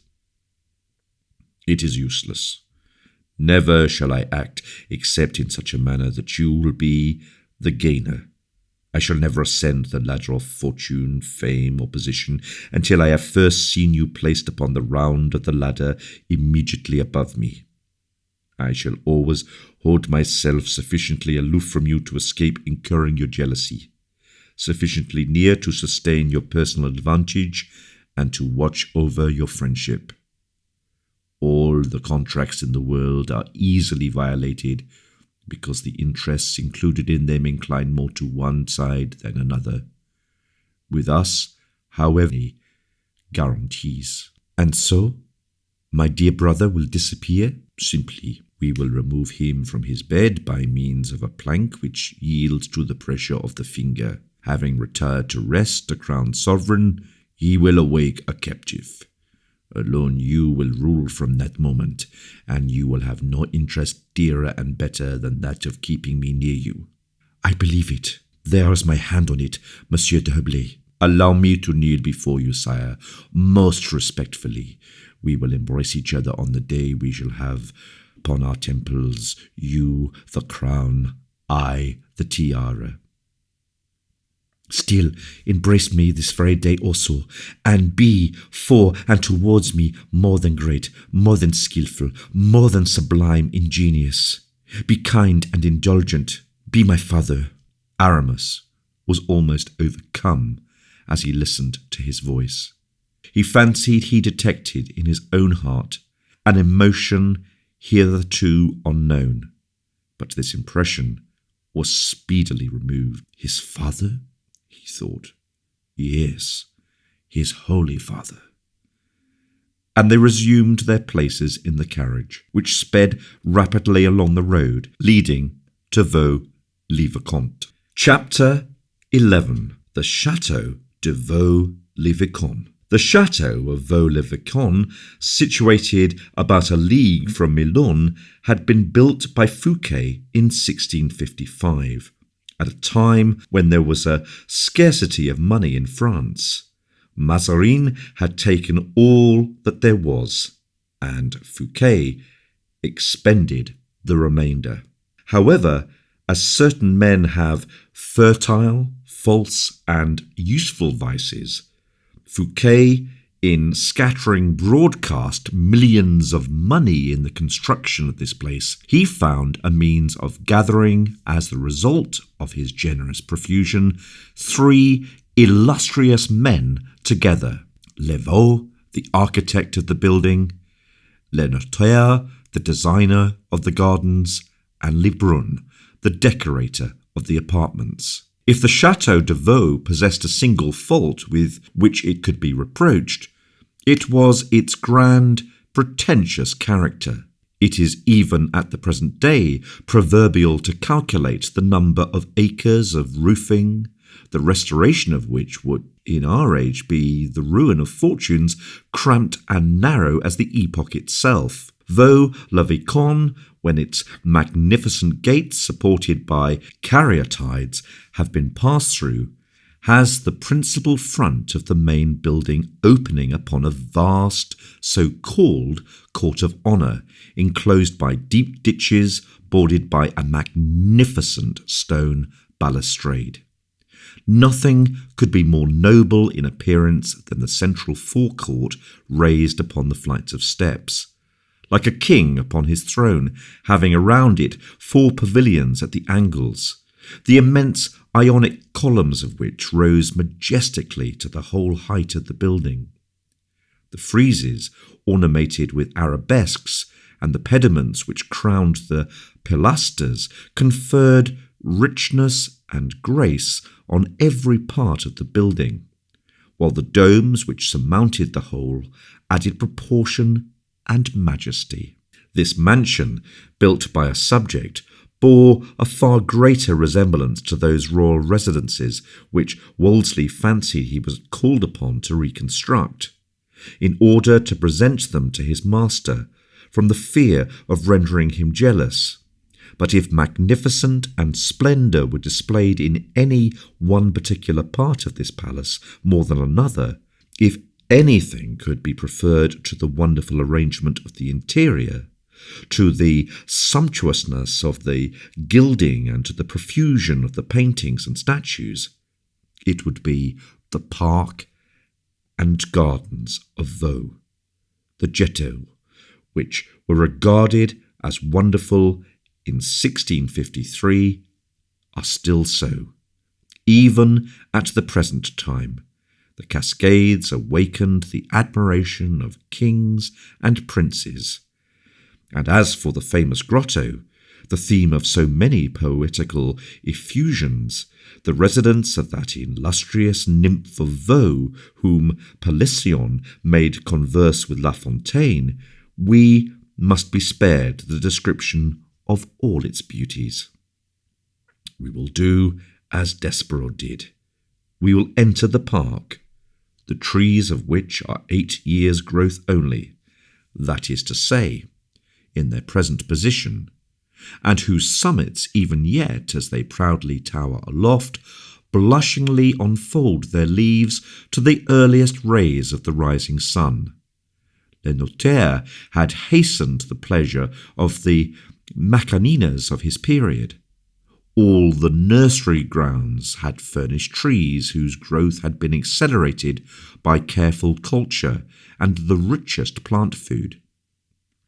Every tree in the neighbourhood which presented a fair appearance of beauty or stature had been taken up by its roots and transplanted to the park. Fouquet could well afford to purchase trees to ornament his park up 3 villages and their appurtenances, to use a legal word, to increase its extent. M. du Scudéry said of this palace that for the purpose of keeping the grounds and gardens well watered, M. Fouquet had divided a river into 1,000 fountains, and gathered the waters of 1,000 fountains into torrents. This same Monsieur de Scudéry said a great many other things in his Clélie about the palace of Voltaire, the charms of which he describes mostly minutely. We should be far wiser to send our curious reader to Vaux to judge for themselves than to refer them to Clélie, and yet there are as many leagues from Paris to Vaux as there are volumes of the Clélie. The magnificent palace had been got ready for the reception of the greatest reigning sovereign of the time. M. Fouquet's friends had transported thither some their actors and their dresses, others their troops of sculptors and artists, not forgetting others with their ready-mended pens. Floods of impromptus were contemplated. The cascades, somewhat rebellious nymphs though they were, poured forth their waters brighter and clearer than crystal. They scattered over the bronze Triton and Nereids their waves of foam which glistened like fire in the rays of the sun. An army of servants were hurrying to and fro in squadrons in the courtyard and corridors, while Fouquet, who had only that morning arrived, walked all through the palace with a calm, observant glance, in order to give his last orders after his intendants had inspected everything. It was, as we have said, the 15th of August. The sun poured down its burning rays upon the heathen deities of marble and bronze. It raised the temperature of the water in the conch shells, and ripened on the walls those magnificent peaches of which the king 50 years later spoke so regretfully when at Marley, on an occasion of a scarcity of the finest sorts of peaches being complained of in the beautiful gardens there, gardens which had cost France double the amount that had been expended on Vaux, the great king observed to someone, "You are far too young to have eaten any of M. Fouquet's peaches." O fame, O blazon of renown, O glory of this earth, that very man whose judgment was so sound and accurate, whose merit was concerned, he who had swept into his coffers the inheritance of Nicolas Fouquet, who had robbed him of Le Notre and Lebrun, and had sent him to rot for the remainder of his life in one of the state prisons, merely remembered the peaches of that vanquished, crushed, forgotten enemy. It was to little purpose that Fouquet had squandered 30 millions of francs in the fountains of his gardens, in the crucibles of his sculptors, in the writing desks of his literary friends, in the portfolios of his painters. Vainly he had fancied thereby he might be remembered. A peach, a blushing, rich, flavoured fruit, nestling in the trellis work on the garden wall, hidden beneath its long green leaves. This little vegetable production that a dormouse would nibble up without a thought was sufficient to recall to the memory of this great monarch the mournful shade of the last surintendant of France.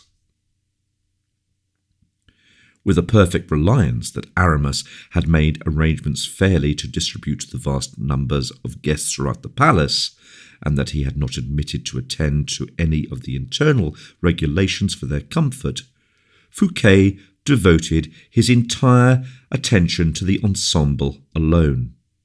In one direction, Gauvel showed him the preparations which had been made for the fireworks.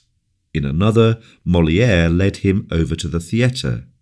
At last, after he had visited the chapel, the salons and the galleries, and was again going downstairs, exhausted with fatigue, Fouquet saw Aramis on the staircase. The prelate beckoned to him. The superintendent joined his friend, and with him paused before a large picture, scarcely finished.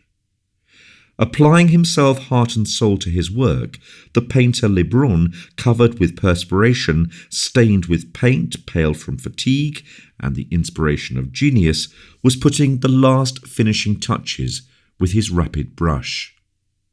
It was the portrait of the king whom they were expecting, dressed in the court suit which Passerine had condescended to show beforehand to the Bishop of Vannes. Fouquet placed himself before this portrait, which seemed to live, as one might say, in the cool freshness of its flesh and in its warmth of colour. He gazed upon it long and fixedly, estimated the prodigious labour that had been bestowed upon it, and not being able to find any recompense sufficiently great for this Herculean effort, he passed his arm round the painter's neck and embraced him. The superintendent, by this action, had utterly ruined a suit of clothes worth 1,000 pistoles. But he had satisfied, more than satisfied, Lebrun. It was a happy moment for the artist. It was an unhappy moment for M. Passerine, who was walking behind Fouquet, and was engaged in admiring, in Lebrun's paintings, the suit he had made for His Majesty, a perfect objet d'art, as he called it, which was not to be matched except in the wardrobe of the superintendent. His distress and his exclamations were interrupted by a signal which he had been given from the summit of the mansion. In the direction of Melun, in the still empty open plain, the sentinels of Vaux had just perceived the advancing procession of the king and the queens. His Majesty was entering Melun with his long train of carriages and cavaliers. "In an hour," said Aramis to Fouquet. "In an hour," replied the latter, sighing. "And the people who ask one another what is good of these royal fetes," continued the Bishop of Vannes, laughing with his false smile. "Alas, too, who am I, not the people, ask myself the same thing. I will answer you in 24 hours, Monseigneur. Assume a cheerful countenance, for it should be a day of true rejoicing." "Well, believe me or not, as you like, D'Herblay," said the superintendent, with a swelling heart, pointing at the cortege of Louis visible in the horizon. "He certainly loves me, but very little, and I do not care much for him, but I cannot tell you how it is that since he is approaching my house—" "Well, what?" "Well, since I know he is on his way here as my guest, he is more sacred than ever for me. He is my acknowledged sovereign, and as such is very dear to me." "Dear? Yes," said Aramis, playing upon the word as the Abbé de Terray did at a later period with Louis XV. "Do not laugh, D'Herblay. I feel that if he really seemed to wish it, I could love that young man." "You should not say that to me," returned Aramis, "but rather to M. Colbert." "To M. Colbert?" exclaimed Fouquet. "Why so?" "Because he would allow you a pension out of the king's privy purse as soon as he becomes superintendent," said Aramis, preparing to leave as soon as he had dealt this last blow. "Where are you going?" returned Fouquet with a gloomy look. "To my own apartment, in order to change my costume, Monseigneur." "Whereabouts are you lodging, D'Herblay?" "In the blue room on the second story." "The room immediately over the king's room?" "Precisely." "You will be subject to very great restraint there. What an idea to condemn yourself to a room where you cannot stir or move about." "During the night, Monseigneur, I sleep or read in my bed." "And your servants?" "I have but one attendant with me. I find my reader quite sufficient. Adieu, Monseigneur. Do not over-fatigue yourself. Keep yourself fresh for the arrival of the king. We shall see you by and by, I suppose, and shall see your friend de Valion also. He is lodging next to me, and is at this moment dressing." And Fouquet, bowing with a smile, passed on like a commander-in-chief who pays the different outposts a visit after the enemy has been signalled in sight. Chapter 12. The Wine of Melun. The king had, in point of fact, entered Melun with the intention of merely passing through the city. The youthful monarch was most eagerly anxious for amusements. Only twice during the journey had he been able to catch a glimpse of La Vallière, and, suspecting that his only opportunity of speaking to her would be after nightfall, in the gardens, and after the ceremonial of reception had been gone through. He had been very desirous to arrive at Vaux as early as possible, but he reckoned without his captain of the musketeers, and without M. Colbert. Like Calypso, who could not be consoled at the departure of Ulysses, our Gascon could not console himself for not having guessed why Aramis had asked Percerin to show him the king's new costumes. "There is no doubt," he said to himself, "that my friend the Bishop of Vannes has some motive in that."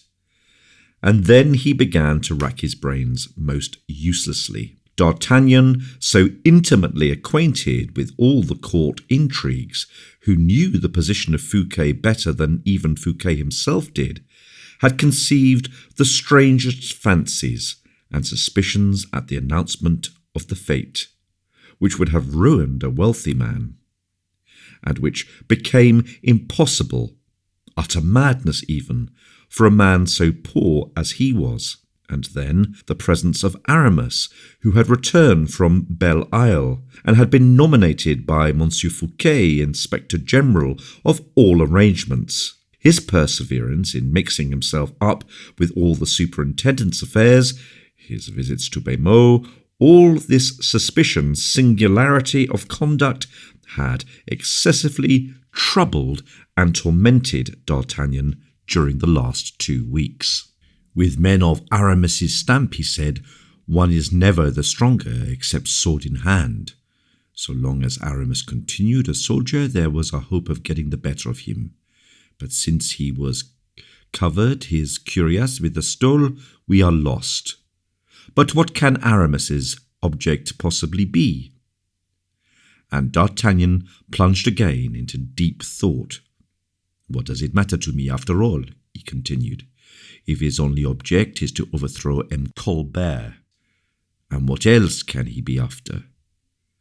And D'Artagnan rubbed his forehead, that fertile land whence the ploughshare of his nails had turned up so many and such admirable ideas in his time.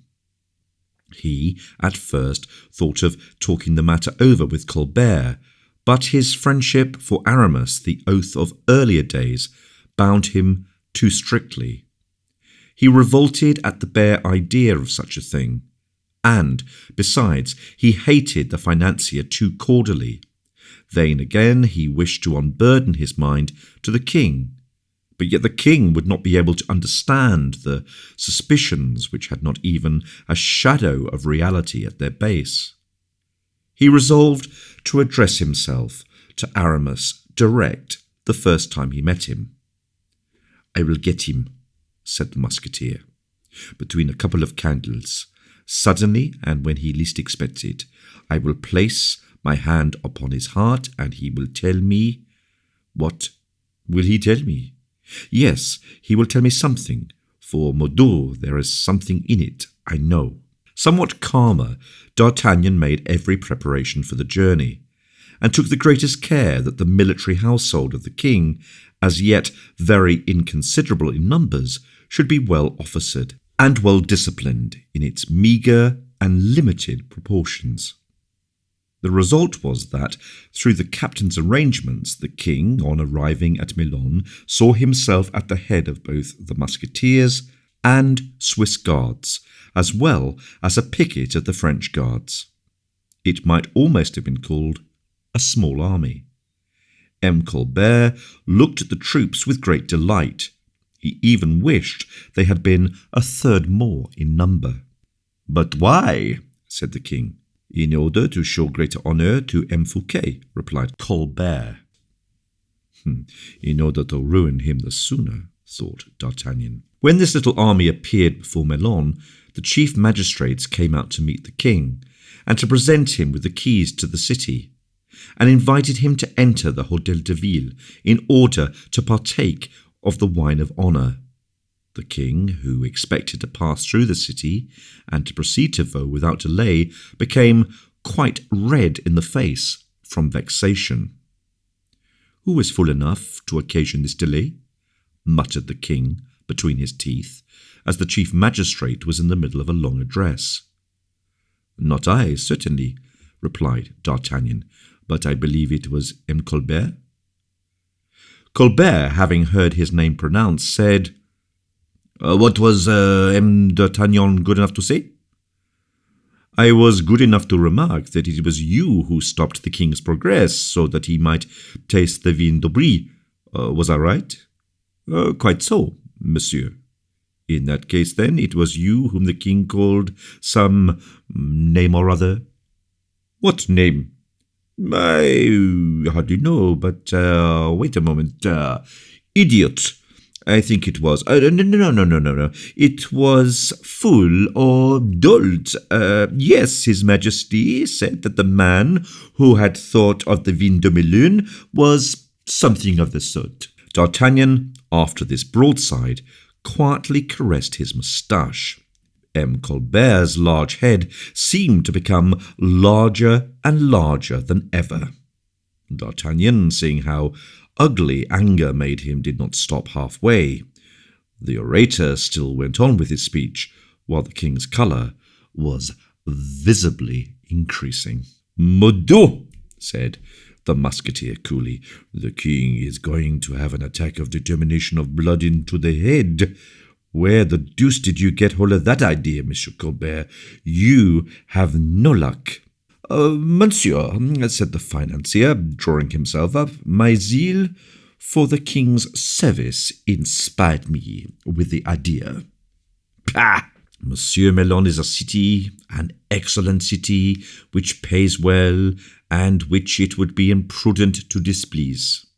There now, I, who do not pretend to be a financier, saw only one idea in your idea." "What was that, monsieur?" "That of causing a little annoyance to M. Fouquet, who is making himself quite giddy on his donjon yonder in waiting for us." This was a home stroke, hard enough in all conscience.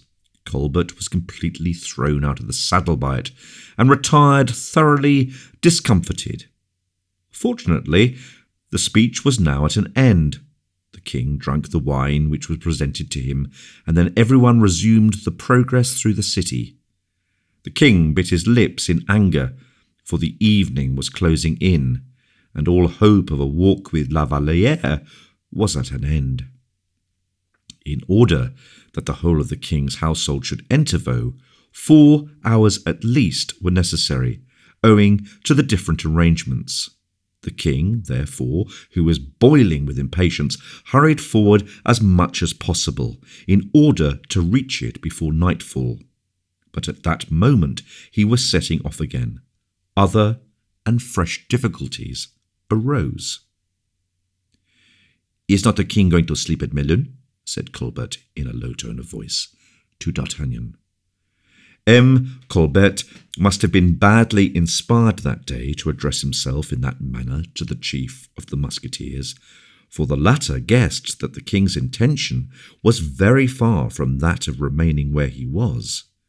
D'Artagnan would not allow him to enter Vaux except he were well and strongly accompanied, and desired that his majesty would not enter except with all the escort. On the other hand, he felt that these delays would irritate that impatient monarch beyond measure. In what way could he possibly reconcile these difficulties? D'Artagnan took up Colbert's remark and determined to repeat it to the king.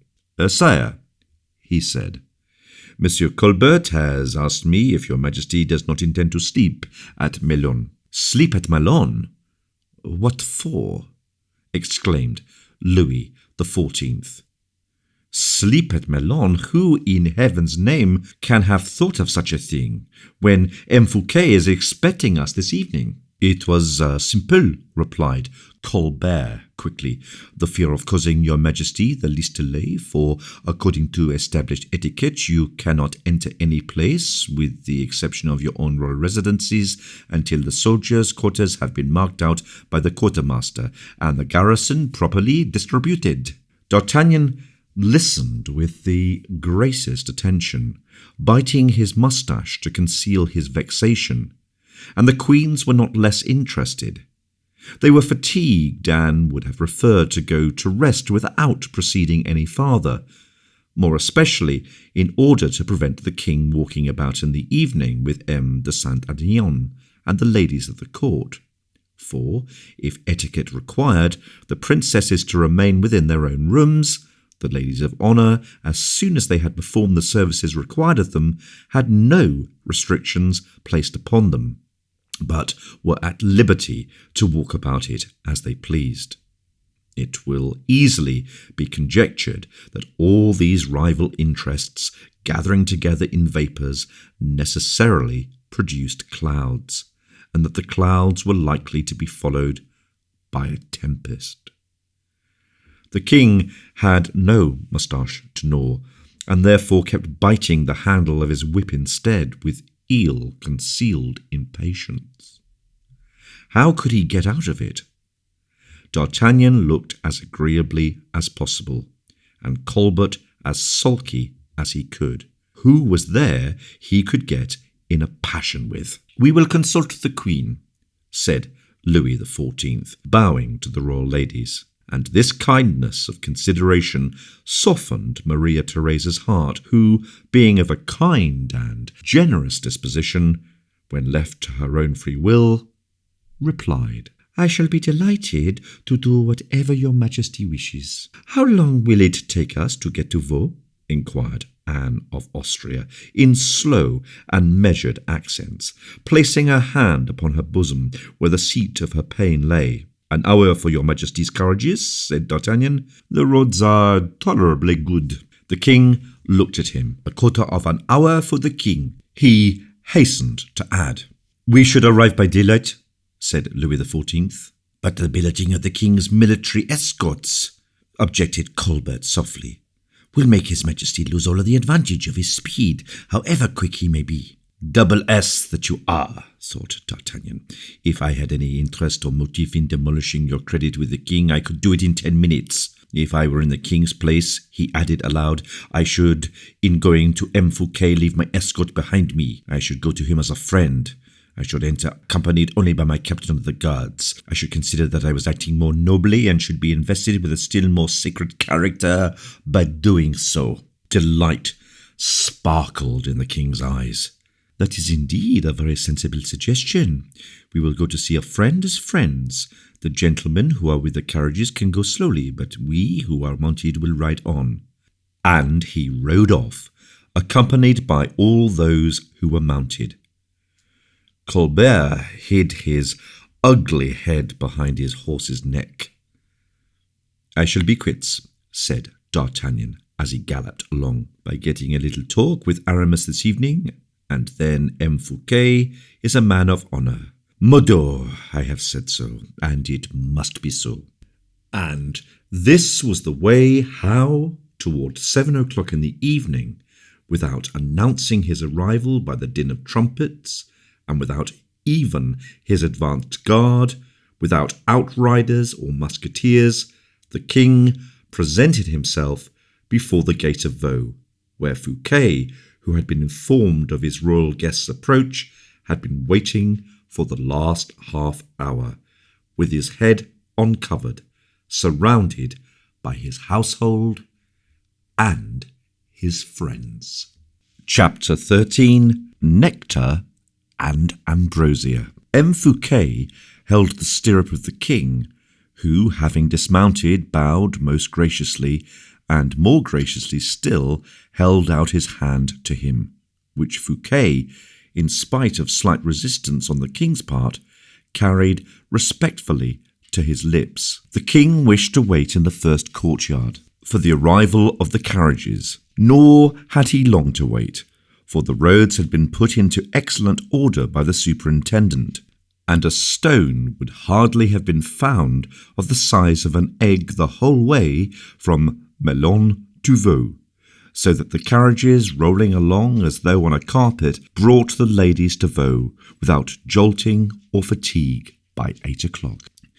They were received by Madame Fouquet, and at the moment they made their appearance, a light as bright as day burst forth from every quarter: trees, vases, and marble statues.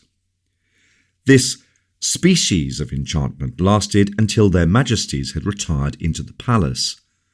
All these wonders and magical effects which the chronicler has heaped upon, or rather embalmed in his recital, at the risk of rivaling the brain-born scenes of romancers, these splendours whereby night seemed vanquished and nature corrected, together with every delight and luxury, combined for the satisfaction of all the senses, as well as the imagination. Fouquet did in real truth offer to his sovereign in that enchanting retreat of which no monarch could at that time boast of possessing an equal.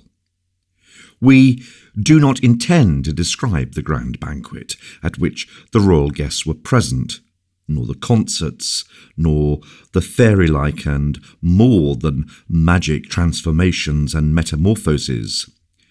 It will be enough for our purpose to depict the countenance of the king assumed, which, from being gay, soon wore a very gloomy, constrained, and irritated expression. He remembered his own residence, royal though it was, and the mean and indifferent style of luxury that prevailed there, which comprised but little more than what was merely useful for the royal wants, without being his own personal property. The large vases of the Louvre, the old furniture and plate of Henry II, of Francis I, and of Louis XI, were but historic monuments of earlier days. Nothing but specimens of art, the relics of his predecessors, while with Fouquet the value of the article was as much in the workmanship as in the article itself. Fouquet ate from a gold service, which artists in his own employ had modelled and cast for him alone. Fouquet drank wines of which the King of France did not even know the name, and drank them out of goblets each more valuable than the entire royal cellar. What, too, was to be said of the apartments, the hangings, the pictures, the servants and officers of every description of his household? What of the mode of service in which etiquette was replaced by order, stiff formality by personal, unrestrained comfort? The happiness and contentment of the guest became the supreme law of all who obeyed the host. The perfect swarm of busily engaged persons moving about noiselessly. The multitude of guests who were, however, even less numerous than the servants who waited on them. The myriad of exquisitely prepared dishes of gold and silver vases. The floods of dazzling light, the masses of unknown flowers of which the hothouses had been despoiled, redundant with luxuriance, of unequalled scent and beauty. The perfect harmony of the surroundings, which, indeed, was no more than the prelude of the promised fête, charmed all who were there, and they testified their admiration over and over again, not by the voice or gesture, but by deep silence and rapt attention, those two languages of the courtier which acknowledged the hand of no master powerful enough to restrain them. As for the king, his eyes filled with tears. He dared not look at the Queen Anne of Austria, whose pride was superior to that of any creature breathing, overwhelmed her host by the contempt with which she treated everything handed to her. The young queen, kind-hearted by nature and curious by disposition, praised Fouquet, ate with an exceedingly good appetite, and asked the names of the strange fruits as they were placed upon the table. Fouquet replied that he was not aware of their names. The fruits came from his own stores. He had often cultivated them himself, having an intimate acquaintance with the cultivation of exotic fruits and plants. The king felt and appreciated the delicacy of the replies, but was only the more humiliated. He thought the queen a little too familiar in her manners, and that Anne of Austria resembled Juno a little too much, in being too proud and haughty. His chief anxiety, however, was that he himself, that he might remain cold and distant in his behaviour, bordering lightly the limits of supreme disdain or simple admiration. But Fouquet had foreseen all this. He was, in fact, one of those men who foresee everything. The king had expressly declared that so long as he remained under Fouquet's roof, he did not wish his own different repasts to be served in accordance with the usual etiquette, and that he would, consequently, dine with the rest of society. But, by the thoughtful attention of the surintendent, the king's dinner was served up separately, if one may so express it, in the middle of the general table. The dinner, wonderful in every respect, from the dishes of which was comprised everything the king liked and generally preferred to anything else. Louis had no excuse. He, indeed, who had the keenest appetite in his kingdom for saying that he was not hungry. Nay, M. Fouquet did even better still. He certainly, in obedience to the king's expressed desire, seated himself at the table. But as soon as the soups were served, he arose and personally waited on the king, while Madame Fouquet stood behind the Queen Mother's armchair. The disdain of Juno and the sulky fits of temper of Jupiter could not resist this excess of kindly feeling and polite attention.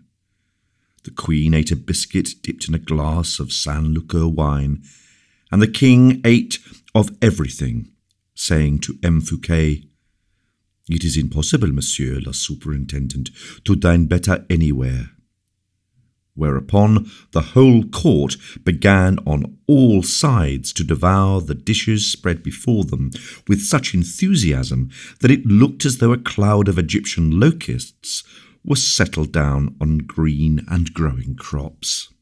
As soon, however, as his hunger was appeased, the king became morose and overgloomed again. The more so in proportion to the satisfaction he fancied he had previously manifested, and particularly on account of the deferential manner which his courtiers had shown towards Fouquet d'Artagnan, who ate a good deal and drunk but little, without allowing it to be noticed, did not lose a single opportunity, but made a great number of observations, which he turned to good profit. When the supper was finished, the king expressed a wish not to lose the promenade. The park was illuminated.